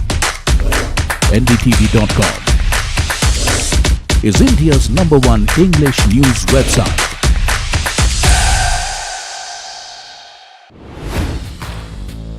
Hi, I'm Tamanna Inamdar. Watch me on NDTV Profit, where I break down the day's biggest business stories.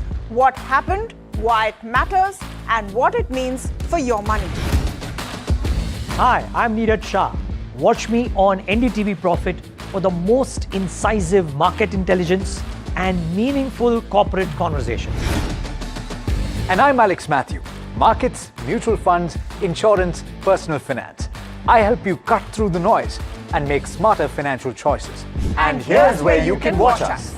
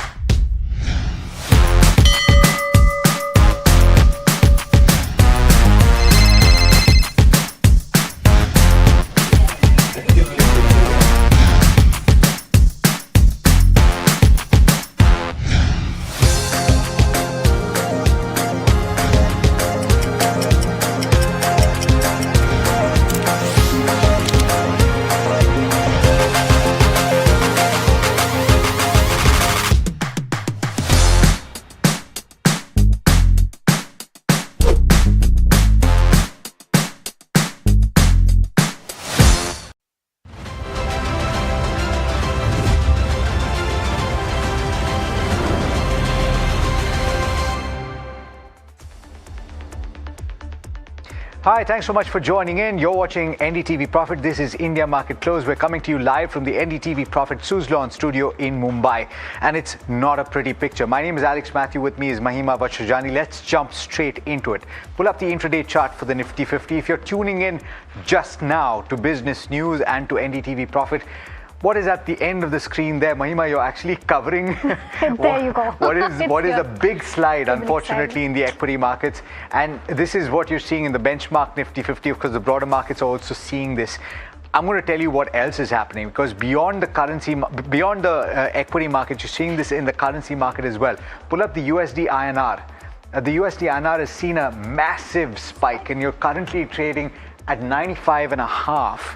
It's not something that you see every day. Pull up the crude price as well. Brent crude, which, and let me remind you, was trading at $72 to the barrel at the start of the week, is now trading at $78. If we can pull that up and show that to you. Why is all of this happening? You're seeing some of that on the screen, but it's because of statements that have been made by Donald Trump and certain statements that have been made by Iran as well that have to do with the ceasefire and the possibility of that ceasefire ending.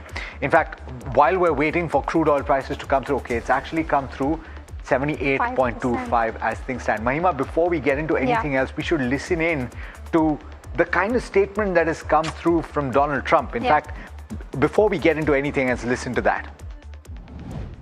We attacked very powerfully last night the very dangerous people from Iran. They're sick. There's something wrong with them.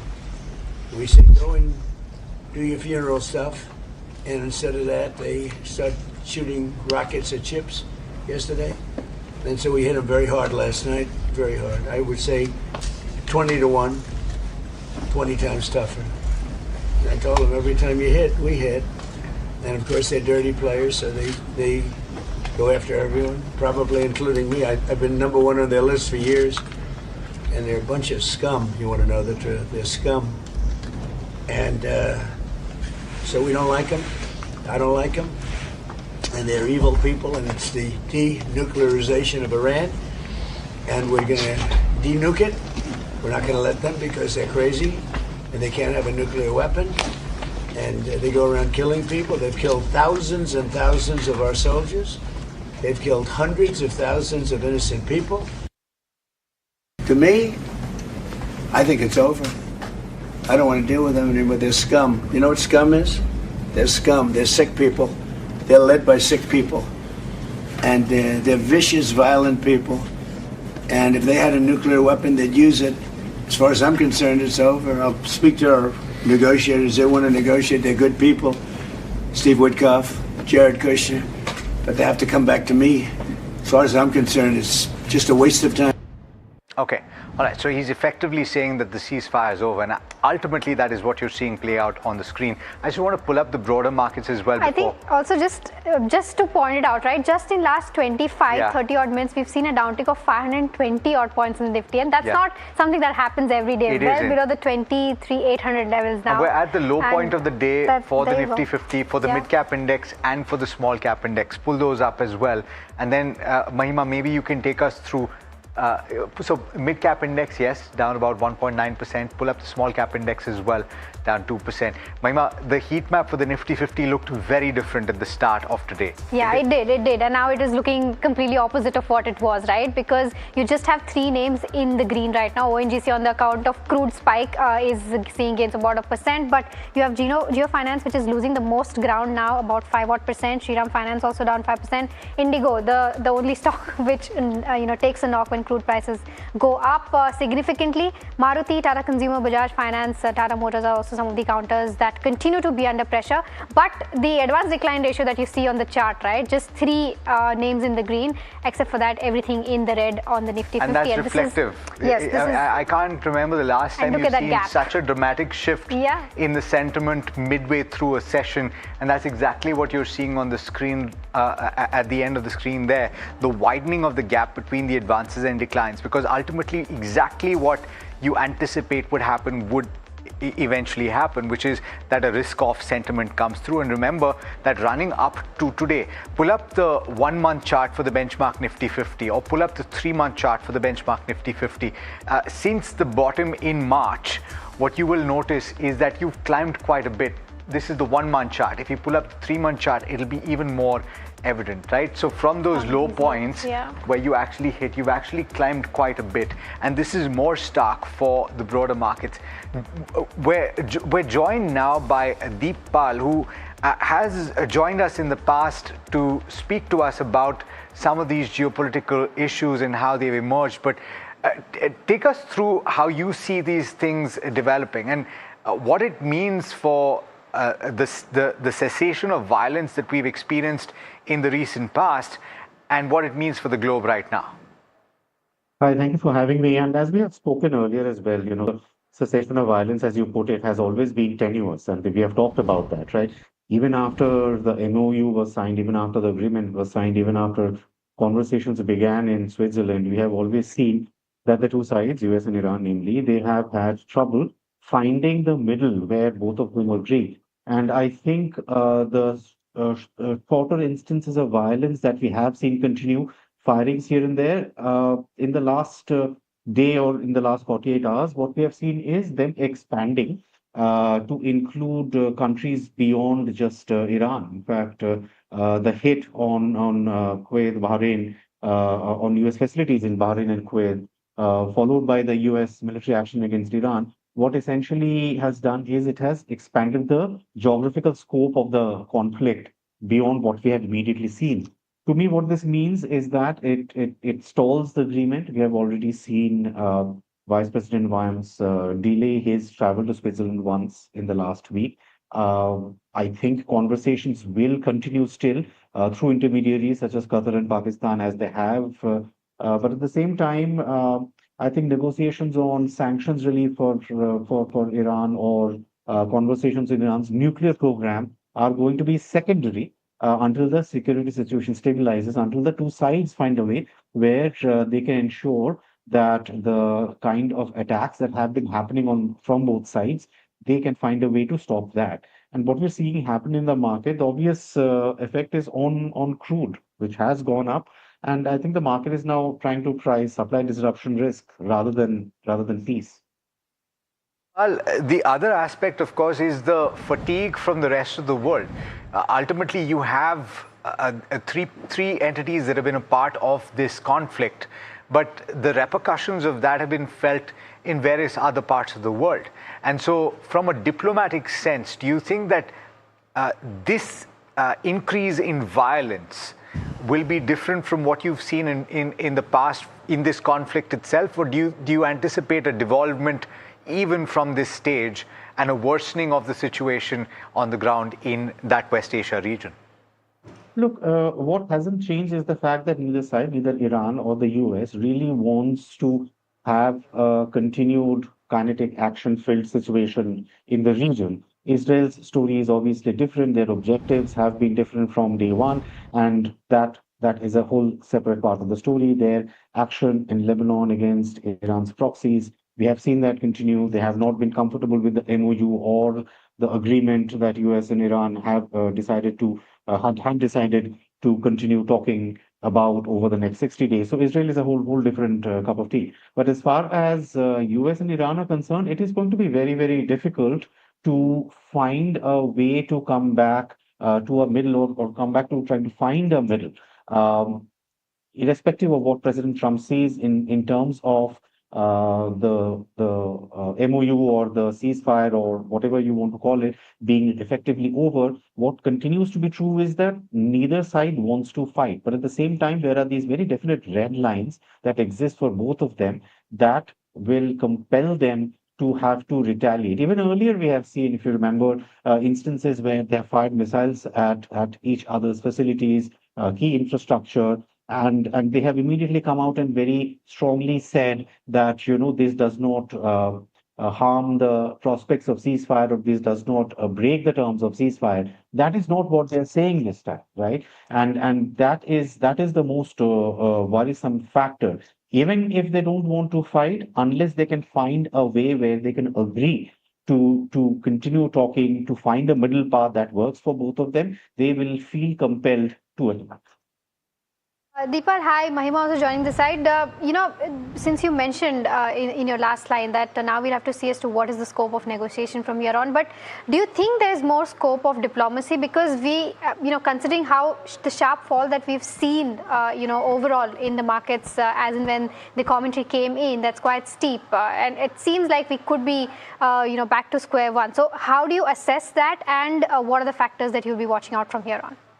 I think diplomacy will continue, Mahima. I think at least as far as the intermediaries are concerned, such as the role that we have seen Qatar and Pakistan play, that will continue. They will continue to take messages back and forth. Whether or not Iran and the US agree to meet again in Switzerland anytime soon for direct talks, that seems uncertain at the moment. But I think conversations will happen in the background.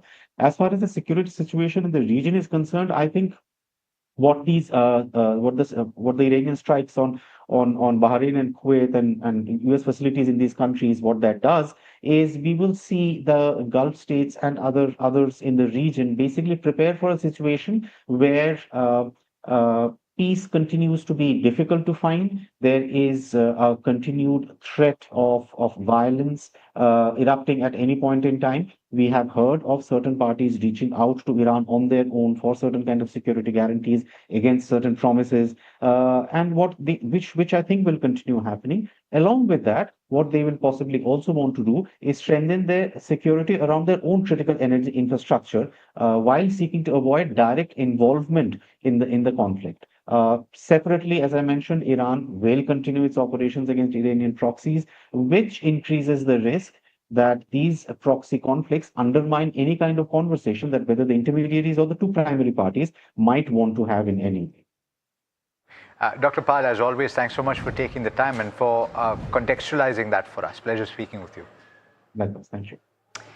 It just goes to show how quickly something can turn on its head. Things were looking good and we were once again focused on earnings, and just as you thought that things would go back to normal, you've had a situation where there's an escalation in the conflict in West Asia. But what does that mean for the Indian equity markets, and which specific counters should you pay close attention to? Somit joining in to tell us about that. Somit? Well, yes, the Iran ceasefire is now over, and which are the companies that stand to get impacted because of this? Because crude oil prices would spike up if the war-like situation continues now going forward. So HPCL and Indigo could be the most vulnerable to the oil spike. HPCL because higher oil prices means lower gross marketing margin, and Indigo so far was protected because government did not increase the ATF prices, but now there are high chances that the ATF prices could increase, and that could start impacting Indigo going forward, followed by BPCL and IOCL, again from the same basket of the oil marketing companies because of higher crude oil prices. But which are the other companies? Paint, there are Asian Paints, Berger Paints, Kansai Nerolac negative because 40% of the raw material cost is oil and oil derivatives. Multiple FMCG companies face a negative impact because higher crude oil prices lead to higher palm oil prices and higher packaging costs.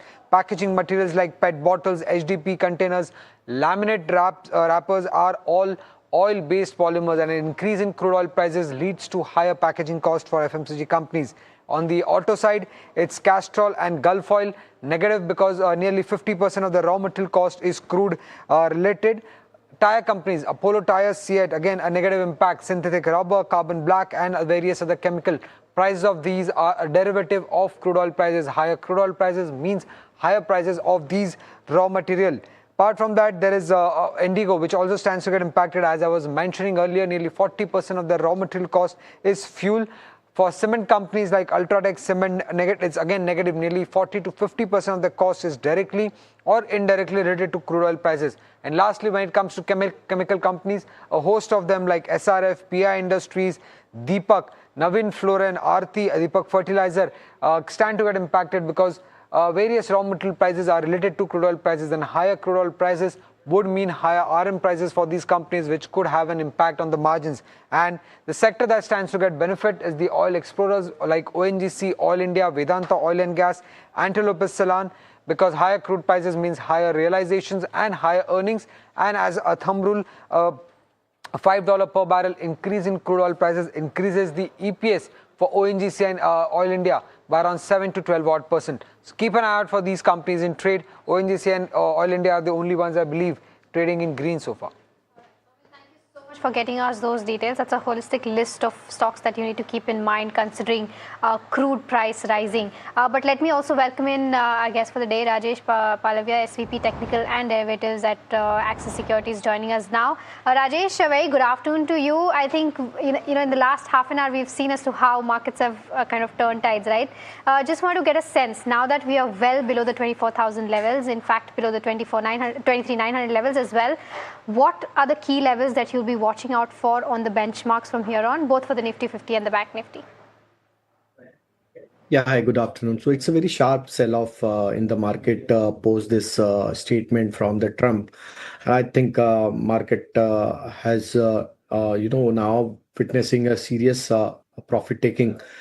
Looking at the setup, 23,800 will be the first level to watch for in this correction. I think looking at the intensity of supply pressure, I think that level may also get challenged to hold.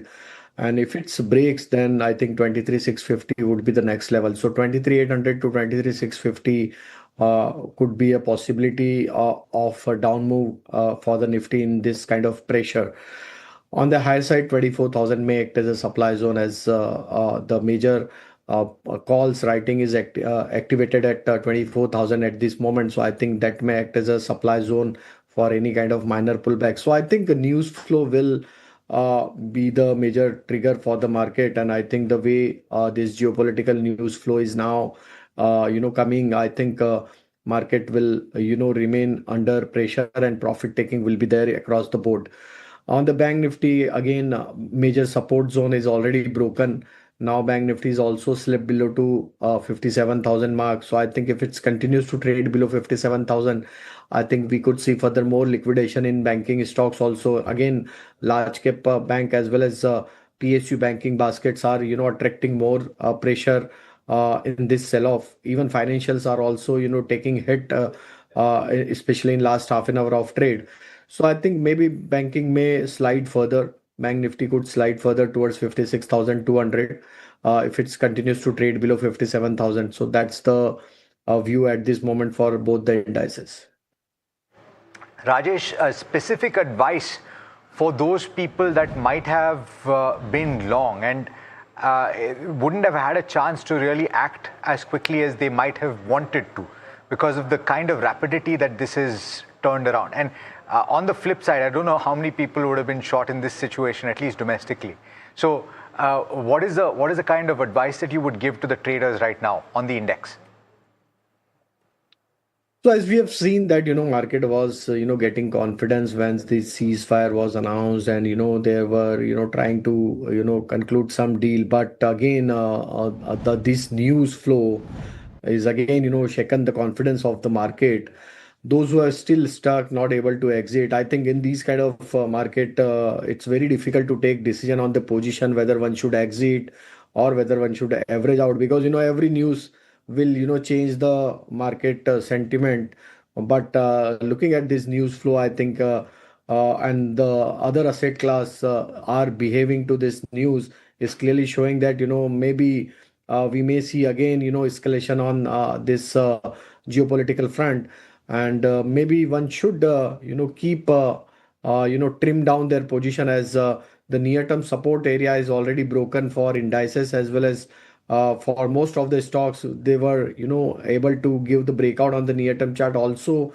Now trading below to 20-day, 50-day moving average in this supply pressure. So I think one should trim down the position and just observe what kind of, development is taking place on the geopolitical front. Then only one should again enter in the market, because maybe we could see further more round of selling pressure as global markets are also reacting to this news. And maybe in their evening session, maybe we could see further more sell-off in the global market that may give impact to our market also. So I think one should trim down the position because these kind of supply pressure, it's difficult to take adjustment in their position for trader especially. So it's a tough time for trader to adjust all the position. So better to trim down the position would be the strategy in this kind of Trim market. down your positions and maybe stay on the sidelines till there's some clarity that emerges on the geopolitical front. At the same time, it's important to talk about stocks that have significant developments, and one of them is Orchid Pharma, and for good reason. They've got a Russia partnership for one of their drugs, and that opens up a pretty significant opportunity. It's paired some of those gains. At one point of time, Orchid Pharma was trading with gains of 10%. It's now trading with gains of just about 5%, but it's still the stock of the day. Going across to Varsha now to talk about how big of an opportunity this could be for the company. Varsha? Well, the stock is buzzing on the back of partnership with Pharma Synthesis in Russia, and the deal is for commercialization of Xblifep, which is an antibiotic in Russian market. This is used to treat serious hospital infections. It's nothing but an antibiotic. Now, this drug is the first new chemical entity for Indian pharma companies, and they also received approvals for this product from both in US FDA and EMA as well. Now, the Pharma Synthesis who gets what? So this gets exclusive rights in Russia, number one, and the Orchid will actually manufacture and supply the finished product, and the Russian partner will handle the registration and commercialization. Now, onto the financial opportunity, this partnership has a potential value of around $178 million, and the opportunity is spread over first 10 years, which reflects, a size of almost $1 to $2 billion. Now, moving on as to what lies ahead when it comes to this counter, of course, the peak sales from this product are expected in the next 4 to 5 years, and the Orchid is expected to enter the US sterile formulation market as well, and they are also bullish when it comes to FY27 also. The peak sales are now expected in next 4 to 5 years after launch, and the company will also invest in fill finish and formulation capabilities when it comes to their US opportunity. The target opportunity for US is around $1.2 billion, which is huge considering the whole product. But onto the FY27 growth targets, they're expecting 10 to 15% of growth and EBITDA margins around 12% for FY27, and the growth is expected to come mainly from the ROW, that is rest of world market. So overall, the FY27 seems to be bullish, and this product will actually lead to huge gains when it comes to financials for Orchid Pharma, and hence we have seen the stock go buzz in trade today. Absolutely, it did go up as much as 10%. Varsha, thanks so much for that. In the equity markets, and specifically when you're looking to invest in companies, the value strategy is something that's pretty popular. You think of Warren Buffett as a big proponent of that, and you have several proponents of that strategy here in India. But value can mean something else entirely. In fact, you're taught those values as children. Can you invest in companies that are virtuous and that have good value? That is, I think, the thinking that BSE had when it launched the BSE Satwik 100 Index.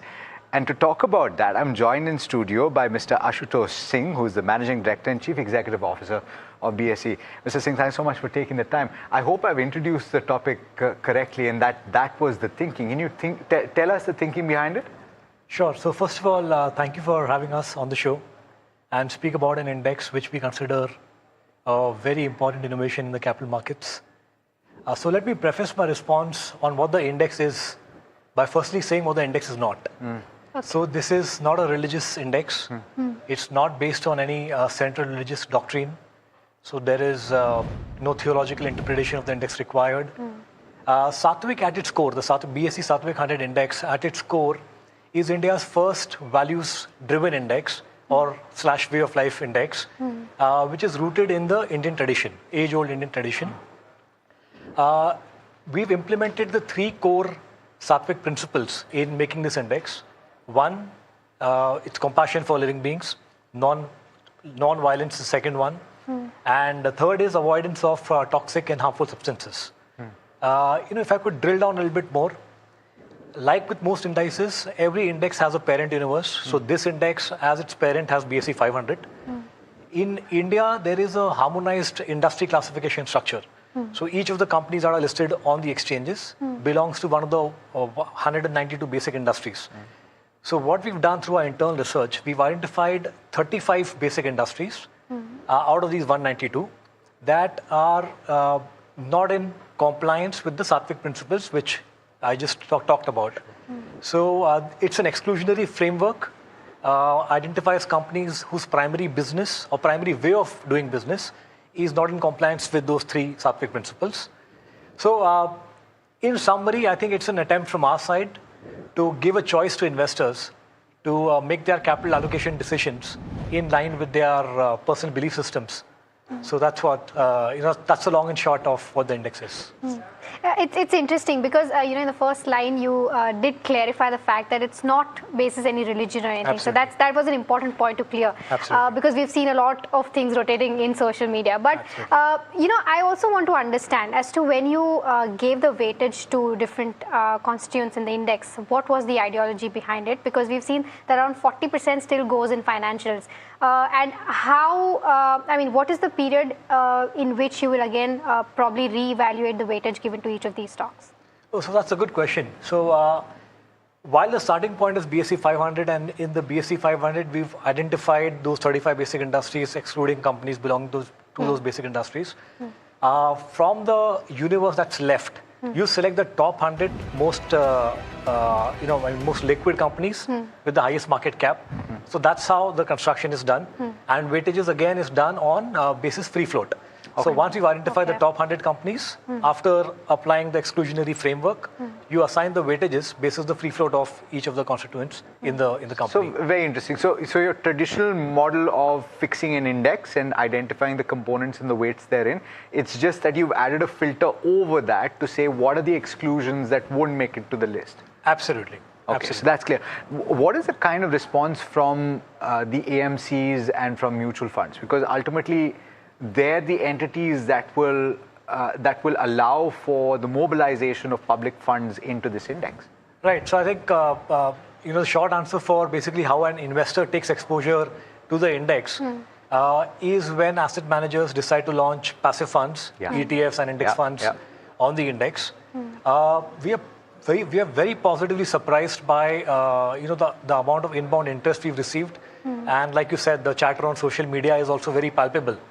Now, how much of this initial traction, translates into product launches by mutual funds and then subsequently to AUM build-up, it remains to be seen. But we are hopeful because we are having conversations with asset managers whenever we launch a new index. This is no exception. We take the idea to asset managers to and see if they find merit in the idea, and those conversations are ongoing. So at this moment, that's all I can say. Yeah, it's been fascinating to have you in studio. It's been a bit of a crazy day, as you know. Oh yeah, absolutely. A lot happening, but I think this is a breath of fresh air. Thanks so much for taking the time. Thank you so much.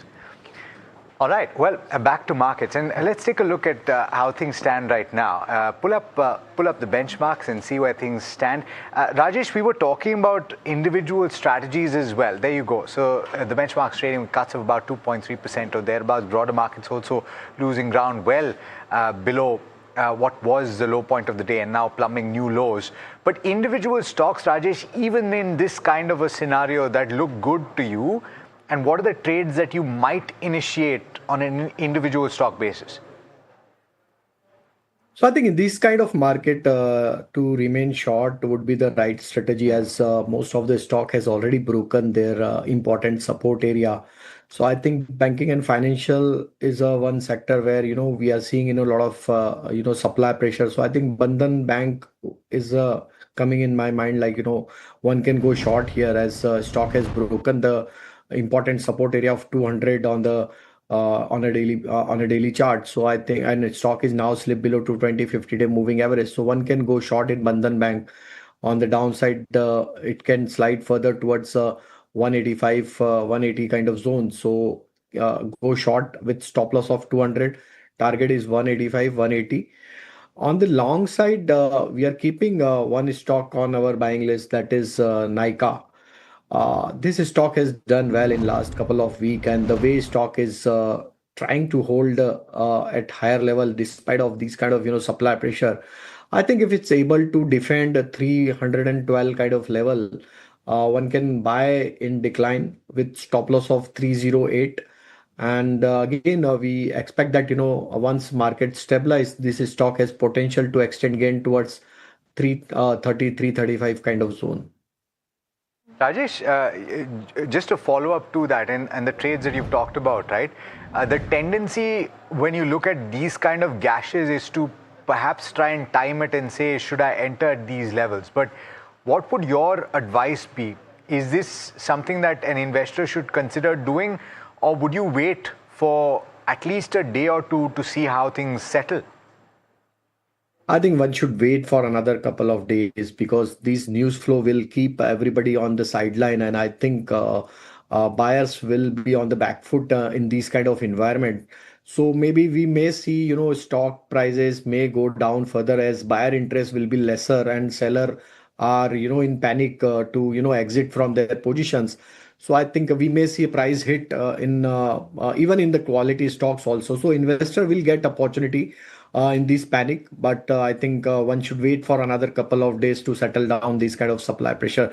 And one interesting thing which is happening is now we are entering in the bullish gap area, which was created at on the 14th of June. So I think that gap is also now challenged by the Nifty. So if we slip below to 23,800, I think that gap may filled, and maybe we could slide further towards 23,650 as we discussed in the opening of the show.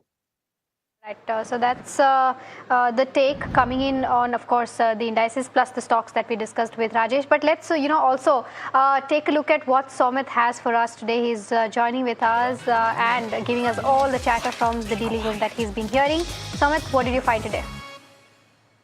Well, the chatter was much more interesting before this news came in from Trump's side that the ceasefire is over. But few stocks still that dealers have highlighted in trade. Firstly, it's DV's Lab and Page Industries. There are buy flows on institutional desk is what dealing rooms are indicating. At least this was before the news broken, and dealers are expecting strong Q1 numbers from both the names. For delivery, there are some sell flows on the HNI desk. Dealers are expecting a block deal very soon here. For SBI, there are sell flows on the DI desk. Dealers are indicating that a large insurance company was a seller in trade today. For Varun Beverages, the stock is down, but there are buy flows on the HNI and the PMS desk. Dealers are expecting or indicating that the selling pressure is largely over and Q1 would be very strong. And Unichem Labs, that counter, despite the fall in market, still has maintained its 20% upper circuit in trade. Now, dealers are indicating that some funds have been buying in trade today, which has led to this upper circuit. And secondly, they're also saying that the Q1 earnings are expected to be quite strong for Unichem Labs. So keep an eye out for this counter. It has hit an upper circuit of 20% despite the more than 2% fall that we have seen in the benchmark index. Absolutely. A few and far between those stocks. Somit, thanks so much for bringing us those details. And keep an eye on the stocks that Somit has highlighted. On that note, I'd like to thank Rajesh for joining us today. Pleasure speaking with you as always, Rajesh. And hopefully the next time we speak, things will be better.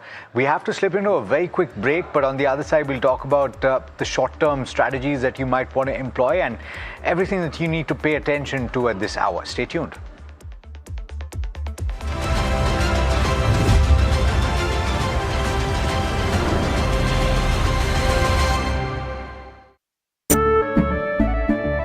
केसरिया से मन जोगी हुआ रे दिल झूमे देखो मतवारा हुआ रे केसरिया से मन जोगी हुआ हर पल मनाओ केसरी त्योहार विमल बोलो जुबान Kesari.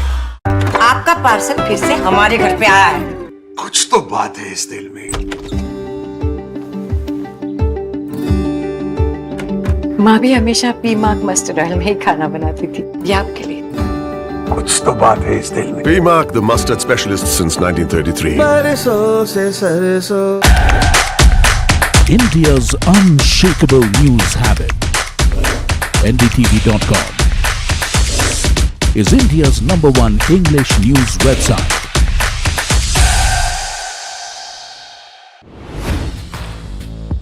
Hi, I'm Tamanna Inamdar.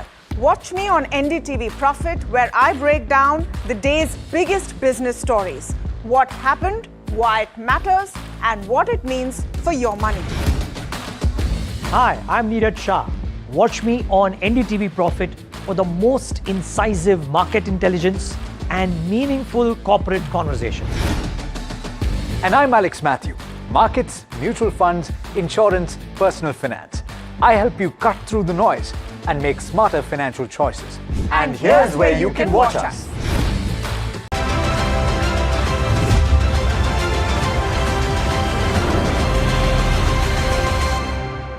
Welcome back. You're watching India Market Close, and as we speak, let's try to also pull up the Nifty 50 chart and see as to where it's trading at, with cuts about 540 odd points now at nearly the day's low point is what we're seeing. A 2.2% of a downtick is what we're seeing on the markets, and this is on account of the commentary that we've recently received from Trump with regards to the ceasefire now probably being over, and that's taking a toll on the markets left, right and center. If we can try to pull up the mid-cap 150 and the small-cap 250, even the broader markets have significantly taken a knock. The mid-cap 150 is down by about 1.8 odd percent, and the small-cap 250 is down by about 2 odd percent. To take this conversation ahead, I think for the markets, we're now joined by Gurmeet Chadha, who's the managing partner and CIO of Complete Circle, joining us now. Gurmeet, a very good afternoon to you, and thank you so much for taking out the time on such a short notice. But your quick take as to how these developments have taken place. We're seeing, both the benchmark and the broader markets taking a knock. What should be the factors that one needs to kind of watch out for from here on? Because we were talking about earning upcycle on the one side, and now there is another announcement coming in geopolitically, which is weighing on the markets. Yeah, I think it's a little unfortunate considering that Indian markets had just begun to find some feet. We were seeing the not only the broader market moving, but the breadth improving in last 40-50 days since the time ceasefire was in place. I think we need to monitor 2 or 3 things. I think first is crude prices. If it can remain around 80-85, I think the market will take some breather there. Also, the positioning has been very negative by FPIs, although the cash selling has reduced and we've seen some buying, but the net position continues to be short. I think yesterday also they were 89% short. So today's sharp move has also got to do something with it. But I think we should wait and watch because, if let's say some people intervene and if some things are restored, and I hope they do, the entire reaction can be reversed. So to me, it is now wait and watch and track crude prices and supply chains and see if there is more disruption happening or not. And I think that to me is the key monitorable here. Gurmeet, the tendency is for people, and good afternoon to you, the tendency is for people to try to time this. And just before the start of the earnings season, which a lot of people might have said was looking more promising than anything else based on the kind of information that companies have already released, what do you think the approach should be in this kind of a scenario? I think immediate reaction today, anyways, we are towards the close, I think should be avoided. But companies with earnings update have been very strong. For example, I think defense is one space where India just signed MOUs with Indonesia. We had the Defense Acquisition Council approving 52,000 crores worth of additional military equipment purchase, largely electronics, missiles, and drones and anti-drone systems. We have energy and power equipment space where they have very good order books, starting from cable and wires to conductors to gensets to the entire value chain, basically. I think banks are likely to be big beneficiaries with the FCNR deposits coming, cost of funds reducing, NIMs improving maybe 3, 4, 5 basis points. I think these are the pockets you should nibble in. I think the fuel-sensitive pockets and the supply chain-sensitive pockets, you can wait a little bit. In my sense, broadly, you should wait a little bit because this is a very extreme reaction coming, and I think at some point of time, the market will start pricing. And so if crude stabilizes, I think there's not much reason to worry. But if we again go back to 3-digit levels, then I think we'll back to where we were in Jan-Feb. Till crude stabilizes, that's the right way of looking at it, Gurmeet. But we just started seeing drops of FIs money coming in. Do you think this is also again going to scare away them, and they'll also kind of wait for crude to settle? No, I think we never got some FI money. I think it was just a bit of rebalancing in the MSCI EM with KOSPI falling almost 20%. Look at what is also happening to other emerging markets. I think the only solace here is that entire AI trade and semiconductor trade is also softening. So one pressure point which was selling India and buying AI, and all, I think that's reduced significantly. And as I said, if things stabilize over the next few days, I think this could be a good opportunity. But good to wait a little bit. I think the best thing sometimes to do is not to do anything. Yeah, you said it. That's actually quite good advice. Gurmeet, thanks so much for taking the time, and pleasure speaking with you. Thank you. Right, Shivangi Sarda of MOFSL as well as Ashish Chaturmota of JM Financial joining us on this leg of the conversation. And Shivangi, quick question to you. Good afternoon to the both of you, of course, and thanks so much for taking the time. Shivangi, quick question to you. What would your response be if you were a trader with active positions in this kind of a market where things have flipped completely on their head in the span of minutes? Yes, definitely. Very good afternoon. Thank you for having me. We've seen that the global cues have kind of dampened us, and the kind of spirit that with which we started the July series. So we've clearly seen that immediate support levels and psychological levels have been broken, but we'll obviously wait and watch. I think it would be wise to, again, not carry much positions overnight because of the risk that we are enrolling into. But we are looking at, the crucial 24,000 level mark. If it manages to hold above the same in the next few sessions, then it might be a reversal point from here, or else there would be some sort of weakness that could be affected by the global concerns. Okay, Ashish, a very good morning, good afternoon to you.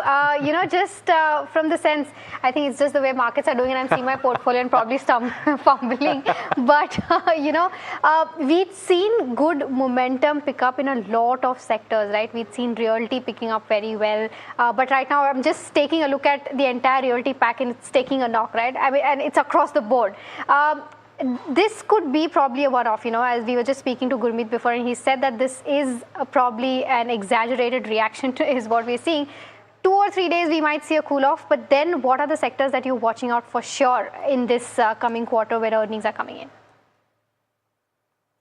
Sure, definitely. So obviously, we are seeing a lot of volatility, but we need to focus on sectors and companies where the earning growth looks more, visible, and we believe that the sustainability as well as the predictability of earnings are very, very high. So from that perspective, if you look at first quarter, we have seen very strong growth coming into the credit side of the market. So the credit growth or the systemic loan growth was almost 17.5%, and we believe that most of these financials are trading at a very reasonable valuation. Obviously, the reason being because FIs were completely out of the market, and since these are more of FI favorite stocks because already there's an extreme over ownership of this space. So despite being trading at a very comfortable valuation, we didn't saw any kind of jump in the private banks, or maybe for that matter even the NBFC space. But in the last couple of days, we have seen very strong interest coming into this space, and along with that there's a trigger of this strong systemic loan growth. So we believe that banks and NBFCs, they are going to be they're going to remain as a top focus because they have strong weight in the index, and with very, very strong growth on the earnings side plus reasonable valuation will make sure banks and financials will continue to do very well. The second space which we believe can do really well is the entire, I would say, consumption space. And when we say consumption, we are not great fans of traditional FMCG companies, but we really like some of the new age themes within this consumption theme because of the size of opportunity or the kind of trend which is picking up. So we believe that companies like Eternal, or maybe for matter Delivery, Nykaa, or Honasa, these are the companies which will see good traction. So we believe that any correction or good correction in this space would be a very good opportunity to look into this space, because here we believe the TAM is really large and companies have started doing very well. So for example, Eternal, as compared to most of its peers, whether listed or unlisted space, is seeing a very strong growth on the Blinkit side of the business, or for that matter even the margin profile is significantly better, plus the dark store additions which it has done versus a lot of other players is very significant. So keeping this in mind, Eternal, Honasa, Delivery, this space looks very promising. Then comes the entire defense space. Obviously, Gurmeet was talking about this space regarding the strong Defense Acquisition Council order coming in. But what is more important is a shift which is happening. So earlier we were talking about Make in India. Now we are talking about design plus Make in India, and that's where the margin profile of lot of these companies are going to go. Got it. So it's quite a wide swath of companies that Ashish has just commented on. Let's delve a little deeper into one of the names that is in focus today. At least it was buzzing in trade after seeing a bit of cuts yesterday. I'm talking about Kalyan Jewellers. It dropped quite sharply in trade yesterday, but it has gained that ground back, up about 6% or thereabouts in trade today. The question is it still a high growth story? And the company has actually reported a pretty robust revenue growth, but investors are weighing whether the slower than expected growth amid international headwinds and valuation risks are something to worry about going forward. Mahima has some of the details that you should focus on. Mahima? Alex, so as you rightly mentioned, it did fall around 6% yesterday, closed 6% lower, and has recovered from there and has, washed off the entire loss that it saw yesterday. But in terms of the bull versus bear scenario for this one, it's a perfect candidate for a bull versus bear, because overall it did see a revenue uptick of around 38% as per its business update, which was led by a strong same-store sales growth of 28%. But at the same time, the expectation of the street was that the growth will be around 50% mark, which did not happen, and that is why it did take a knock in trade yesterday. And this is on account of the performance being impacted because of Middle East Asia crisis. Now, in terms of demand as well, there was a robust demand despite of gold prices, which went up by 59% year on year. Plus, there was buyer growth that these jewelry companies have also seen. But at the same time, for Kalyan Jewellers, India growth was slower as compared to Titan, and this is for the first time in the last 13 quarters that has happened. Right, Kalyan growth has always beaten, especially the India business has always beaten Titan's growth. The next one is with regards to international business. It grew 30%, but overall the commentary suggested that geopolitical situation did hurt April footfall and has weighed on international business. So probably this number of 30% could have been better and could have aided the top line beyond that 38% mark as well. Lastly, in terms of the Candor business, that's one of the high growth business. It remains one of the key drivers for the company's growth overall. But in terms of where expansion goes, slower expansion, weak demand are the two key factors that all of these brokerages are watching out for, and that combined with the valuation that with Kalyan Jewellers is sitting at is slightly concerning. So this is the entire bull versus bear case scenario with regards to where Kalyan Jewellers go. Shivangi, I'll come to you on this one with regards to the charts for Kalyan Jewellers, because we've seen a downward momentum yesterday, an upward momentum today. What are you reading in the charts right now, and how should one position themselves for this one? Looking at the technicals for Kalyan Jewellers, we've seen that this one has had a track record of being very volatile. So, if I'm to look at this space at all, Titan would be my preferred pick. And here, this one's comparatively quite resilient despite the market volatility and weakness. So this one would definitely be on the stock list. Titan is getting poised for a good up move. It surpassed its previous hurdle zones, and it is trading very comfortably at the higher zones. So immediate basis, Titan is getting ready for 4,800 odd levels. And next stop loss that we could trail is 4,500 zones. Okay, all right. I'm just wondering whether you have an opinion on commodities as well. Do you look at these charts? For example, crude oil.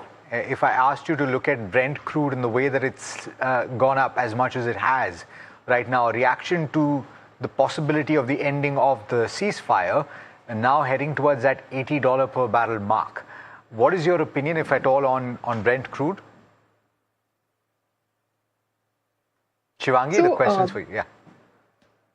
Talking about, of course, it's quite important to factor in the global markets as well as the commodities in order to know the movements in the equity market. So tracking the crude oil, it will be very beneficial for us to look at OMCs, some of the aviation counters, as well as the paint counters. Crude oil might be in some bit of a pressure on account of what the global developments have happened in the last 1 hour. Now, I would recommend a little wait and watch here because there will be a lot of euphoria around these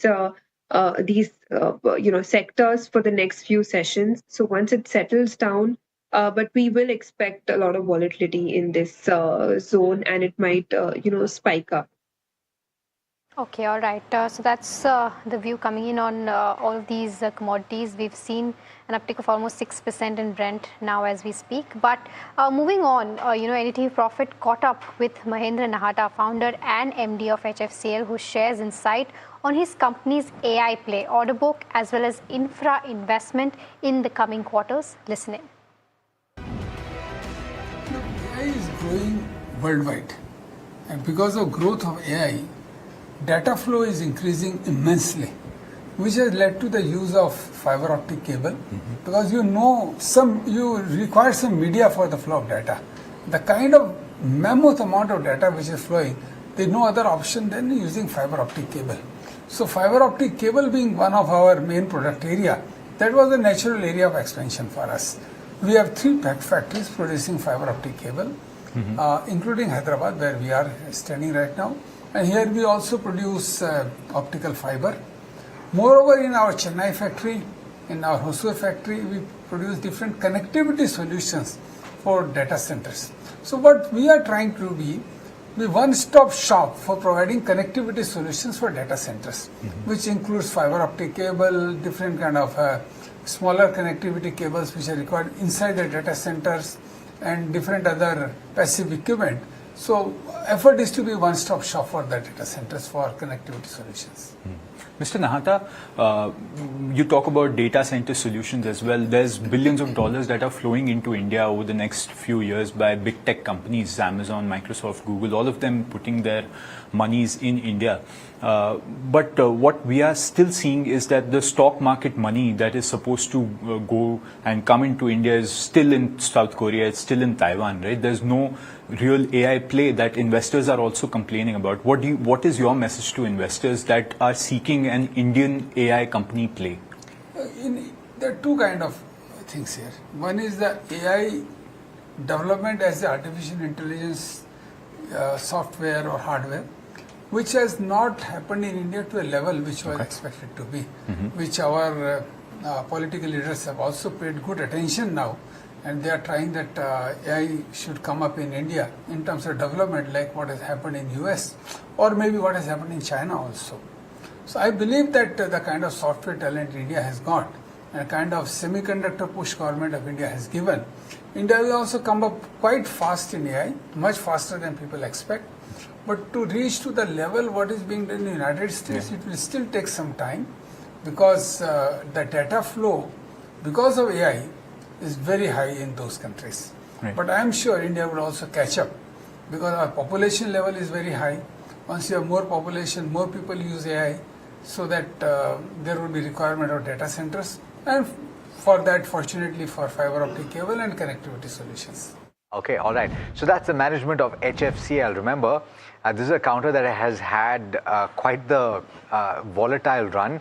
It's gained quite considerably, of course, over the longer term, but in the recent past, more often than not, it has faced a lower circuit. So there are no buyers as things stand right now in the stock, and there's quite a bit of selling that has come through. If you see the year-to-date chart or maybe the one-year chart, you'll see what I'm talking about. The stock has gained quite considerably, if we can pull that up. While we're talking about it, there you go. So this year itself, the gain is as much as 200+%. At one point of time, there were no sellers in the stock, and it was at upper circuit repeatedly for weeks together. But let's talk about exchange stocks. And here we're talking about MCX as well as BSE, seemingly both of them have lost momentum on account of the new RBI norms with regard to funding of brokers. Let's bring in Parth to talk about some of the key numbers here with regard to turnover and volumes. Parth? Absolutely, Alex. Both of the listed exchanges, which are BSE and MCX, have seen some downward pressure in the recent times. Of course, NSE will be listing a few months later on, but BSE and MCX have both lost over 10% since June 2026. Now, the reason behind this underperformance is the sharp fall in premium turnover that both of these exchanges are witnessing. Now, the reason behind this falling turnover is a new RBI circular which came effective from the 1st of July. This new circular by RBI has banned banks from funding broker proprietary desks, which means that brokers can no longer borrow money from banks in order to trade. Now they need to face strict 100% collateral mandates for their exposures that they have taken in the markets. This has triggered an immediate liquidity squeeze in the markets, and of course for the high volume traders like algorithmic traders or high frequency traders, this is a very bad news, and this reducing leverage has suppressed the overall derivative volumes. If we check out the numbers as well, then the expiry date average turnover for BSE has fallen almost 20% in July versus the Q1 average. Also for NSE it has fallen 25%. For MCX as well, it has seen a downtick of almost 40%. So big downside in volumes and turnover is what we are seeing in the exchanges. Now the impact of this is not just limited to the exchanges. It has a rub-off impact on the brokers as well. There are names like Novama, there are other names like Angel One as well, because brokers are the medium by which traders will be placing trades on the exchanges, and if those volumes are not coming, then brokers will be impacted as well. The overall impact in terms of financial amount is difficult to know at this point of time, but the early trends are suggesting that this will create a huge impact going forward. Lastly, on the analyst view, BSE has around 61% analysts with a buy rating and a return potential of 15%, while in MCX things are a little bit better with 67% analysts having a buy rating and a return potential of 31%. So this is the reason why both of these exchanges are facing a little bit of downside right now. Yeah, well, downside not visible in intraday trade at least, because both of those counters are trading in the green and have seen a spike incidentally. BSE now trading at the high point of the day, up about 2%. MCX is up about 4.4%. Ashish, view on the exchanges and specifically on BSE, I guess the other factor to bear in mind is the fact that it has run up in the year to date, and then now you'll see NSE coming through. So you could see some sector rotation as well.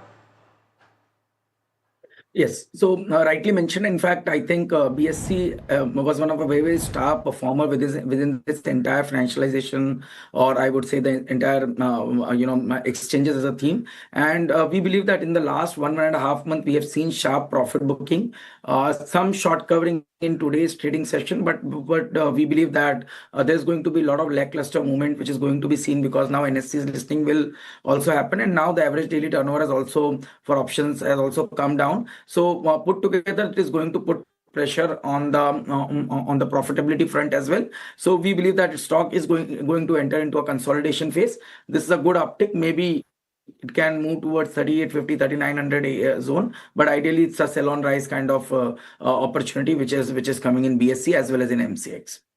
View on the charts then, sell on rise, but Shivangi specifically, what levels would you look to do that at? For BSE? Yes. So BSE, we've seen that, of course, this has been a portfolio stock and this one's been quite on the run. Of lately, we've seen that from the last 3 to 4 odd weeks, there has been some profit taking. But overall, on the monthly structure, it is still holding on to the higher levels, and it is structurally quite sound. In fact, as of now, weekly basis, we've seen a good amount of retracement level from the key Fibonacci levels as well. So this one is a buy and decline as of now for me. Okay, all right. Now, just shifting focus, the June quarter is expected to remain challenging for the IT sector, with analysts kind of forecasting muted growth across tier 1 companies, weak discretionary spending, and AI-driven pricing pressure.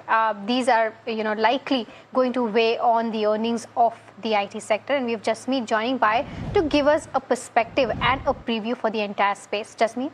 Well, Mahima, thank you for that. As rightly said, we are expecting a muted Q1 for the company, though H1 is generally the strongest quarters for the strongest time for the IT companies, but this time the Q1 is expected to be flattish to muted. Now, in terms of the key trends that we are watching out here, is the first one AI-related commentary. So any AI deflation or the AI models pivoting from the actual pilot model to the product-based production model is something to watch out for. Secondly, we are also focusing on the discretionary spending. We did note HCL Tech in the previous quarter, which has mentioned that the overall spending is slowing down and the clients are moving away from the projects and delaying it. So that will be in focus to understand how the overall spending power is going across. And the third one would be the spending in terms of the guidance, where we're expecting Infosys and HCL Tech might trim the upper end of the guidance, as we have seen Accenture cutting down the guidance on the back of the weak spending, and also the Middle East issue, which will be a key focus. And lastly, we would also focus on the ramp-ups, deal wins, and also the AI acquisition the company had done in the Q4 of how those are ramping up for the companies. Now, in terms of large cap companies, we do see a muted growth, a growth between 2 to 4% in terms of the revenue INR terms, but in CC wise, the growth is much more slower. In terms of the EBIT, we expect TCS and Wipro to have a degrowth in terms of the overall EBIT because of the wage hike coming in the Q1. And when you look at the mid-cap space, we also note all the mid-cap players to outpace the large cap in this quarter as well, but without any surprise. But the Coforge remains a key one to watch out, given it expected to grow by 90% and majority of the CC growth is coming from the acquisition that it had done. And apart from that, the commentary from Persistent would be a key focus on the back of that Nagora acquisition, which we had seen recently. All right, Jasmeet, thanks so much for setting that up for us. And in fact, we're drawing to a close. So therefore, Ashish and Shivangi, thanks so much for taking the time today and for speaking to us. Pleasure speaking with you as always. The IT index, just like the vast majority of indices today, trading at the low point of the day, cuts of as much as 1.4%. But really the story is across the board, isn't it? You're seeing cuts of 2% for the benchmark Nifty 50 just yesterday. We were talking about the possibility of 24,500 being taken out on the upside and the possibility of moving towards 25,000. Yes. That seems like it's far away now. It's far away, and 500 points is what we've seen today. A fall of 500 points is not something that you see every day. A 2% downtick on the benchmark itself. Bank Nifty also around the 56,800 levels now, down by about 2.4%. And the broader markets, well, they've also seen a significant downtick. Let's pull those up actually. Pull the intraday charts up for the mid-cap index. 150 is down 1.5%, and the small cap 250 are 330 points. Though some recovery is what we've seen in the mid-cap 150, but not a very significant one. The small cap 250 also a tad bit of recovery, but still down by about 1.8%. So both of them have seen 300 points of a downtick, in just last, 1.5 hours? Yeah, the thing about it is, and I was thinking about this, Mahima, over the course of the last 1 hour or so, we've seen this movie before. It's actually panned out. You've seen this kind of a crack before. Yes. And I think the only thing that I can think about at this moment is that this too shall pass. The only issue is, what is the impact that it will have on companies, on the earnings that we were expecting would start improving in the second quarter. Once again, you're going to have to go back to the drawing board and you're going to have to talk about the fact that crude oil prices, as we close, just pull those up. The crude oil prices once again hitting the close to $80 per barrel mark, and that's going to have a bearing on a whole host of commodities. We're at 78.7. That's had a bearing on the USD INR as well. The Indian rupee has an almost direct correlation with the price of crude oil, and so if it inches up, you can bet that the rupee is going to face quite a bit of selling pressure and it's going to face weakening over the course of the coming days if there is no resolution in sight. So equity markets lower, crude oil prices up, bond yields potentially heading higher as well, even as we start with the earnings season and Tata Consultancy Services, Mahima, reporting numbers tomorrow. Just as we were talking about certain companies bucking the trend and reporting better than expected numbers based on the quarterly updates. Well, you can never predict these and things. it will be on their bottom line, right? It and is. Which is the utmost important. Yeah, metric losing to about kind of 1.7% ECS. Yes. Let's see what they report. Of course, they're expected to report numbers in the second half tomorrow, possibly after the close of trade.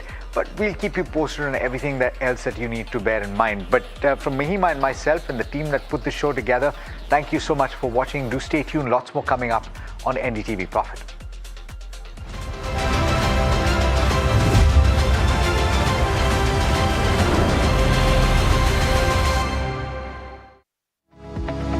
Superstar Stocks of the Day, presented by Tata Azura. हर रास्ते का superstar.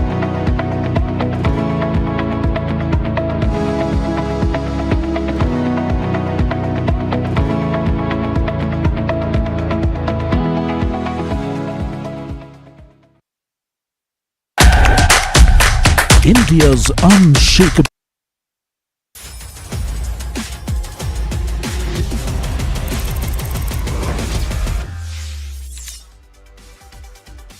Hello and welcome to NDTV Profit. You are tuned into Crypto Minutes powered by CoinSwitch for your daily dose of news and updates from the crypto world with me, Sharad Dubey. Now let's take a look at the top headlines.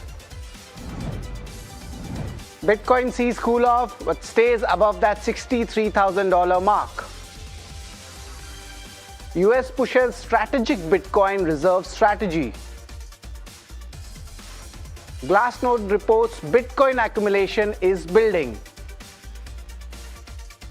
And Solana hits almost $5.8 billion worth of tokenized asset volume in the second quarter calendar year 2026.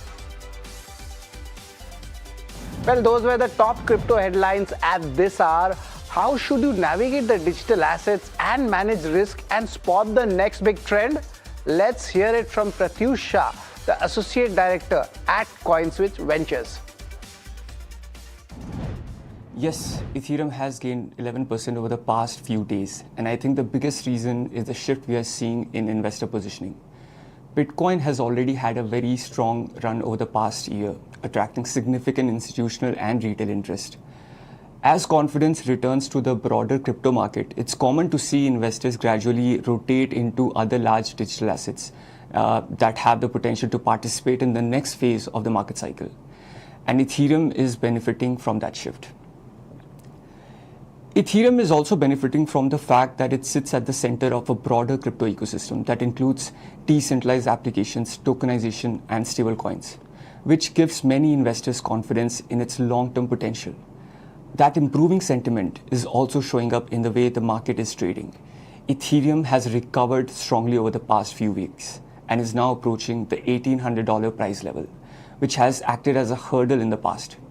If buying interest remains strong and Ethereum manages to sustain a move above that level, it would enforce the view that confidence is continuing to build. For investors, the key takeaway is to understand what's driving the move instead of focusing only on the returns. Strong rallies can be exciting, but they're also accompanied by volatility. My advice would be to stay disciplined, invest according to your financial goals and risk appetite, and avoid making decisions based only on a few days of price action. So the Ethereum has rallied more than Bitcoin recently, but what is driving that outperformance and how should actually the investors think about it?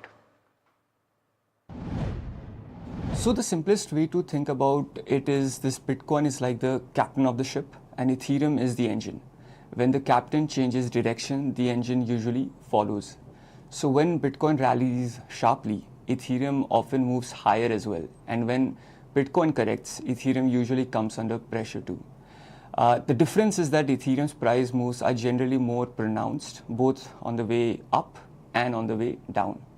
That said, they don't move in lockstep all the time. Both assets are influenced by the broader factors like global liquidity, interest rate, expectations, investor sentiment, and overall flows into the crypto market. At the same time, Ethereum has its own catalysts. Strong ETF inflows, network upgrades, or higher activity across the Ethereum ecosystem can help it outperform Bitcoin during certain phases of the market. On the other hand, when market becomes more uncertain, investors often gravitate towards Bitcoin because it's widely seen as the most established crypto asset. My advice to retail investors would be to look beyond the daily price moves and understand what's driving the market. That context can help you make more informed investment decisions than simply following short-term momentum. Thanks, Pratyush, for that. And now as we wrap, remember you can reach out to CoinSwitch's dedicated helpline where anyone can connect with the in-house experts to get their queries resolved, whether it's about the crypto, regulations, taxation, or the broader industry. The team is available to provide guidance and help users make informed decisions. Well, that's all on this edition of Crypto Minutes powered by CoinSwitch. Thank you so much for tuning in.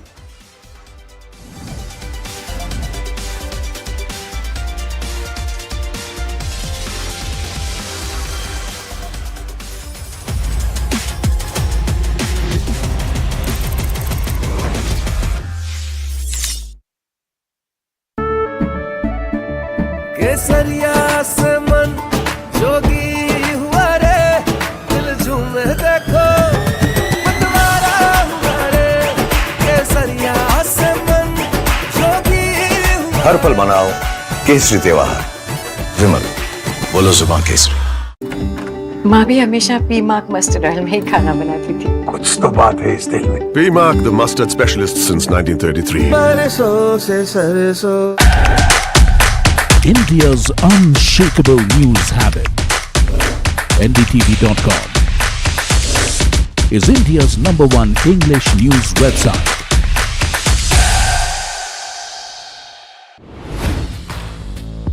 Hi, I'm Tamanna Inamdar. Watch me on NDTV Profit, where I break down the day's biggest business stories. What happened, why it matters, and what it means for your money. Hi, I'm Neeraj Shah. Watch me on NDTV Profit for the most incisive market intelligence and meaningful corporate conversation. And I'm Alex Matthew. Markets, mutual funds, insurance, personal finance. I help you cut through the noise and make smarter financial choices. And here's where you can watch us.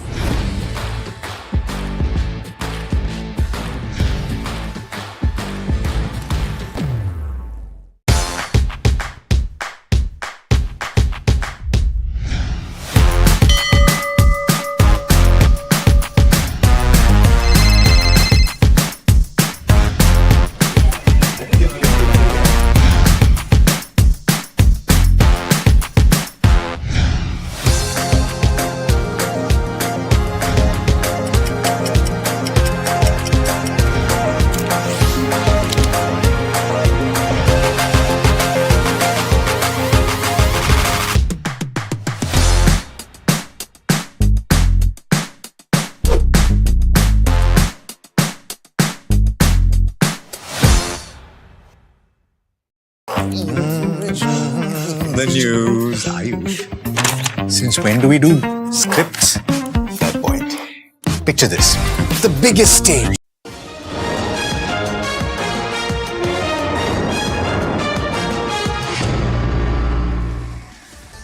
Good evening, you're watching Market Express with me, Shreyansi Singh, and this is the show that's going to get you a lowdown in terms of everything that has happened thus far in today's trading session. But before that, let's take a very quick look at what the markets were really up to as well. You know, you do have the last trade that ended deeply in the red after US President Trump declared the US-Iran ceasefire over, sparking a sharp risk-off mood. The Nifty 50 in fact plunged over 500 odd points.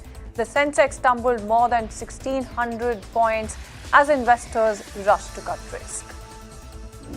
Moving on then, let's talk about selling pressure that was widespread across the last trade, with every major sector ending in the red. PSU banks as well as FMCG stocks led the losses as risk aversion intensified following the sharp escalation in US-Iran tensions.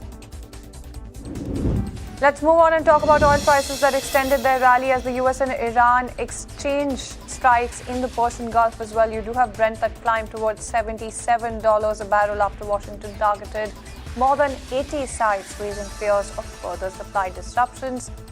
When you talk about crude prices, you did have the war premium really returning to the barrels in terms of factors to watch out for. You do have everything and anything in terms of commentary coming in from Hormuz as well in terms of those supply disruptions. Everything from Iran as well as Washington is going to be something to really watch out for in terms of key commentary as well, and we'll get to highlight when it comes to that commentary towards the latter half of the show as well. But for now, do remember that the war premium seems to have entered the barrel in about $80 a barrel for Brent, which is something that was just a forecast at the morning hours as well as something that you're seeing coming in for oil prices. Let's also move on and talk about pharma stocks that bucked the weak market trend, with Lupin and Torrent Pharma as well hitting fresh record highs, while Sun Pharma traded close to its lifetime peak also coming in. The rally was driven by the sector's defensive appeal amid broader market volatility and growing optimism over earnings. Investors are also betting on strong domestic demand, a healthy pipeline of complex generics and biosimilars, and opportunities arising from upcoming global patent expiries. Let's move on and talk about realty stocks that are making a strong comeback as well. The BSE Realty Index has in fact surged more than 43% from its 2026 low, has now turned positive for the year, outperforming the broader market. The rally has been driven by easing interest rate expectations, improving housing demand, and renewed buying when it comes to heavyweight real estate stocks. And speaking of heavyweights, let's also talk about some heavy lifting that one stock really did. When you talk about Orchid Pharma, about 8.5% uptick really coming through when you talk about this particular counter. And the company has signed a licensing and supply agreement with Russia's company as well to commercialize its novel antibiotic in the Russian market. And that's something that you saw really helping the counter as well. The agreement, subject to regulatory approval, gives the company exclusive rights to register and market the drug in Russia. While Orchid Pharma is going to be manufacturing and supplying the product, the partnership represents a potential opportunity of around $178 million, and that's over the next 10 years. Let's move on and talk about Interglobe Aviation, the parent of Indigo, that came under pressure after falling more than 3% in trade as well. The decline followed the release of the latest DGCA traffic data, which showed Indigo's domestic market share easing in the month of May. Sentiment was also hit by a fresh rise when it comes to global crude oil prices, raising concerns over higher aviation fuel costs that could weigh on profitability. Despite remaining India's largest airline by a wide margin, the twin impact of softer market share and rising input costs kept the stock under pressure. Moving on then, let's talk about oil and gas stocks that saw a mixed session coming in as rising crude prices reshaped investor sentiment. Shares of BPCL, HPCL, or for that matter even IOC fell up to 4% on concerns that higher crude costs could really squeeze refining and marketing margins. In contrast, you do have ONGC that gained as stronger oil prices are expected to boost earnings for upstream producers. The move is coming in as geopolitical tensions pushed crude higher, with investors reassessing the impact across different segments of the energy sector. Let's move on and talk about Tata Power, that has outlined an ambitious growth roadmap targeting 1 trillion rupees when it comes to revenue, 10,000 crore rupees when it comes to profit as well after tax by 2030. And speaking of the company's AGM, you do have the chairman talking about how Tata Power really plans to expand its generation capacity to 30 gigawatts as well, while stepping up investments in clean energy. The company also plans to set up a new solar manufacturing facility in Odisha and is exploring opportunities when it comes to nuclear power and battery storage. The strategy is underscoring Tata Power's push to strengthen its leadership in India's energy transition. Let's move on and talk about some business news as well. US container imports rose 8.2% in the month of June as businesses rushed to bring in goods before expected tariffs and higher shipping costs as well. Importers also moved cargo early to avoid freight rate hikes linked to rising fuel costs as well during the US-Israeli conflict. With Iran, China led the surge, with import volumes jumping more than 27% on a year-on-year basis, highlighting continued demand despite growing trade uncertainty. Let's also move on and talk about Australia's largest telecom provider as well, Telstra, that also has suffered a major nationwide outage as well that disrupted mobile services, affected train operations as well, and left thousands of customers without connectivity. The disruption lasted nearly 12 hours before services were restored, and the telecom operator is saying that the issue was caused by a software defect linked to timekeeping servers at data centers in Sydney and Melbourne, ruling out a cyber attack as well. The company has in fact apologized while the government has ordered an investigation after some emergency calls failed to connect. Let's move on and talk about India's hydropower generation that declined sharply in the month of June as El Nino-linked weather conditions disrupted rainfall across key river basins as well. According to S&P Global Commodity Insights, hydropower output fell by 6.3 gigawatts compared with the same period last year, as lower reservoir levels in fact reduce electricity generation. The shortfall is expected to increase dependence on thermal power during peak demand, even as renewable energy capacity continues to expand. And when you talk about this particular development, it's really highlighting the growing impact of climate variability on India's power sector as well. Moving on then, let's talk about some national news. Search operations have resumed in Kerala's Wayanad district after a debris slip at a tunnel construction site killed 3 people. Unfortunately, rescuers in fact are continuing efforts to trace 5 missing workers right now. And a day after the tragedy, you do have the Kerala cabinet that ordered a detailed probe into the cause of the incident. The probe is going to be examining both the technical as well as the legal aspects of the project to determine responsibility. And moving on then, let's talk about a major rescue operation that is underway in Pune as well after a building collapsed with around 15 people feared trapped under the debris. Emergency teams have rushed to the spot and search and rescue operations are right now underway. Officials are yet to confirm the cause of the collapse or the number of casualties for that matter. Let's also move on and talk about the national capital that is set for another day of wet weather, as well as the IMD has issued a yellow alert coming in for rain, thunderstorms and gusty winds. Light to moderate showers are in fact expected through the forenoon, with another spell likely during the evening as well. So that's something that you're penciling in, followed by light rain at night as well. The weather may cause localized waterlogging as well. Traffic disruptions is something that you could be accounted for. Reduced visibility in some parts of the national capital, also something to watch out for. Let's also move on and talk about Odisha police rolling out a multi-layer security plan as well, coming in for the Rath Yatra when it comes to Puri as well. And that's something that you're looking at in terms of an important update. The Rath Yatra is scheduled for July 16, which is expected to draw lakhs of devotees. The arrangements include surveillance from land, sea and air with drones, anti-drone systems and enhanced crowd management measures as well. The Indian Navy, Coast Guard, CRPF, BSF, RPF and other agencies are going to be working together to ensure the festival remains safe, secure and well coordinated.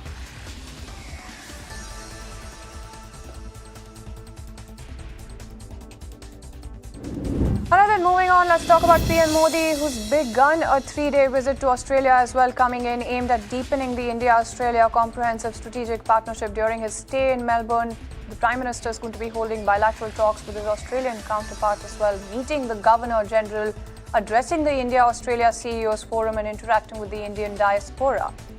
Now the visit, let's talk about what that is going to also envisage. It's expected to further strengthen economic, trade and strategic cooperation between the two countries. Moving on then, let's talk about some international news. US President Donald Trump in fact has declared the US-Iran ceasefire over as far as he's concerned, and that's exactly the kind of wording that is coming in from him after both sides exchanged fresh strikes. Now, speaking at the NATO summit in Turkey, you do have him saying that he no longer wanted to deal with Iran and suggested further negotiations would be futile at this point in time, signaling a sharp escalation in the rhetoric despite diplomatic channels still remaining open. Let's also move on and talk about tensions in West Asia that have escalated sharply once again. The United States has launched a fresh wave of strikes, just to give you a little bit of background on Iran as well, and you do have this happening after alleged attacks on commercial ships in the Strait of Hormuz. In fact, according to US officials, the targets included air defense systems, missile sites, drone launch facilities and port infrastructure, and the number that you're looking at here is about 80 targets that were really hit, and that's something that reports seem to be suggesting here. Washington has also revoked a sanctions waiver that had allowed limited Iranian oil exports as well. And you do have Iranian media that has reported multiple explosions coming in the south of the country, while Tehran has warned that it's going to be taking all necessary measures to defend its national security, raising fears of further escalation in the region. Moving on then, let's talk about Ukraine that has signed 3 new drone cooperation agreements with Denmark, Estonia and the Netherlands on the sidelines of the NATO summit. you do have President Zelensky, who said that these deals are going to be boosting joint defense production, enable technology as well, and also expand weapons export cooperation. With these agreements, Ukraine has now in fact signed 9 international drone pacts, underscoring how its wartime experience has transformed it into a major defense technology partner. Let's also move on and talk to you about a very important conversation as we wrap up on this edition of the show as well. You do have NDTV Profit that caught up with Mahendra Nahata, founder and MD HFCL, who shares insight on his company's AI play, order book and infra investment in the coming quarters. Let's go across and listen in to slice up that conversation. Right, NDTV Profit is here at the sprawling HFCL facility here in Hyderabad, and who better to understand more about this facility than Mr. Mahendra Nahata, the chairman and MD for HFCL. Thank you so much, sir, for taking time out for NDTV Profit. Firstly, sir, I want to get to me what HFCL is doing is it is in the middle of a transition from being largely a telecom infra player to now becoming a very large AI infra player as well. Talk to us about what the AI opportunity for HFCL is, sir. Look, AI is growing worldwide. And because of growth of AI, data flow is increasing immensely, which has led to the use of fiber optic cable. Because you require some media for the flow of data. The kind of mammoth amount of data which is flowing, there's no other option than using fiber optic cable. So fiber optic cable being one of our main product area, that was a natural area of expansion for us. We have 3 factories producing fiber optic cable, including Hyderabad, where we are standing right now. And here we also produce optical fiber. Moreover, in our Chennai factory, in our Hosur factory, we produce different connectivity solutions for data centers. So what we are trying to be one-stop shop for providing connectivity solutions for data centers, which includes fiber optic cable, different kind of smaller connectivity cables which are required inside the data centers, and different other passive equipment. So effort is to be one-stop shop for the data centers for connectivity solutions. Mr. Nahata, you talk about data center solutions as well. There's billions of dollars that are flowing into India over the next few years by big tech companies, Amazon, Microsoft, Google, all of them putting their monies in India. But what we are still seeing is that the stock market money that is supposed to go and come into India is still in South Korea, it's still in Taiwan, right? There's no real AI play that investors are also complaining about. What is your message to investors that are seeking an Indian AI company play? There are 2 kind of things here. One is the AI development as the artificial intelligence software or hardware, which has not happened in India to a level which was expected to be, which our political leaders have also paid good attention now, and they are trying that AI should come up in India in terms of development, like what has happened in US or maybe what has happened in China also. So I believe that the kind of software talent India has got and the kind of semiconductor push government of India has given, India will also come up quite fast in AI, much faster than people expect. But to reach to the level what is being done in the United States, it will still take some time, because the data flow, because of AI, is very high in those countries. But I am sure India will also catch up, because our population level is very high. Once you have more population, more people use AI, so that there will be requirement of data centers, and for that, fortunately, for fiber optic cable and connectivity solutions. With your revenue as well, sir, most of it is geared towards export. There's not a lot of demand for AI infra in India so far that we're seeing. What is your trajectory in terms of when do you expect that 70% to go to 80 or 90%, or do you expect that to come down and India to play a larger role for HFCL? Look, what I see that next 2 years' time, export would remain about 70% or so. After 2 years, when these data centers which are being put up in India, they come to a critical stage where they start needing connectivities, like fiber optic cable or indoor connectivities. At that time, the demand would pick up. Export may go down in percentage, but may not go down in the quantity, because value may still go higher. If the demand is higher, then we may look at the future expansions also. Mr. Nahata, you're also coming out with Optic AI, which is the end-to-end sort of solutions that are coming in from HFCL. Talking about your order book as well, what sort of demand are you seeing for those products from North America, from Europe, from those geographies as well? At this point of time, just the fiber optic cables and indoor connectivity solutions, just the small patch cords or connectivity cables. Our order book for fiber optic cable and those kind of products is roughly about 15,000 crores. And I expect a significant amount of order inflow from hyperscalers, particularly in the US, in near future. Because demand is there, it's just the issue of constraint in supply and constraint in capacity, which we are trying to improve. As I have told you that we are increasing our capacity. So future also, the export revenue is going to be significant for us. Mr. Nahata, any infra investment plans that you have to meet that order book that you have going on about 15,000 crore rupees? You have 4 facilities. Any more facilities, greenfield, brownfield, that you're planning? We will expand in the existing facilities, like we are doing in Hyderabad, like we are doing in Goa, we are doing in Chennai and Hosur. All these facilities, we are putting up more capacity. And moreover, we will be building a new facility for manufacturing preforms, which is the raw material for manufacturing optical fiber. As a matter of fact, we would be signing an agreement with a supplier tomorrow for the supply of machinery of preform. This is the first time I am giving this information. So, all this put together, the total investment has been planned around 950 crores. A major part of it is the preform and also the expansion of optical fiber and optical fiber cable.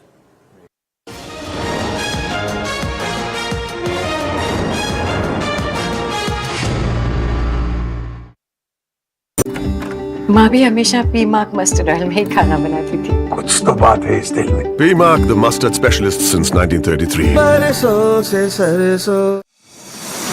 India Inc.'s most respected names chose India Inc.'s best and brightest. These kind of awards and jury lineup, you are truly giving it the right weightage. I think it's heartening to see talent that there is across India Inc. We should be awarding companies and individuals who have focused not only on growth but also on bringing good governance. Be part of jury and vote on the people, the men, the women, the companies in India who have the right stuff is a great opportunity for us. For us, the biggest thing is trust. That's what we provide. We need leaders in India that can help take India being a global superpower. We got a fantastic jury and we've left all decisions to the wisdom of the jury. Who will earn India's top business honors? Find out at the NDTV Profit Business Leadership Awards. आपका parcel फिर से हमारे घर पे आया है। कुछ तो बात है इस दिल में। माँ भी हमेशा पी मार्क मस्टर्ड ऑयल में ही खाना बनाती थी। ये आपके लिए। कुछ तो बात है इस दिल में। P-Mark, the mustard specialist since 1933. सरसों से सरसों। India Inc.'s most respected names chose India Inc.'s best and brightest.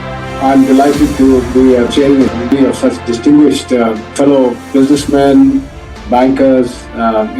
It's just lovely to be back on this NDTV jury. I have been a fan of NDTV for a long time. Many of the nominees are extremely close together in terms of what they've done. Gender parity to be reflected while we choose leadership as well. It's also important that how they are reshaping the industries. We got a fantastic jury and we've left all decisions to the wisdom of the jury. Who will earn India's top business honors? Find out at the NDTV Profit Business Leadership Awards.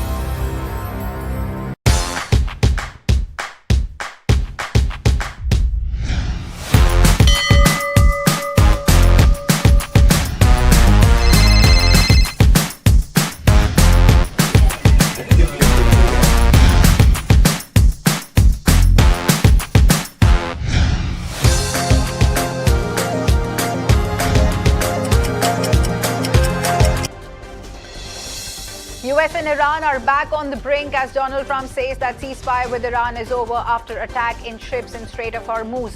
Tehran has also warned it will not tolerate any interference in the Strait of Hormuz, hinting further escalation. Oil prices jumped sharply as Trump announces that ceasefire with Iran is over. Brent crude surges over 6% and is hovering around $78.75 per barrel range. Market crashes sharply after Trump's remark with biggest intraday fall for Nifty in financial year 2027. Nifty closes in red, down almost 2%, erasing last 5-day gains. Jio Financial Services and Indigo are top losers in Nifty. All sectors have ended in the red. Axis Bank sees exit of 3 senior executives amid leadership reshuffle. Departures involve leaders from institutional banking, debt capital markets and trading operations. Government evaluates a phased shift to higher ethanol blends with E21 likely by 2027. Sources say that for E25, blending government awaits scientific assessment and technical validation before taking the next step. EPFO completes sites project database to 4 speedy claims and smoother access to services. EPFO 2.01 to go live this week. PM Modi leaves for Australia after Indonesia visit. He will hold bilateral with Prime Minister Albanese and address leading business leaders from both the countries. Traffic snarls after heavy rains batters Mumbai. Reservoir surges. The water stock in the 7 reservoirs supplying water to Mumbai has reached 41.36%. Messi's Argentina storms in World Cup quarterfinals with thrilling comeback win over Egypt.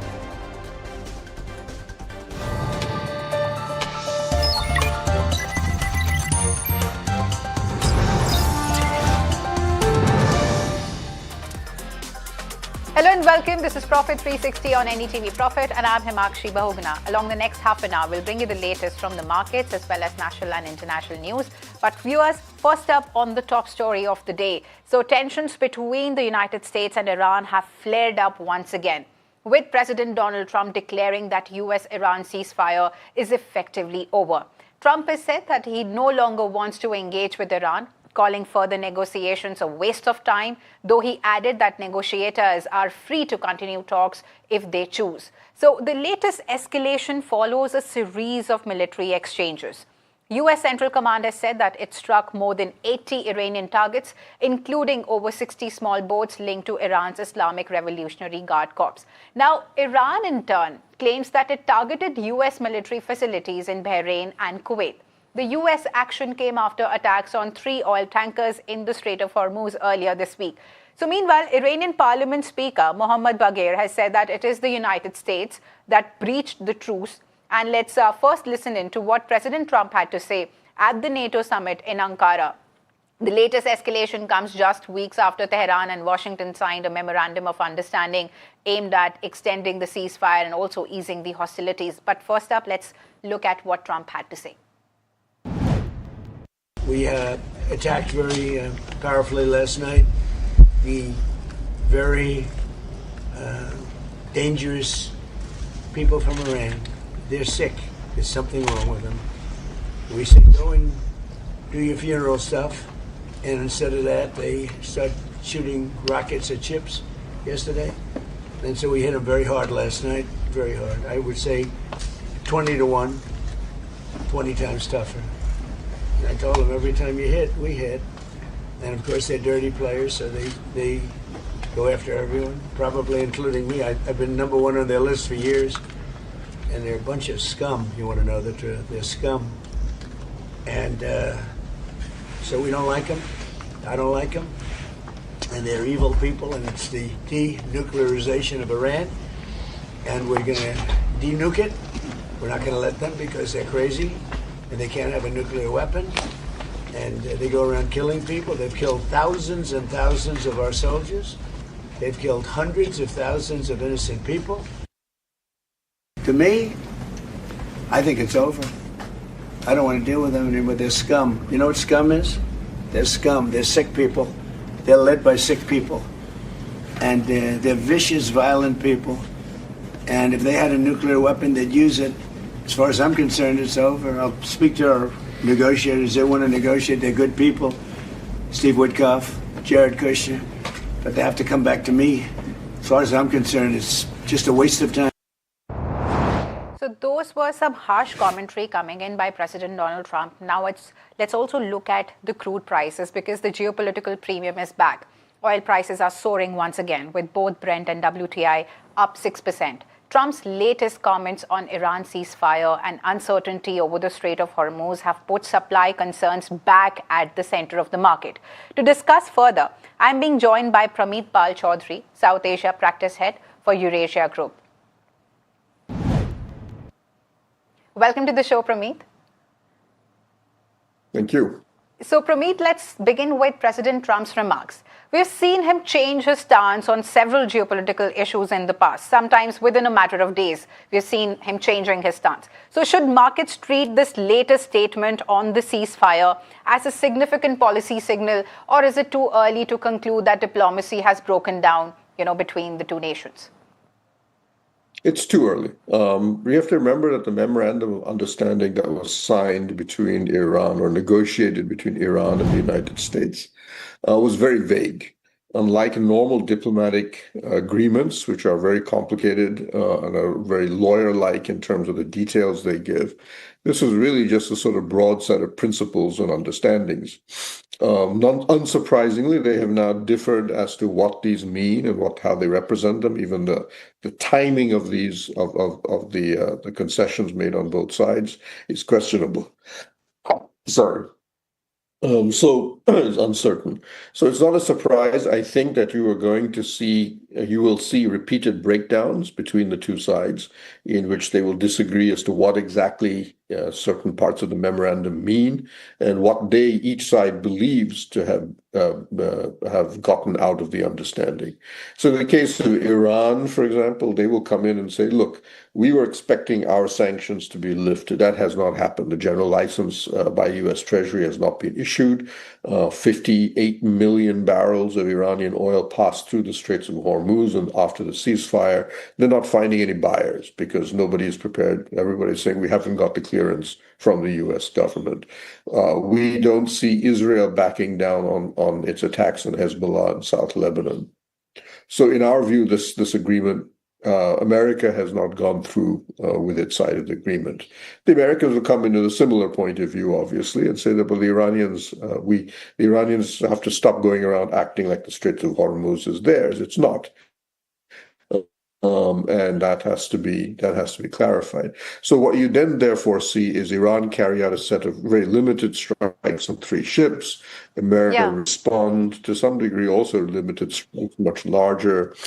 There's a bit of a kabuki dance going on here. It's a violent one, and people get killed, but it's still kabuki compared to what could be happened. Absolutely. Trump making threats is nothing new. As you've said, he changes his tone within 24 hours. Yeah. So now you're going to have to sit down, Qatar, maybe Pakistan, somebody else sit down and say, okay, what exactly is the problem here? Absolutely. But I think for Iran, the fact that our sanctions have not been lifted is a very All right. So, Prameet, just when markets thought that the worst was behind us, uncertainty has returned again. And so what do you think is worrying investors the most today? Is it the military escalation itself, or the unpredictability of what comes next? Well, the two combined together, but really it's the unpredictability. If you look at the amount of oil passing through the Hormuz Straits, it's like 13 million barrels, then 8 million barrels, and then 1 million barrels, and then 5 million barrels. It keeps fluctuating. So if you are waiting on the other side, but what you are also seeing, I would argue, is that yes, oil prices have obviously risen, but they have not risen to a particularly high level. I mean, if the Hormuz Straits was seen to be permanently shut, oil prices should have gone well over $100 a barrel. Instead, they've jumped a little, and there's a sense, I think, in the market that let's see whether or not this actually survives, because we've seen this game before. And I think the broad drivers that underlay the MOU remain in place.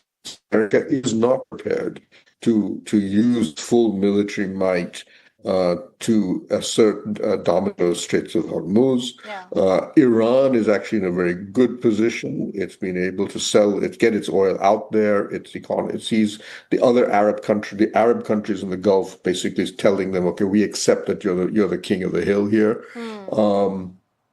And all of the Gulf states are desperate to get back into business. So the basic core of the agreement is still in place. Absolutely. So, Prameet, the Nifty erased 4 days of gains in a matter of minutes. So, do you see this as a knee-jerk reaction right now, or are the markets really beginning to price in a prolonged geopolitical premium again? I'm not certain whether I don't think, my sense would be, I'm not an expert on this, that they have not actually put in a long-term geopolitical premium.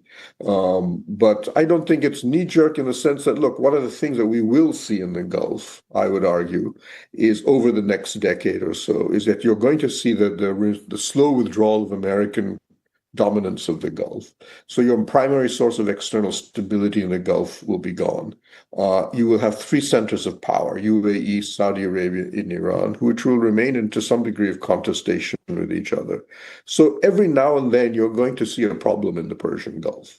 And governments definitely are looking at that and saying, okay, we have to be prepared for the likelihood that, once every few months the Gulf is going to explode a bit. Right. And maybe Prameet, talking about the Strait of Hormuz now, which remains the biggest concern.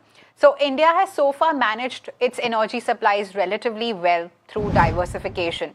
But if this uncertainty really turns into a prolonged disruption now, so where do you see the biggest pressure points emerging for India? So what we are, as you said, diversifying on energy. So Venezuelan oil back in the picture, 14 million barrels has been purchased by us, and we plan to buy more. We're seeing Russian oil, which at one point looked like it was going to start disappearing. The Russians have reintroduced a huge discount, so we're buying Russian oil. We're also buying American oil. American oil and gas is going to be, the real the hydrocarbon story of the next coming decades is the rise of North America. It is now by far the biggest oil producer. It is a region in the world. It is the largest LNG producing part of the planet. America is producing almost as much as Saudi Arabia and Russia put together in terms of crude. We're now looking at Australian crude probably coming in in the next 3 or 4 years. Canada, the new pipelines coming up. So yes, you can see a huge diversification taking place on that front. Our problem will be trying to work out, where do you go spot? Where do you go long term in terms of your purchases, given that prices will go up and down? And then the question, I think, is how much of reserves can you hold? We need to build up. We did not have enough. We had just a little bit of reserve when this conflict broke out, but we had underinvested, even below our own official targets, in building the necessary caverns. Right, Prameet. So that's a bit of a learning for India here, that we need to really work on our reserves, and we need to work in that domain. So clearly the situation remains highly fluid, and markets will continue to take cues from every geopolitical development. The key variables to watch now are the trajectory of the conflict, the security of the shipping through the Strait of Hormuz, and even the direction of the crude oil prices. So many thanks, Prameet, for joining us today, and sharing your insights with our viewers. So viewers, in fact, these geopolitical concerns are already paying out on Dalal Street as well. Market have witnessed a sharp sell-off as investors reacted to the latest developments in the Middle East. And the Nifty 50 has tumbled more than 500 points today, while the Sensex has plunged over 1,600 points with heavy selling seen across sectors. Let me now bring in my colleague Parth to give us a detailed market roundup. Nifty has closed in red for the second day in a row, losing almost 2% today and erasing the gains the index made in the last 5 days. today Nifty saw the biggest intraday fall the index has seen since the start of FY27. If we talk about the index constituents, then Jio Financial Services and Indigo were the top losers in Nifty, both of them losing over 5% today. On the broader market side, it has outperformed the benchmark, but it still closed in a deep red. Nifty Midcap 150 closed almost 1.5% down, which was led by L&T Finance and Jubilant Foodworks, which were the top losers in the index, both seeing a downtick of almost 6%. On the other side, Nifty Small Cap 150 also saw a downtick of 1.9%, which was led by Aegis Logistics, which was the top loser, hitting the lower circuit of 10% today. On the sectoral side, all of those sectors have ended in red, with most of them losing over 2% each as well. Nifty PSU Bank was the top loser, down over 2.5% today. And Nifty PSU Bank has ended in red for the 5th day in a row now. On the constituent side, Bank of India and Union Bank were the top losers of Nifty PSU Bank, both of which were down over 4% today. On the sectoral trend side as well, Nifty Metal, Nifty Pharma, Nifty Auto, Nifty Oil and Gas, Nifty Financial Services and Nifty Bank have ended in red for the 2nd day in a row, while Nifty FMCG has snapped its 5-day gaining streak. Thank you so much, Parth, for that. In fact, let's shift our focus to Axis Bank now, which is seeing a leadership cheer, as report says that 3 senior executives have quit the bank recently. My colleague Piyush is here with more details on this development. Bloomberg today reported that 3 senior executives at Axis Bank, particularly in the trading department, in the treasury department, have put their papers.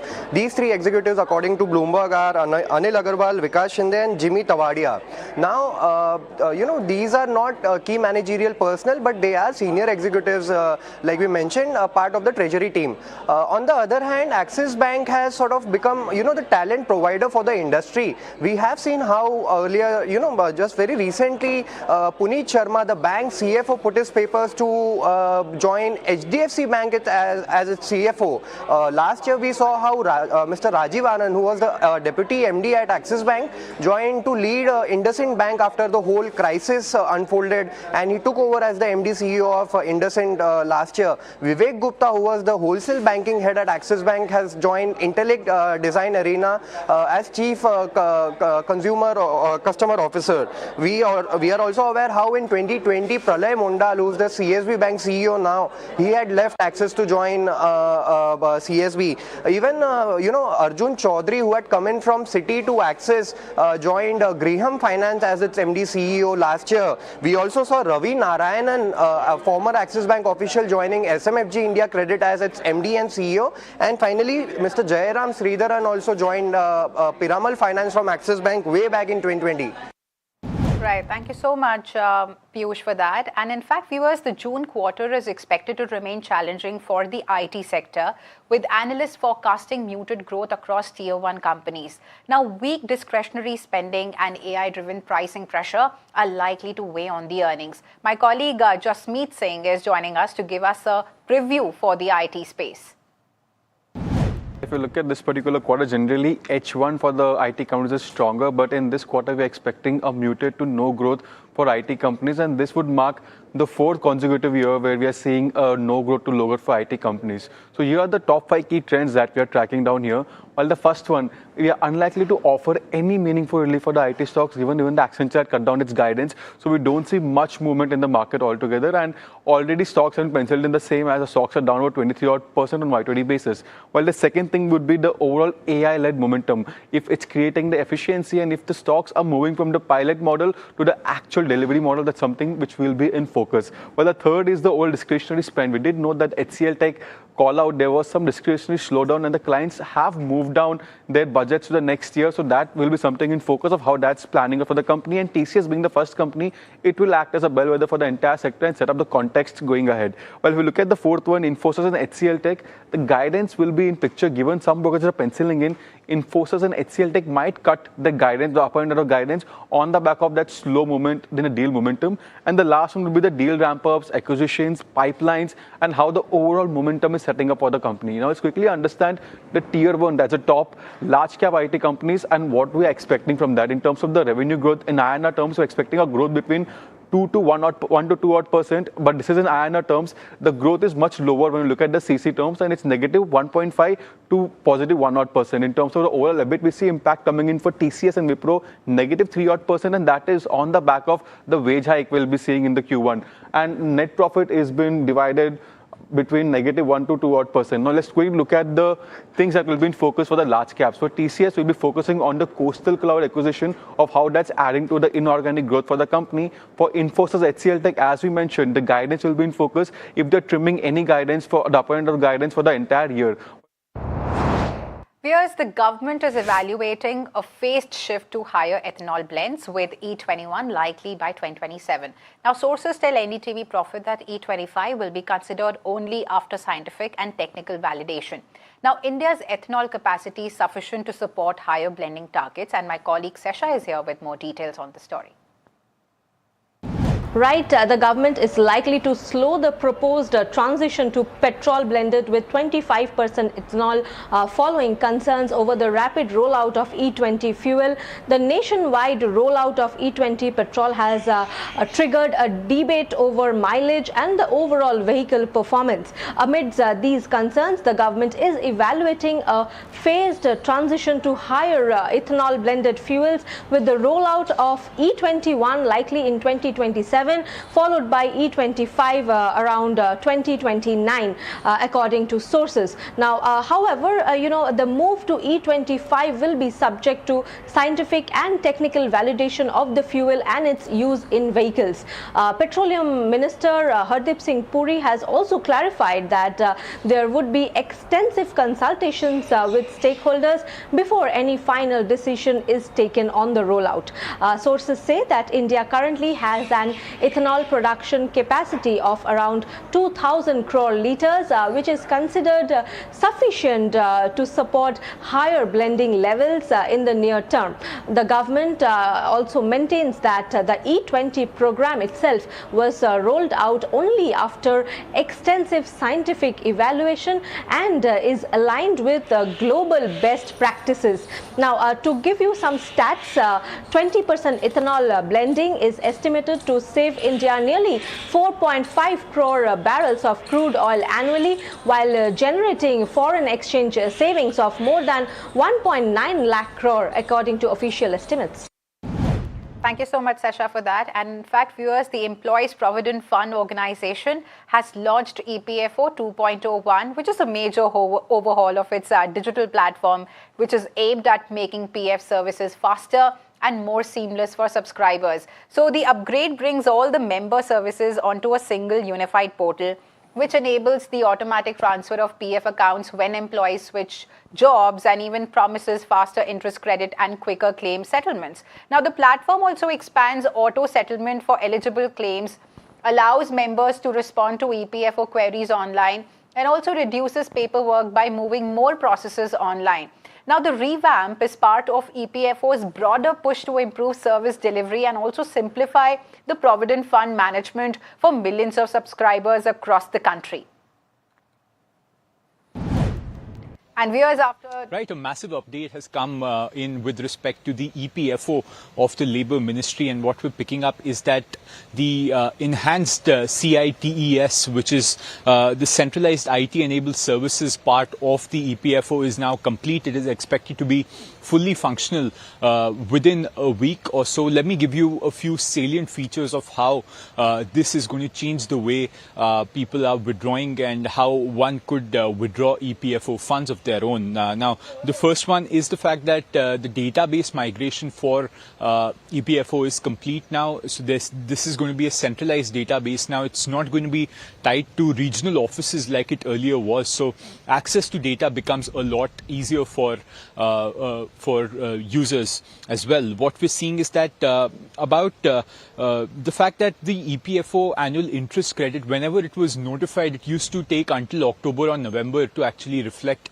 but now it's going to be available by July 15th. So that has also been expedited by the ministry. What we're also seeing is that there's going to be pre-validation of claims now. Earlier, a lot of members did not have much of an idea as to what sort of an amount they were eligible to claim, but now that is automated, and now they will have a lot of transparency in terms of what is the amount that they can access easily. Members can withdraw up to 75% of their limits now. What we also have is the auto settlement for advanced claims. The earlier limit was 1 lakh rupees. That has now been enhanced to 5 lakh rupees. So that is a big point as well. They've also introduced a facility to seek clarification online, and that is something that is a very interesting one. So less and less paperwork and more digital. That's what we're seeing from the government. Right, viewers. So after days of relentless rain, Mumbai is beginning to see some respite, but the city remains on alert. While the IMD has downgraded its warning from red to yellow, it has cautioned that intermittent heavy to very heavy spells are still likely across Mumbai and its suburbs. Now, local train services are operating normally. Schools have reopened, but civic authorities remain on standby after widespread waterlogging and disruption over the past few days. Now, due to the rainfall, the water stock in the 7 reservoirs supplying water to Mumbai has reached 41.36%. In the last 24 hours, there has been a 12.44% increase in the water stock in reservoirs. Also, there has been a 24.44% increase in just 48 hours. And viewers, the centre is closely monitoring the evolving weather pattern and the potential impact of El Nino on the ongoing Kharif season, directing states to stay prepared with contingency plans, also ensuring farm input availability and closely tracking sowing progress. Let's listen into what Agriculture Minister Shivraj Singh Chauhan had to say on this. El Nino के कारण जो कृषि की परिस्थितियां पैदा हो रही है, उस पर लगातार हमारी नजर है। मानसून में देरी के कारण तुअर, सोयाबीन और कपास पर थोड़ा प्रतिकूल बोनी पर प्रभाव पड़ा है, और अब किसानों को यह सलाह दी जा रही है कि इनकी जगह, क्योंकि अब देर हो जाएगी, तो मक्का, बाजरा और मूंग जैसी कम अवधि की फसल जो कम समय में आ जाती है, उनकी बुआई को प्राथमिकता दें। Viewers, that's all the time we had on this edition of Profit 360. Stay tuned to NDTV Profit for more news and updates.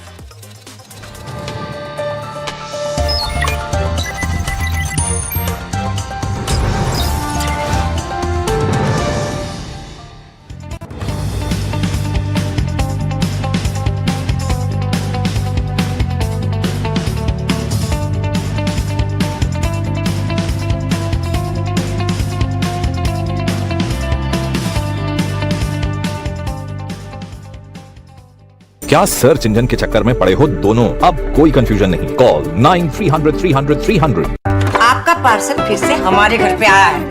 कुछ तो बात है इस दिल में।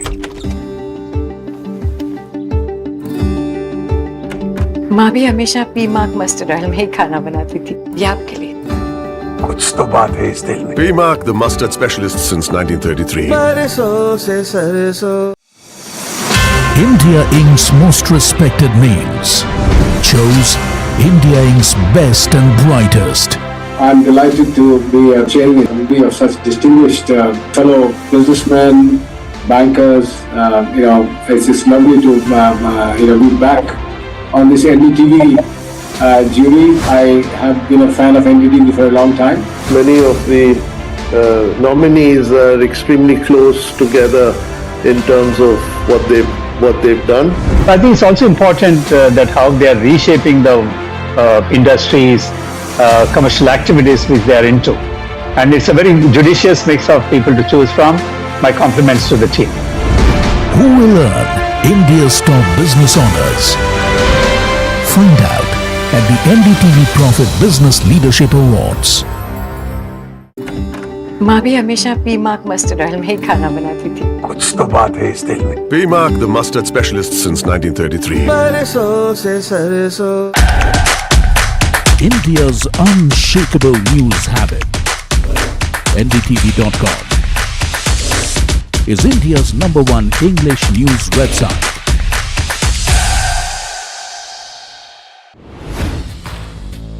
Hi, I'm Tamanna Inamdar. Watch me on NDTV Profit, where I break down the day's biggest business stories. What happened, why it matters, and what it means for your money. Hi, I'm Neeraj Shah. Watch me on NDTV Profit for the most incisive market intelligence and meaningful corporate conversations. And I'm Alex Matthew. Markets, mutual funds, insurance, personal finance. I help you cut through the noise and make smarter financial choices. And here's where you can watch us.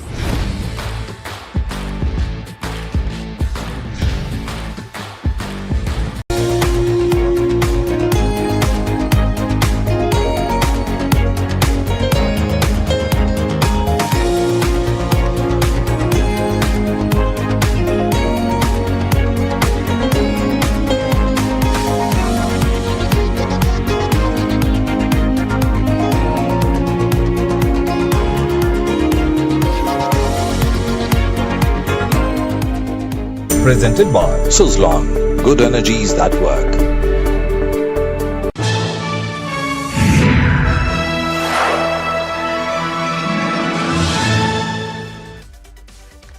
Hello and welcome to KYC. You are watching NDTV Profit with me, Sharad Dubey, and this is the show where I get you the hottest companies and also the interesting stories about their growth, or is there any alpha to be made from the next stage onwards or not. But before that, try to guess the company which we are getting in KYC today.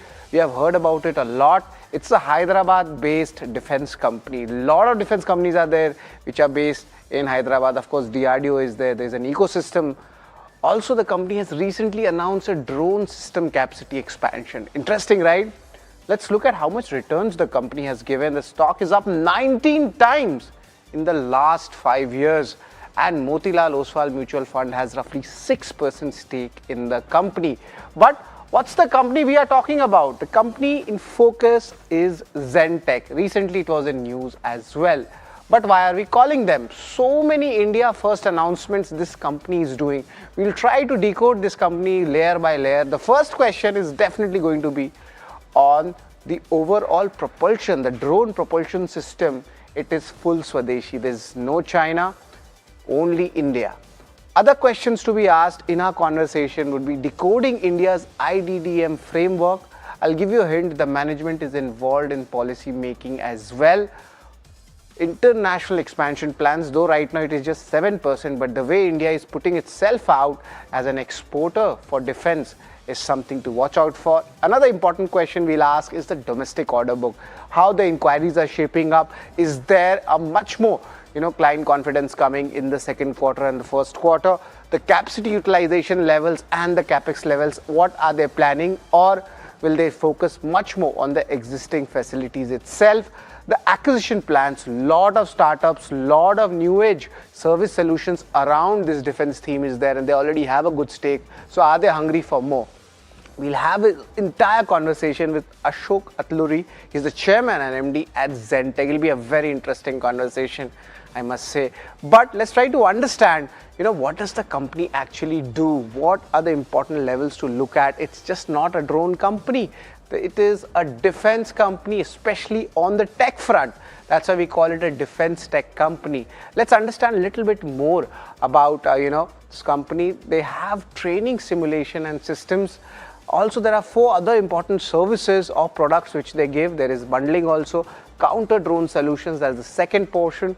The third one, automated weapon stations. The fourth one, there's a very interesting and a lot of interest, the combat robotics and drones. This is the future I'm talking about, by the way.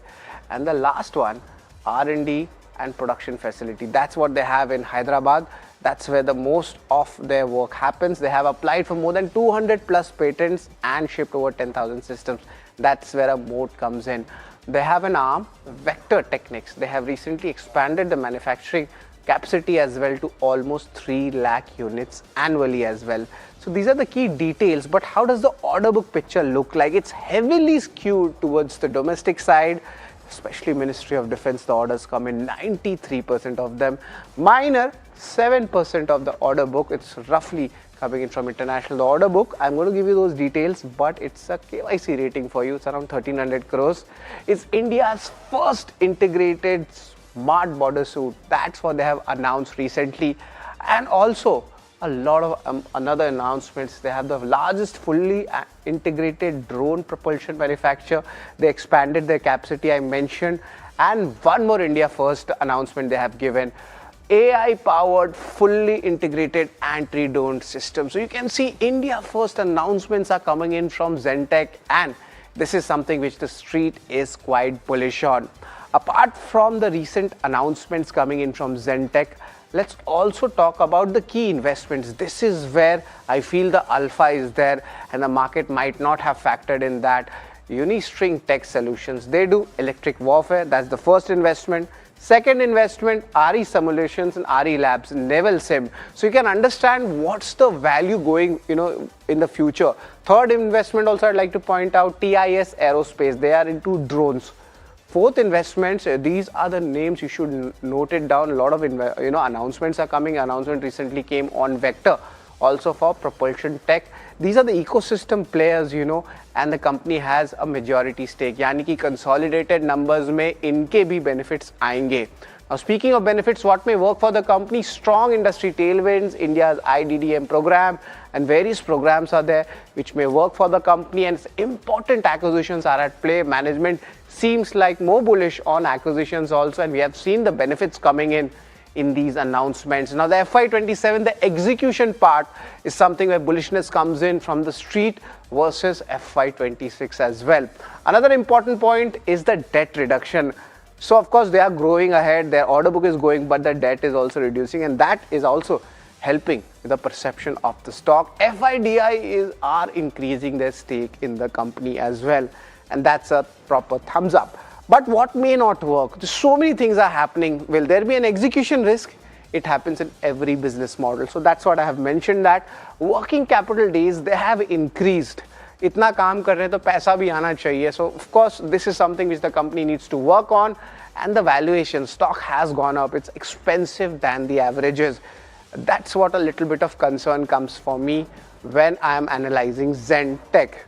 But another way to analyze is through our KYC ratings, and I have twisted a little bit of our KYC ratings today. And today, of course, from the cash flow, we'll have out here will be order book analysis, but income statement, balance sheet would be there.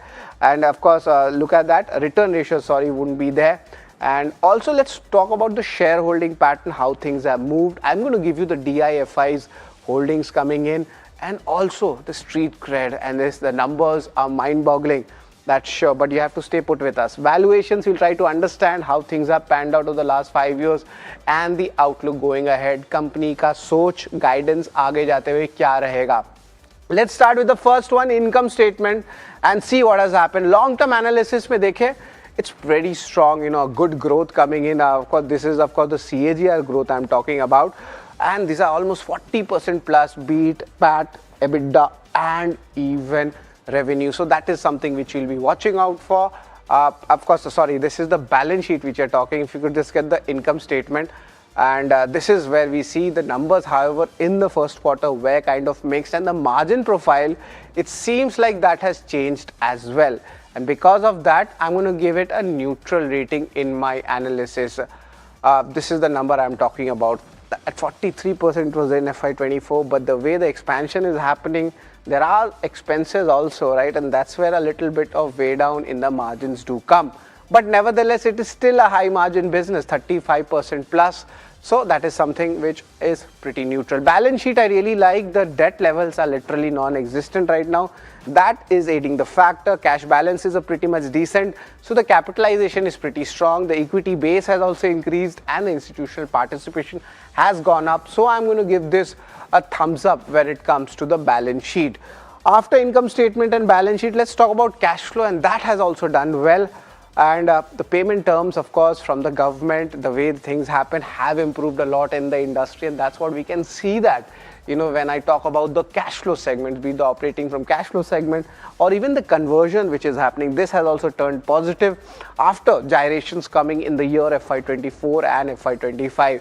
So when you analyze the cash flow segment, you see a good way of numbers coming in. So I'm going to give this a thumbs up as well. So apart from the three basic numbers, the order book picture, this is also very much important, and it has been growing up slowly and steadily. It was around 675 crores in the second quarter. It has gone up, it's almost doubled by the fourth quarter itself, and almost 93% of it is domestic. So order book picture is pretty strong, so I have given this a thumbs up for it. So after these 4 ratings, I'll talk about the shareholding. Promoters, you see the stake was around at 55%. That has come down, but FIs and DIs have lapped up. Look at that number. It has gone up to 6% when it comes to the FIs and DIs.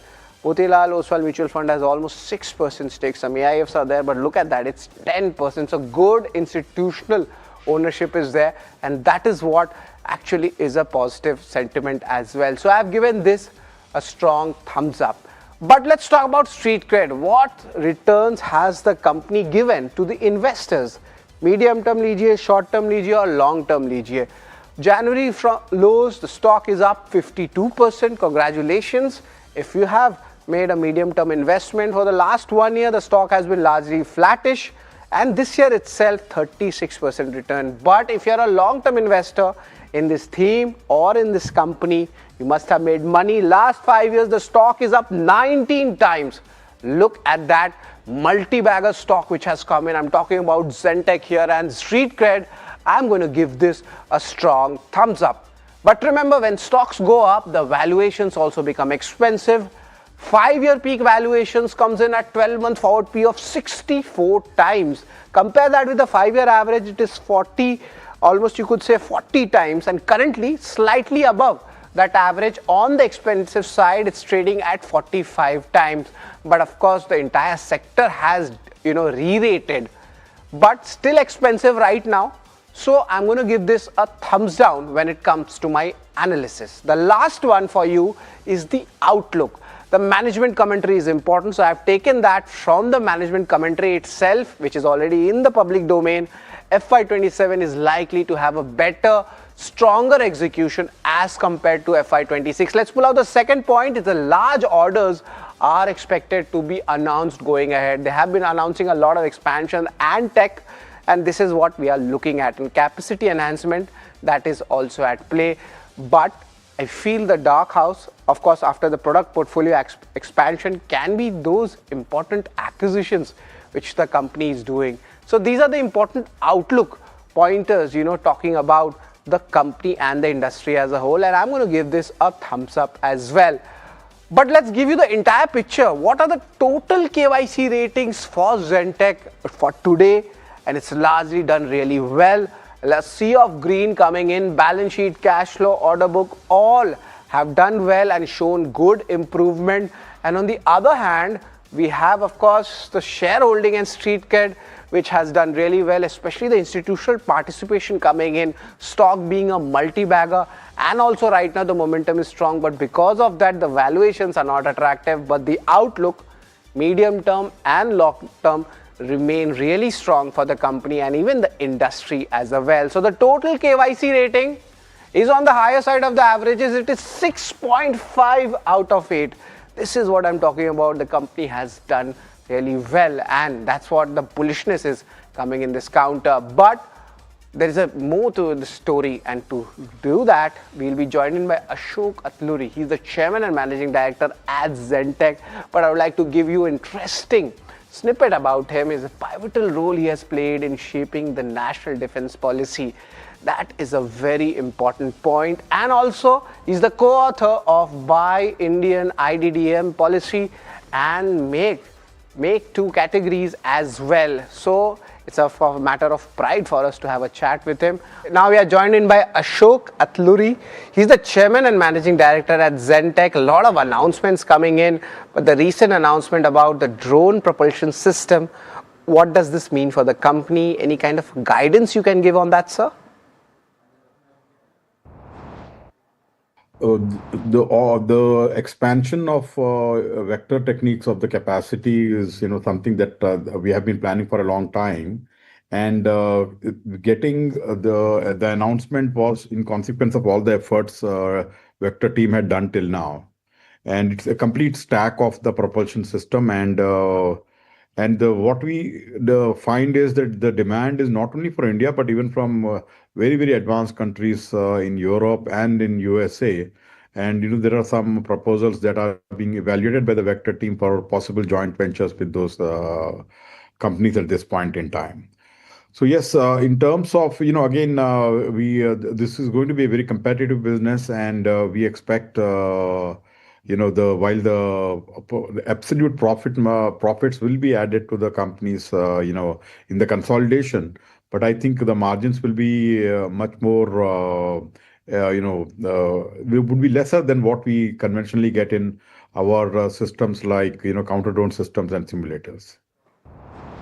Ashok sir, how do you decode India's IDDM framework? What does this mean for the company as well as the industry? What are the changes we are looking now?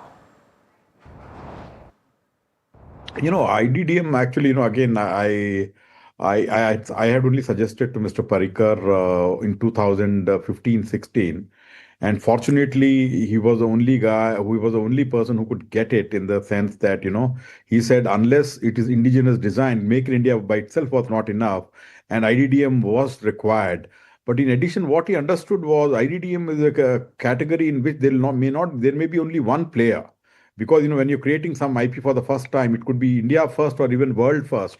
To ask for 3 vendors was foolhardy, and a clause was included in that single vendor is also acceptable. That was a phenomenally sea change, and no bureaucrat, no politician till then had accepted it with what Mr. Manohar Parikar did.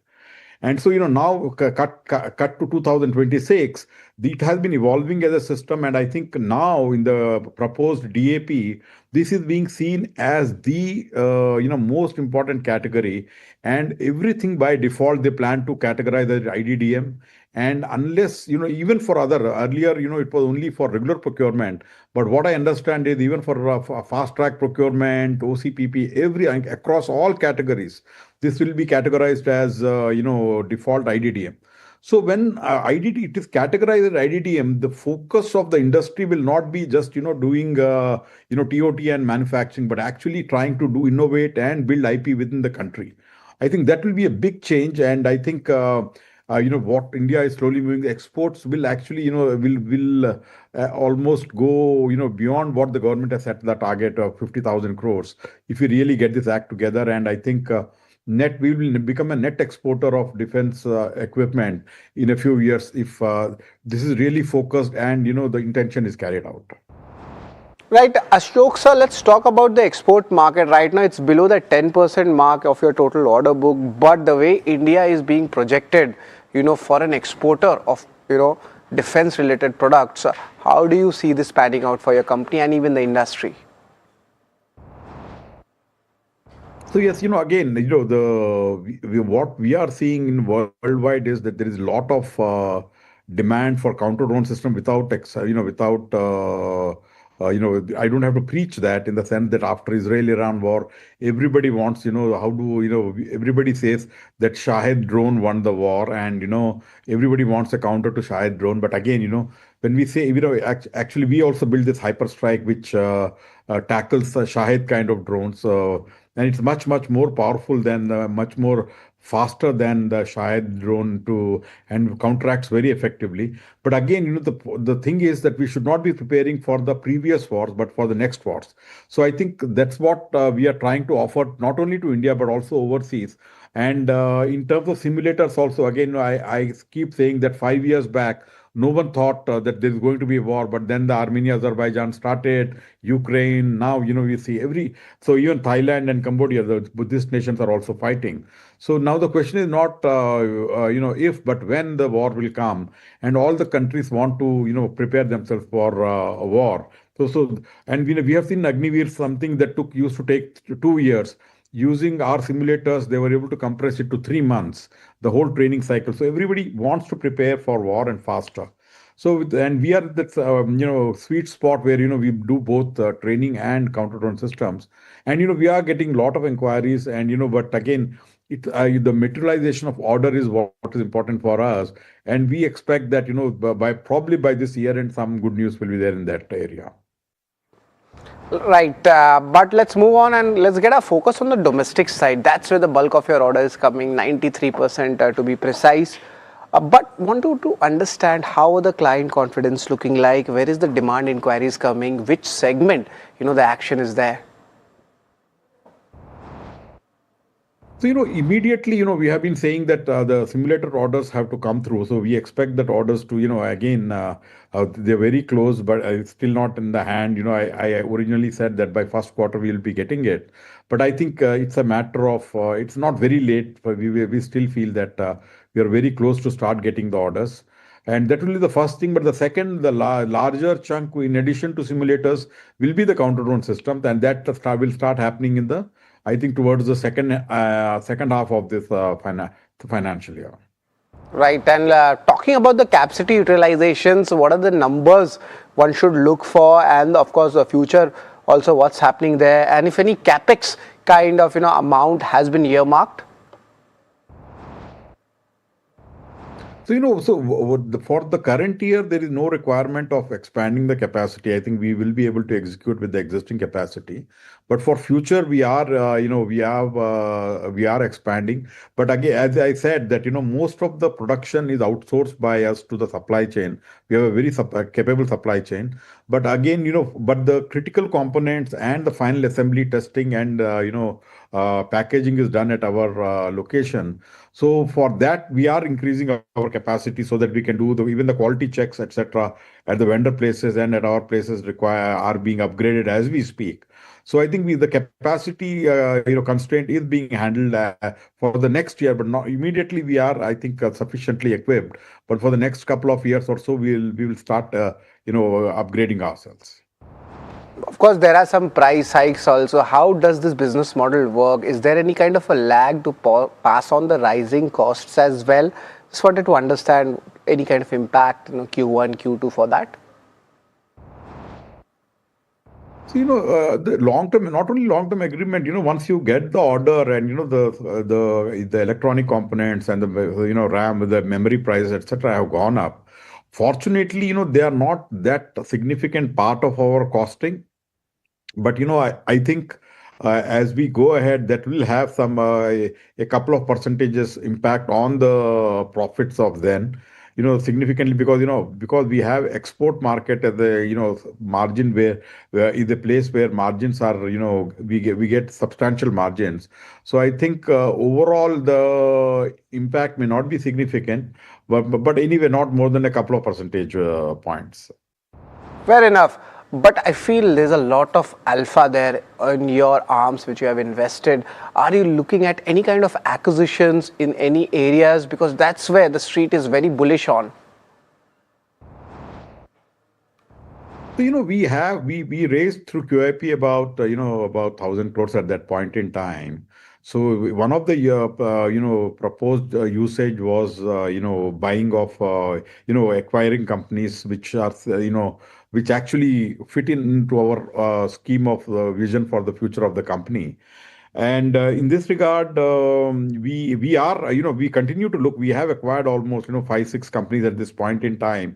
So there we are looking to acquire more companies. And, again, we are very conservative. We don't want to overspend and try to get something which would, hurt the overall company. And we know that there is a lot of euphoria and people are spending a lot of money. So we are very cautious. One of the companies that we acquired, ARI, in about a year plus back, we acquired 140 crores and now, it's generating profits of up to 40 crores for us. So, so we have to be very cautious. We can't be, and what is the value we are bringing to the company, and is it really synergistic with what we are doing.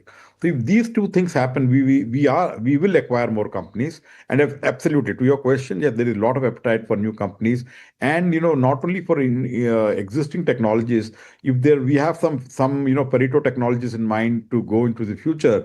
If there is something in that area also, we would love to acquire companies in that area. So a lot of positive acquisitions is something which the management is talking about. It's always a pleasure to have you, Atluri sir, with us, and best of luck for the future. So that's the management coming in you could say, the very interesting take coming in from the management, especially on the acquisitions front from Zen Tech. Very interesting. But of course, remember, the stock has run up and valuations might not be that attractive right now. For interesting stories like this, stay tuned to KYC and keep watching NDTV Profit.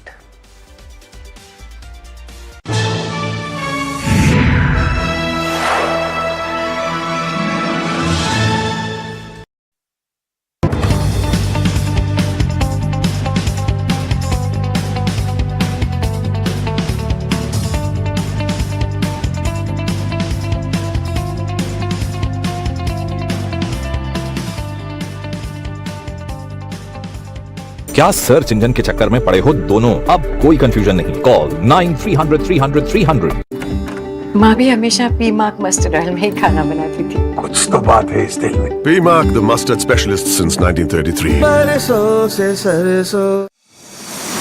India Inc.'s most respected names chose India Inc.'s best and brightest. These kind of awards and jury lineup, you are truly giving it the right weightage. The eminent juries who are here, and that itself speaks for the commitment towards highlighting the advantage which India is having. What I am looking for in this is that we should be awarding companies and individuals who have focused not only on growth but also on bringing good governance. Be part of jury and vote on the people, the men, the women, the companies in India who have the right stuff is a great opportunity for us. Who will earn India's top business honors? Find out at the NDTV Profit Business Leadership Awards. आपका parcel फिर से हमारे घर पे आया है। कुछ तो बात है इस दिल में। माँ भी हमेशा पी मार्क मस्टर्ड ऑयल में ही खाना बनाती थी। ये आपके लिए। कुछ तो बात है इस दिल में। P Mark, the mustard specialist since 1933. सरसों से सरसों। India's unshakable news habit. NDTV.com is India's #1 English news website.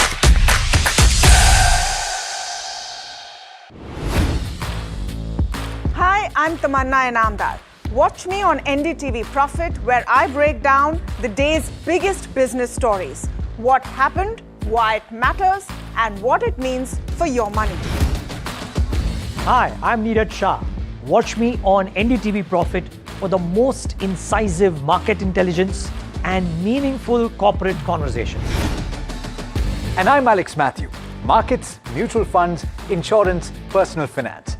I help you cut through the noise and make smarter financial choices.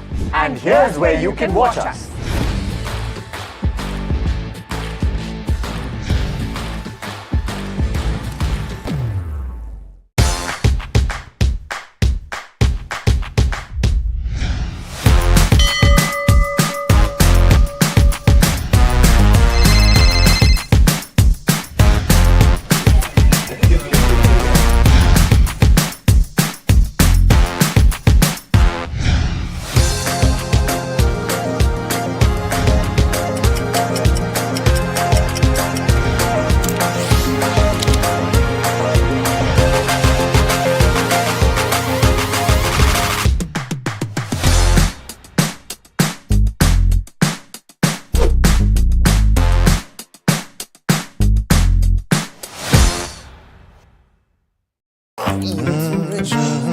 The news, Ayush. Since when do we do scripts? Fair point. Picture this. The biggest stage. Floodlights. Wow. 4K. The works. Where's the hook? There's going to be celebrities and guaranteed eyeballs. Where's the hook? Think about this. Front page advertisements and hoardings. Bro, where's the hook? Cross-platform, digital first, virality. Without a hook, no way. The message is clear. It's 2026. You gotta be real in a world of reels. You gotta be original in a world where everything seems generated. That's it. That's what we're looking for. The best campaigns, The hottest trends. the smartest brand moves on our new show. But wait, what do we call it? The Hook.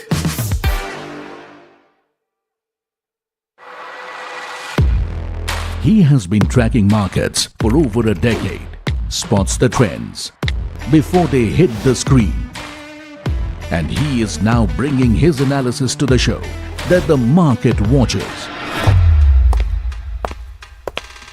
Watch Sharad Dubey on Know Your Company, a show that puts the most traded stocks under the scanner. We dissect the company so that you, the investor, don't have to. Get the management to answer questions relevant to you. Watch Know.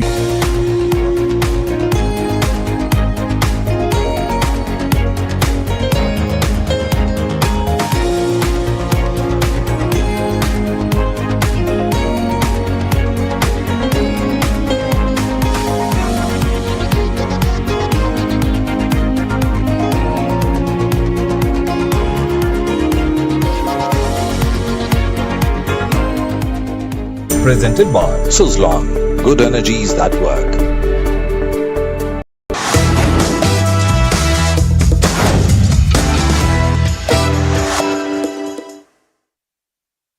Hello and welcome. You're watching Your Money Matters here at NDTV Profit. I am Mahima Vajrajani and this is a show where we talk about mutual funds, personal finance, etc. And the topic that we've chosen today is the large and mid-cap mutual funds, as to why one should think about choosing them instead of separately maybe investing into a large cap or a mid-cap, and what are the pros and cons of investing in these large mid-cap funds. And to address this and to take this conversation ahead, we're now joined by Shreyas Devarkar, the head equity at Axis AMC, joining us now. Shreyas, thank you so much for taking out the time. My first question to you is that why should one opt for large and mid cap fund instead of separately kind of investing in large cap funds and mid cap funds?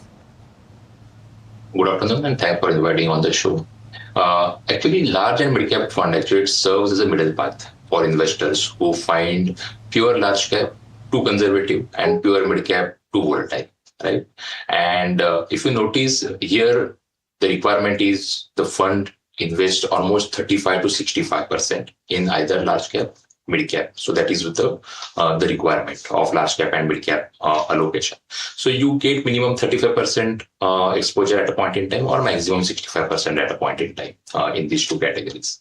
And the category combines exposure to established market leaders and emerging economies. So large cap are established market leaders in the large segments where growth is dependent on nominal GDP growth, while in the mid cap segment, you are getting companies where there are optionalities, the companies which can outgrow the market. So that's where that combination is also good for the investor. In today's context, one more thing which has happened is the large cap is also has got derated relatively. So if you see the construct of large cap, which is banking, FMCG, oil and gas, and etc. Most of these sectors have got derated compared to the pre-COVID level. Some of them are derated, some of them are closer to pre-COVID level or not substantially derated. So you are getting reasonably priced segment in the large cap, with obviously because of the lesser growth. While in case of mid and small cap, generally these companies are growing fast, but then their valuations are also high. So again, you are balancing on that front as well. Got it. Just from a perspective of somebody who is building a portfolio, I mean, what is the gap that these funds kind of fill in? And from an overall portfolio perspective, what percentage of allocation should you make in these large and mid-cap funds? I know that it depends on what type of risk profile the investor has, but in general, what is the view? Sure. So this mandatory allocation structure, which is there in this fund, it ensures investors to maintain meaningful exposure to both large cap and mid cap, irrespective of the market sentiment, is more important, or short-term trends, because generally people tend to invest more in mid and small cap or any category when it is performing very well, while you are actually, because of the structure, you're investing in the both category.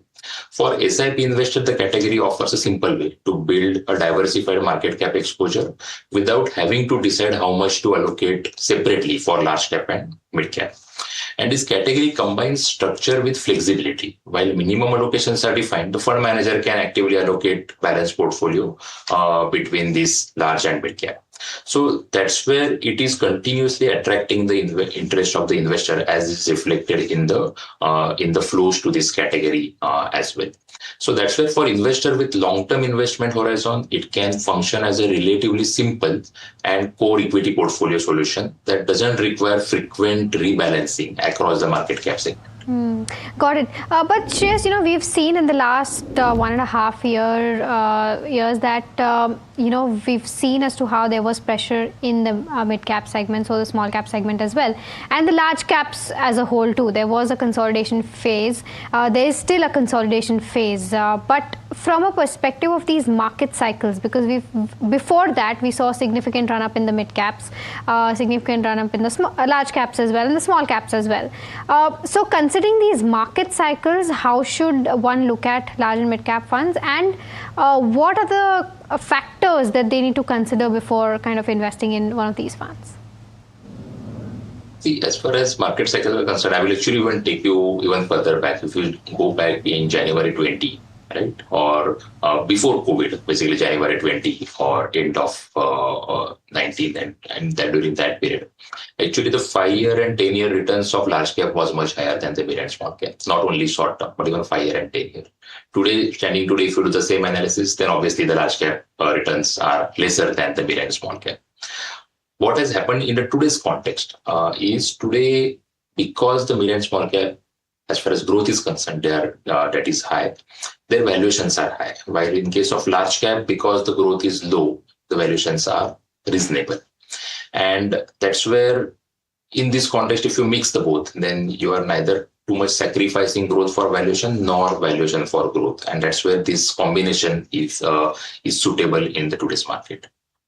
Okay. The other aspect is, with regards to how, it also depends on who is managing the funds, etc. So if somebody is looking at a large mid-cap fund, is there a checklist in place as to what you should do? I mean, it can be a general checklist also while you're, assessing any mutual fund, but anything specific for large and mid-cap funds?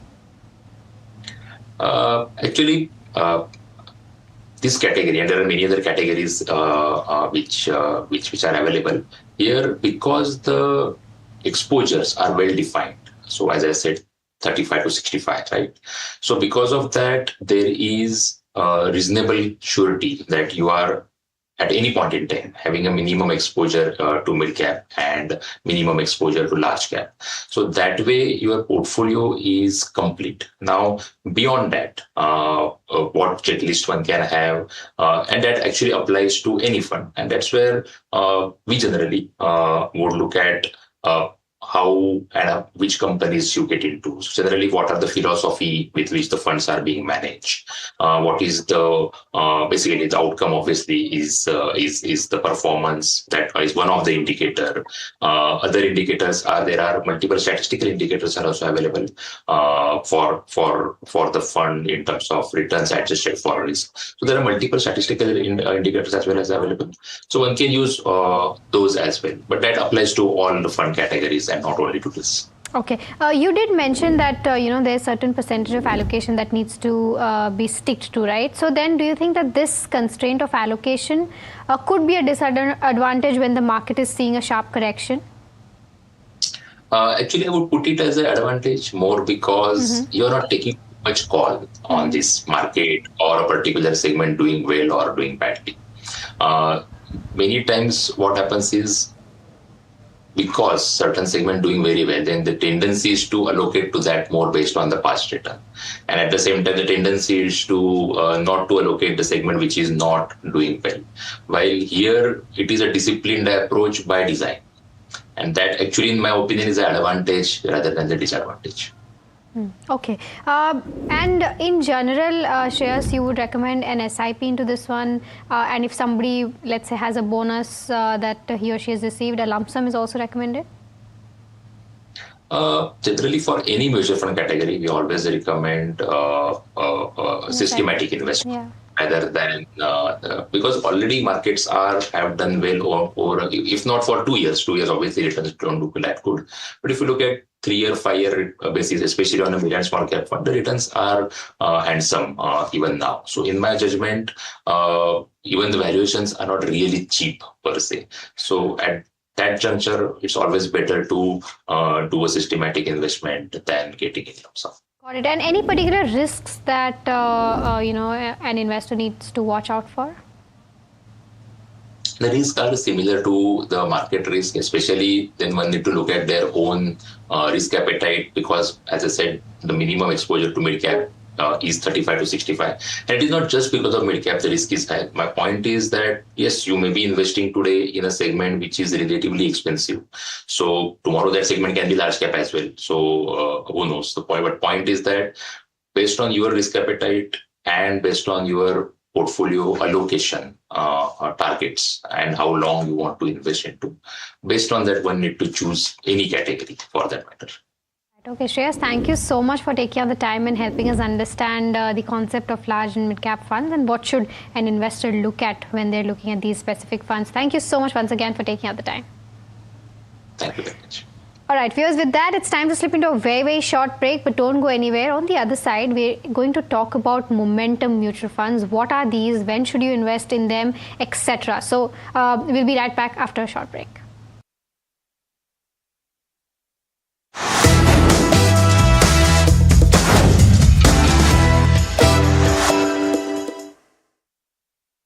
We are over, Jimmy.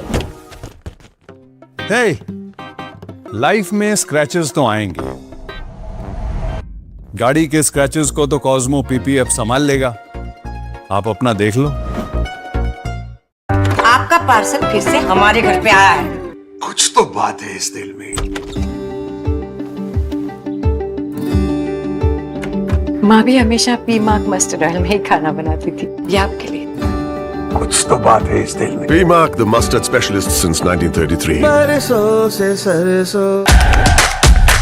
India's unshakable news habit. NDTV.com is India's #1 English news website.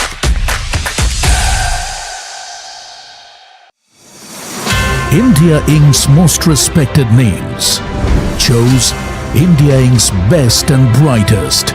I'm delighted to be chairing of such distinguished fellow businessmen, bankers.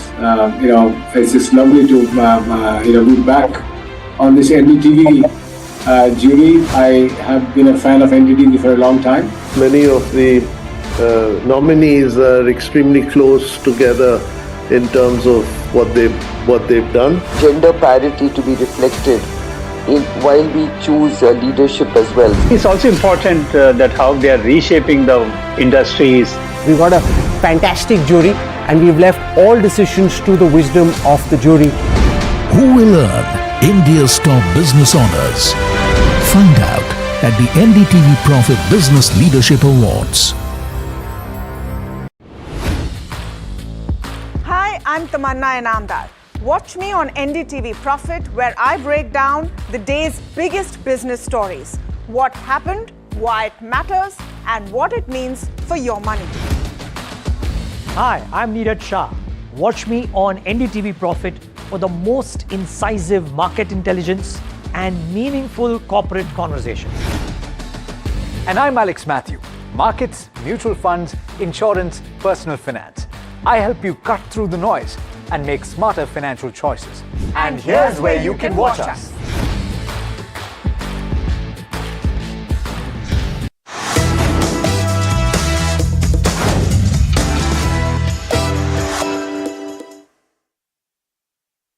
Welcome back. You're watching Your Money Matters here at NDTV Profit. In the first segment, we spoke about large mid-cap funds, and now we are going to talk about momentum funds, because what we've seen in the last couple of weeks that the momentum is back and momentum funds are also back in action. To try to understand as to what these funds are, when should one invest in these funds, and what are the things that you need to keep in mind before investing in these funds, we are now joined by Varun Fatehpuria, who is the founder and CEO of Daulat Wealth Management, joining us now, who will help us explain all of this that we just talked about. Varun, first of all, thank you so much for taking out the time. I'll start by asking the very basic question. Help our viewers understand as to what momentum funds are and when should one consider these momentum funds. Yeah, Mahima, as you correctly pointed out, obviously momentum as a strategy currently is back in action. But I think it's important to sort of, take a step back and see what exactly momentum is and how does it differ from other category of equity mutual funds. So if we were to divide equity mutual funds, we could do that broadly in three distinct buckets. One would be your diversified mutual funds, which invests across large cap, mid cap, small cap. And the fund manager has the complete discretion to move between, let's say, market caps, depending on what the strategy is, and is taking an active stock call. So that's broadly your first category of diversified equity mutual funds. Second, we have the sectoral and the thematic bucket, where the fund manager and the fund house is taking specific call in regards to a particular stock in that sector or an industry. And in both of these buckets, there is an active fund manager call that's happening, right? So these are the more popular strategies today that we have within equity mutual funds. Momentum fits squarely in the third bucket, which is what we call as smart beta indexes. So this does not rely on the expertise, particularly per se, of the fund manager itself, rather than it is following just a predetermined set of rules. So let's say for momentum, the index or the Nifty indices actually calculates a normalized momentum score, and it applies that to the stock. And based on that filter, the stocks are actually filtered down to about 30 from the top 200 companies. So that's basically where I would say we would slot in momentum strategy, momentum funds. And simply, I would put momentum as a strategy works well, typically in a rising bull market. So think of something which has already been doing well. The momentum fund basically goes and buys that and stays invested for a particular period of time until the strategy changes. Got it. So, Varun, generally traders think of it this way, right? That if koi cheez upar ja rahi hai, to it will go up. That's the assumption when momentum is considered, right? And that's a trader's mindset. But for somebody who's starting off, who does not know as to, how to go ahead and invest in stocks which are momentum, would you recommend these funds? Because, generally the fact that to buy something which has already run up so much is very counterintuitive, right? So from that lens, how are you viewing momentum funds, and what should one consider before kind of entering these funds? Right. So it's, as you pointed out, absolutely, it's counterintuitive. The basic tenet of investing is to buy something lower than the intrinsic value and then stay invested over a period of time to realize the fullness of returns. That's what you teach when you want to invest in stock markets. But here, momentum is sort of doing completely the opposite thing, where it is buying something which is already hot. So the mindset of, let's say, the general public is what happens when you end up buying at the peak, right? The thing with momentum, Mahima, is it usually captures the market cycle, the market trend, and the trend itself usually lasts longer than what most people expect it to be. So let's say if the company is having a good quarter, then it usually takes a certain amount of time for the entire good news to get reflected in the price of the stock. And that's what momentum as a strategy is essentially riding on. But I think it also usually comes with its own set of downfall, that if you end up investing at the peak of the market, then maybe for a elongated period of time, 18 months, 24 months, you could see a scenario where you have bought at the peak and then you have not realized any sort of meaningful return out of that strategy. And that's why it's usually better that, I think, rather than chasing momentum stocks per se, at least the risk tends to get a bit diversified if you are doing momentum as a strategy at the fund level, whether it is an active fund or an index fund. At least your risk gets dispersed across a wide variety of stocks compared to single stock picking. Right. Varun, the other factor is that generally in a mutual fund, it's said that, mutual funds are looked at from a long-term perspective. And, in certain intervals, of course, you keep checking as to how they've done, whether it's time to exit or not. But for momentum funds, I think it's important for somebody who invests in a momentum fund to keep a track of what the markets are also doing. Because at the end of the day, they will have to make a decision as to when to enter and when to exit. So for somebody who is willing to kind of invest in these funds, what would your advice be in terms of market tracking and the way forward from there as to how they can take entry and exits? So I would say usually in a diversified mutual fund, the timing element tends to get eliminated significantly. Let's say if you're investing through an SIP, but let's say even if you were to do an lump sum investment into a more broader diversified mutual fund, at least over a period of time, your risk sort of gets balanced out. What we did is we basically pulled in some data, Mahima, and saw how momentum as a strategy has worked in different market periods and cycles. So let's say if you invested in the momentum fund from the start of the bull market in 2023 September, right until September 2024, you would have gained about 65-66% return compared to about 32-33% for the Nifty 50.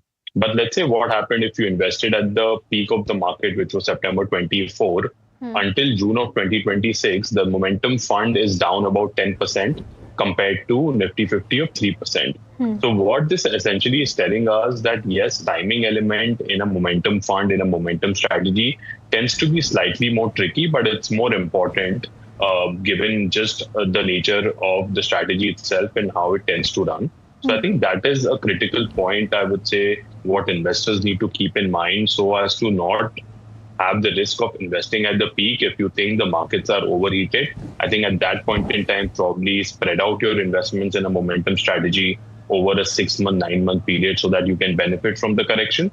But let's say if we are in a period like right now where the markets have consolidated, have been through a time and a price correction, then obviously relatively momentum as a strategy could be slightly more favorable for your portfolio compared to more plain vanilla indexes or diversified mutual funds. Got it. Okay. Varun, the other aspect in terms of risk, because one, of course, market volatility is the utmost important factor, right, for momentum funds or for that matter, any other funds. But apart from that, what are the risks that definitely one needs to watch out for if there's a checklist in place? So I would say there are broadly just two risks that investors need to keep in mind. Number one, obviously, it tends to be significantly more volatile than a Nifty 50 or a broader index or a mutual fund. So it tends to come with its own share of ups and downs. It tends to be higher than what your regular mutual fund can provide you. And second are the drawdowns. So what I basically brought up from the data that I presented just a while back, since the drawdowns are significantly sharper, the recovery also takes that much longer. So just to put it simply, if your fund is down about 15%, it needs to recover about 17%, 20% to get to the high water mark compared to, let's say, a more diversified fund, which may not fall so much. So the recovery also takes slightly shorter period of time.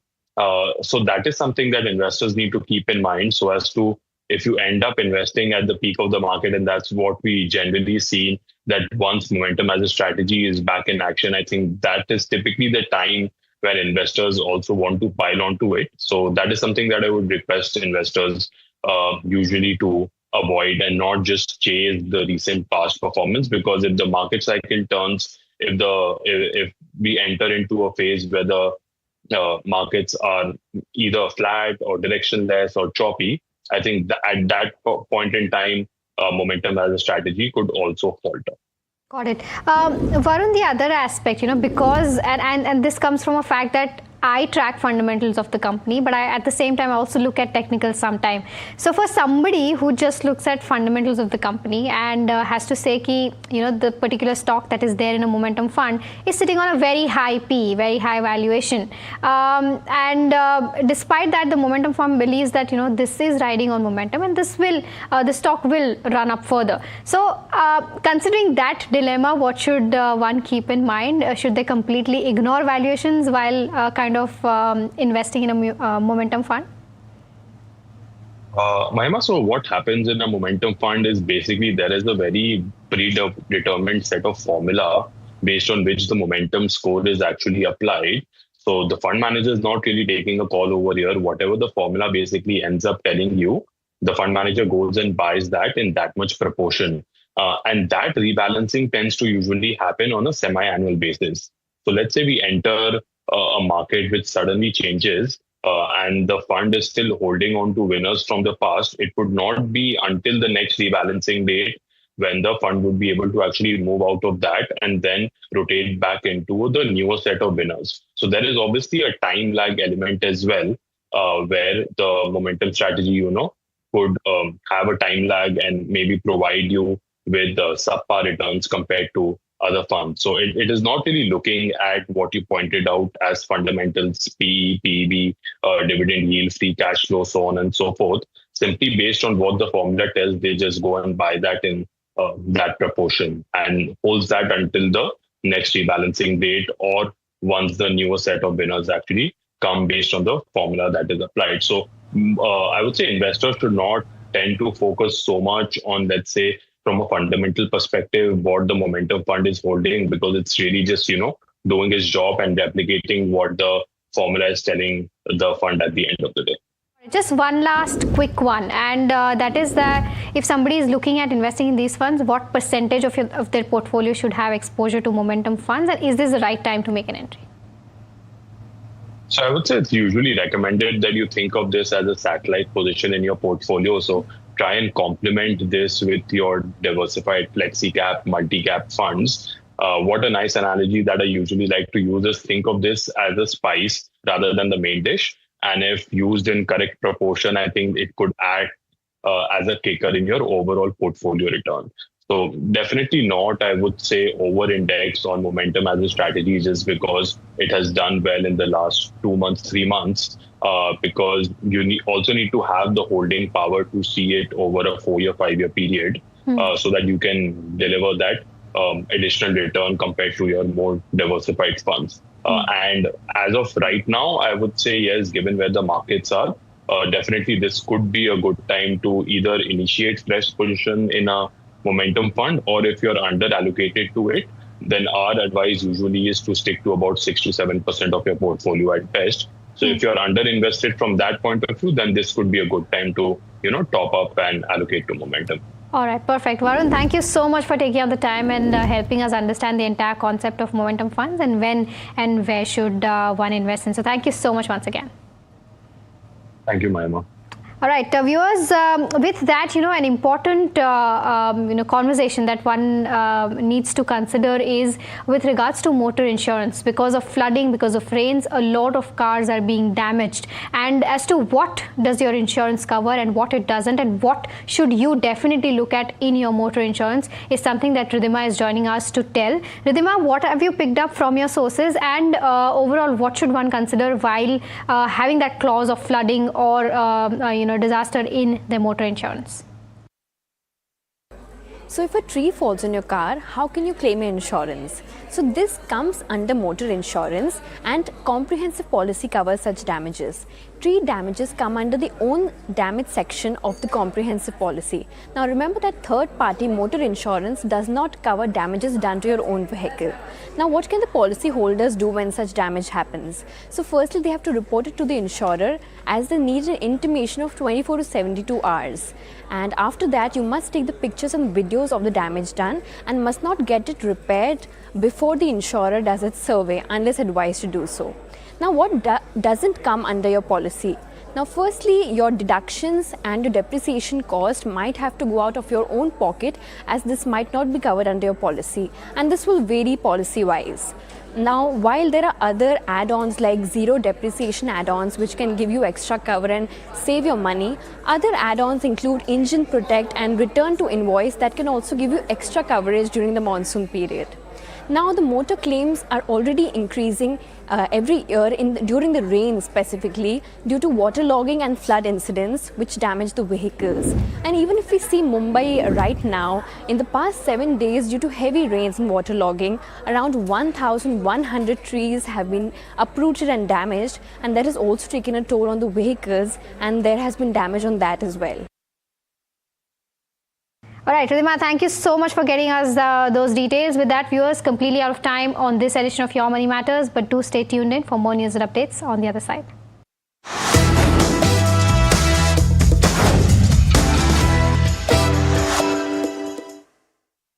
We are over, Jimmy. Hey, life में scratches तो आएंगे। गाड़ी के scratches को तो Cosmo PPF संभाल लेगा। आप अपना देख लो। India's unshakable news habit. NDTV.com is India's #1 English news website.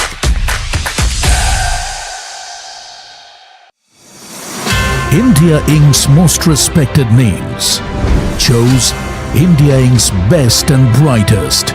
I'm delighted to be chairman of such distinguished fellow businessmen, bankers.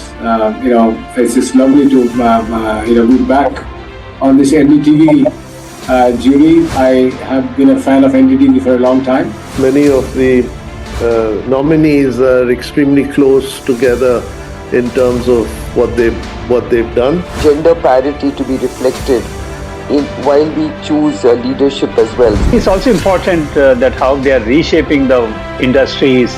We got a fantastic jury and we've left all decisions to the wisdom of the jury. Who will earn India's top business honors? Find out at the NDTV Profit Business Leadership Awards. Hi, I'm Tamanna Inamdar. Watch me on NDTV Profit, where I break down the day's biggest business stories. What happened, why it matters, and what it means.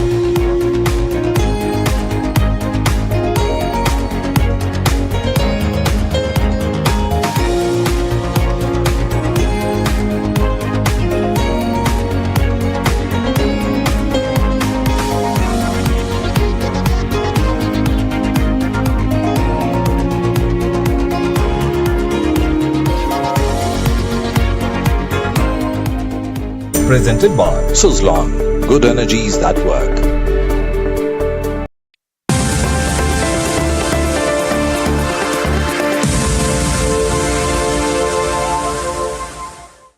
Rajesh K. Hegde, Managing Director at KSH International, joining in. Mr. Hegde, great to have you on. Tell us a little about this new manufacturing facility and the kind of capacity that you have commissioned here, how you expect it to increase to your overall balance sheet? Yeah, so the new capacity that we commissioned at the Supa plant, this is overall, it's going to be finally, when it's all done, it's going to be another 30,000 tons of incremental capacity, where the other three plants are contributing to about 30,000. So overall, we'll have about 60,000 tons. This is being done in two phases. The first phase, which we have already completed, which is about 14,000 tons, which takes our cumulative capacity to about 44,000 tons by the, which is available for this entire fiscal year. And we are in the process of adding the balance 16,000 tons to take it to overall 60,000 tons of magnet winding wires. Okay. And how does this add to your total capacity? Do you have demand for the additional capacity that you're adding locked in already? Yes. So, like I said, overall, we'll have 60,000 tons of capacity eventually by the end of this financial year. And, primarily 75% of this is going to be more tilted towards the specialized winding wire, which is used in the transformer, wind generator segments. And also going into the 765 kV, feeding into the 765 kV and the HVDC demand. So, we do have, a good visibility for the full year, when it comes to the capacity. So that's fine. What is the current capacity utilization that you will see? So last year we ended at about around 71% because, we added the capacity more, in various phases. But overall, if you see at a company level, it was about 71%. Okay. Okay. Rajesh, Neeraj here. And I understand that copper pricing is not a problem for you because you are completely a pass-through. So let's leave that out. Right. I would love to know what's your view on the recent government changes on what is arguably your biggest segment, which is transformers, T&D, etc. Because now Chinese players have been given a 2-year window in that cohort. Now, if that comes in, manufactured in India, maybe does it increase the opportunity size for you? Have you already had some initial feelers, etc.? What's the sense there? So the recent government ruling the way we've interpreted it is that there are 4 companies that have been given this permission, of which one of them is a transformer manufacturer who's located in India, which is TBA. And the other 3 are more related to GIS equipment, where none of our products are actually used in GIS, in the GIS segment. When it comes to the transformer, segment where TBA has been given, I think the interpretation is that they will manufacture transformers in India for the Indian market, where I think, some time ago, there was some issue where they were not allowed to participate in the large government tenders. So, to cut it short, I mean, it will benefit us because TVA also happens to be our customer. Okay. And one can see that while you've spoken fairly eloquently about the future in your con calls, your recent past performance has been very strong. Q4, in fact, in some sense, you could argue was a banner quarter for you. Do you expect that kind of momentum to continue for FY27? Because it does seem that everybody's talking about one thing, that there's probably going to be enough solar and wind capacity. There isn't as much transmission and distribution capacity to ensure that power reaches, and therefore this is a multi-year cycle. What's your sense of how you can have growth for the next 1, 2, 3, 4 years until India reaches that 2030 targets? Well, if you look at our company, we are not just dependent on the local market. We are more a global player, where about 30% of our production is exported to global companies around the world. And all of this goes and feeds into the T&D segment. If you see, if you see this segment in India, coming to our growth, last year we grew at about 20-odd%. We are, very positive about, achieving this kind of growth in this year because we have the capacity available with us also. And we've seen most of the customers are also having very strong order books. And I think that should help us achieve our target for this year as well. Sorry, Rajesh, I'm a bit confused. Did I hear you say 20%? Because I thought that when I looked at the numbers, and maybe I'm wrong, correct me here, but I thought your revenues grew about 60%, your profits grew northwards of 60%. Volume. I'm talking about volume. Okay, volume okay. wise. So what does that? Okay, fine. Excuse me. So, what would that volume growth per se translate into in terms of revenue growth or EBITDA growth, as the case may be?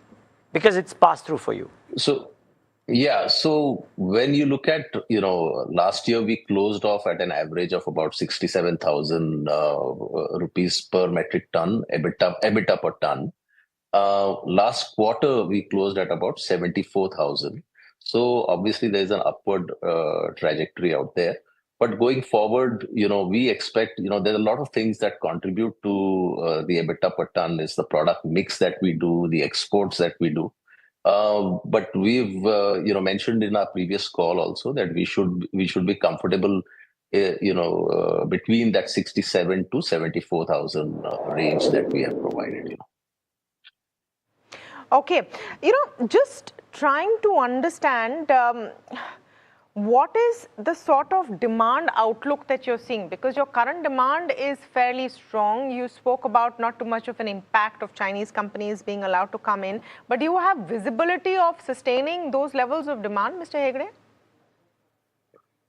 Yeah, so if you look at, 75% of our production actually goes into the T&D segment. And if you look at the T&D segment, right now, almost every customer of mine is in expansion mode or already expanded capacity. Some of them are doubling, and this is happening globally. It's not just in India. And we also, we are the largest exporter for specialized magnet winding wires around, from the country as well. So normally we work with these customers on a long-term basis where, some of these customers have vintage of almost 20, 25 years. So we expect, the same momentum, if my customers are growing, obviously we would also grow along with the customer. Okay, thank you so much, Mr. Hegde, for joining in today and speaking with us. That was Rajesh K. Hegde, Managing Director at KSH International. Kuldeep Jain, Founder and Managing Director of CleanMax, Johnson with more details on this commissioning and what does it mean for the time side. Kuldeep, thanks so much for joining in. You commissioned, 530 megawatts in Q1, the highest ever in your history. Was this a one-off because of project timing, or does it indicate a structurally higher execution run rate? So, Neeraj, what we've guided is that this financial year, we will add a minimum of 1,500 megawatt. We're obviously targeting a little more internally so that we can undercommit and over-deliver. But yeah, it's been a record quarter. Till a couple of years back, like two years back, 500 megawatt would be what we did in a year. Now we're doing it in a quarter, right? And it really is down to two things. One is record high demand from corporates for cheaper, greener power, right? And the second is, of course, we have over time ramped up our execution capabilities to be able to deliver at this scale. So both go hand in hand. Okay. Kuldeep, what about, just wanted to understand the model that you have. You mentioned B2B. Usually B2B businesses would have lower ROEs, lower margins, and you are saying that you actually have a higher one. So could you just explain that model to us and the returns and how it will work? So Neeraj, our model, I founded this company in 2011. Since then, 100% of our business is directly with corporate. So it's direct to consumer, the consumer being a corporate, right? It's direct to consumer. If you look at who are our consumers, about 83% of our clients are AA, AAA or multinational. So we are really serving the biggest and best corporates. 42% of our volumes come from data and AI customers. We in the last quarter alone announced new deals with Meta, Google, and Apple. As a result, our tariffs are higher. So, we have 2,600 megawatt contracted yet to be executed, but that is at a tariff of 3.81 compared to in the utility segment, the comparable tariff would be somewhere about 2.75, but going direct to consumer, like in any industry, allows you superior pricing, allows you greater choice of customer, greater repeat business. And yes, because our comparison is with utilities, it is also then lower bad debts or lower receivables.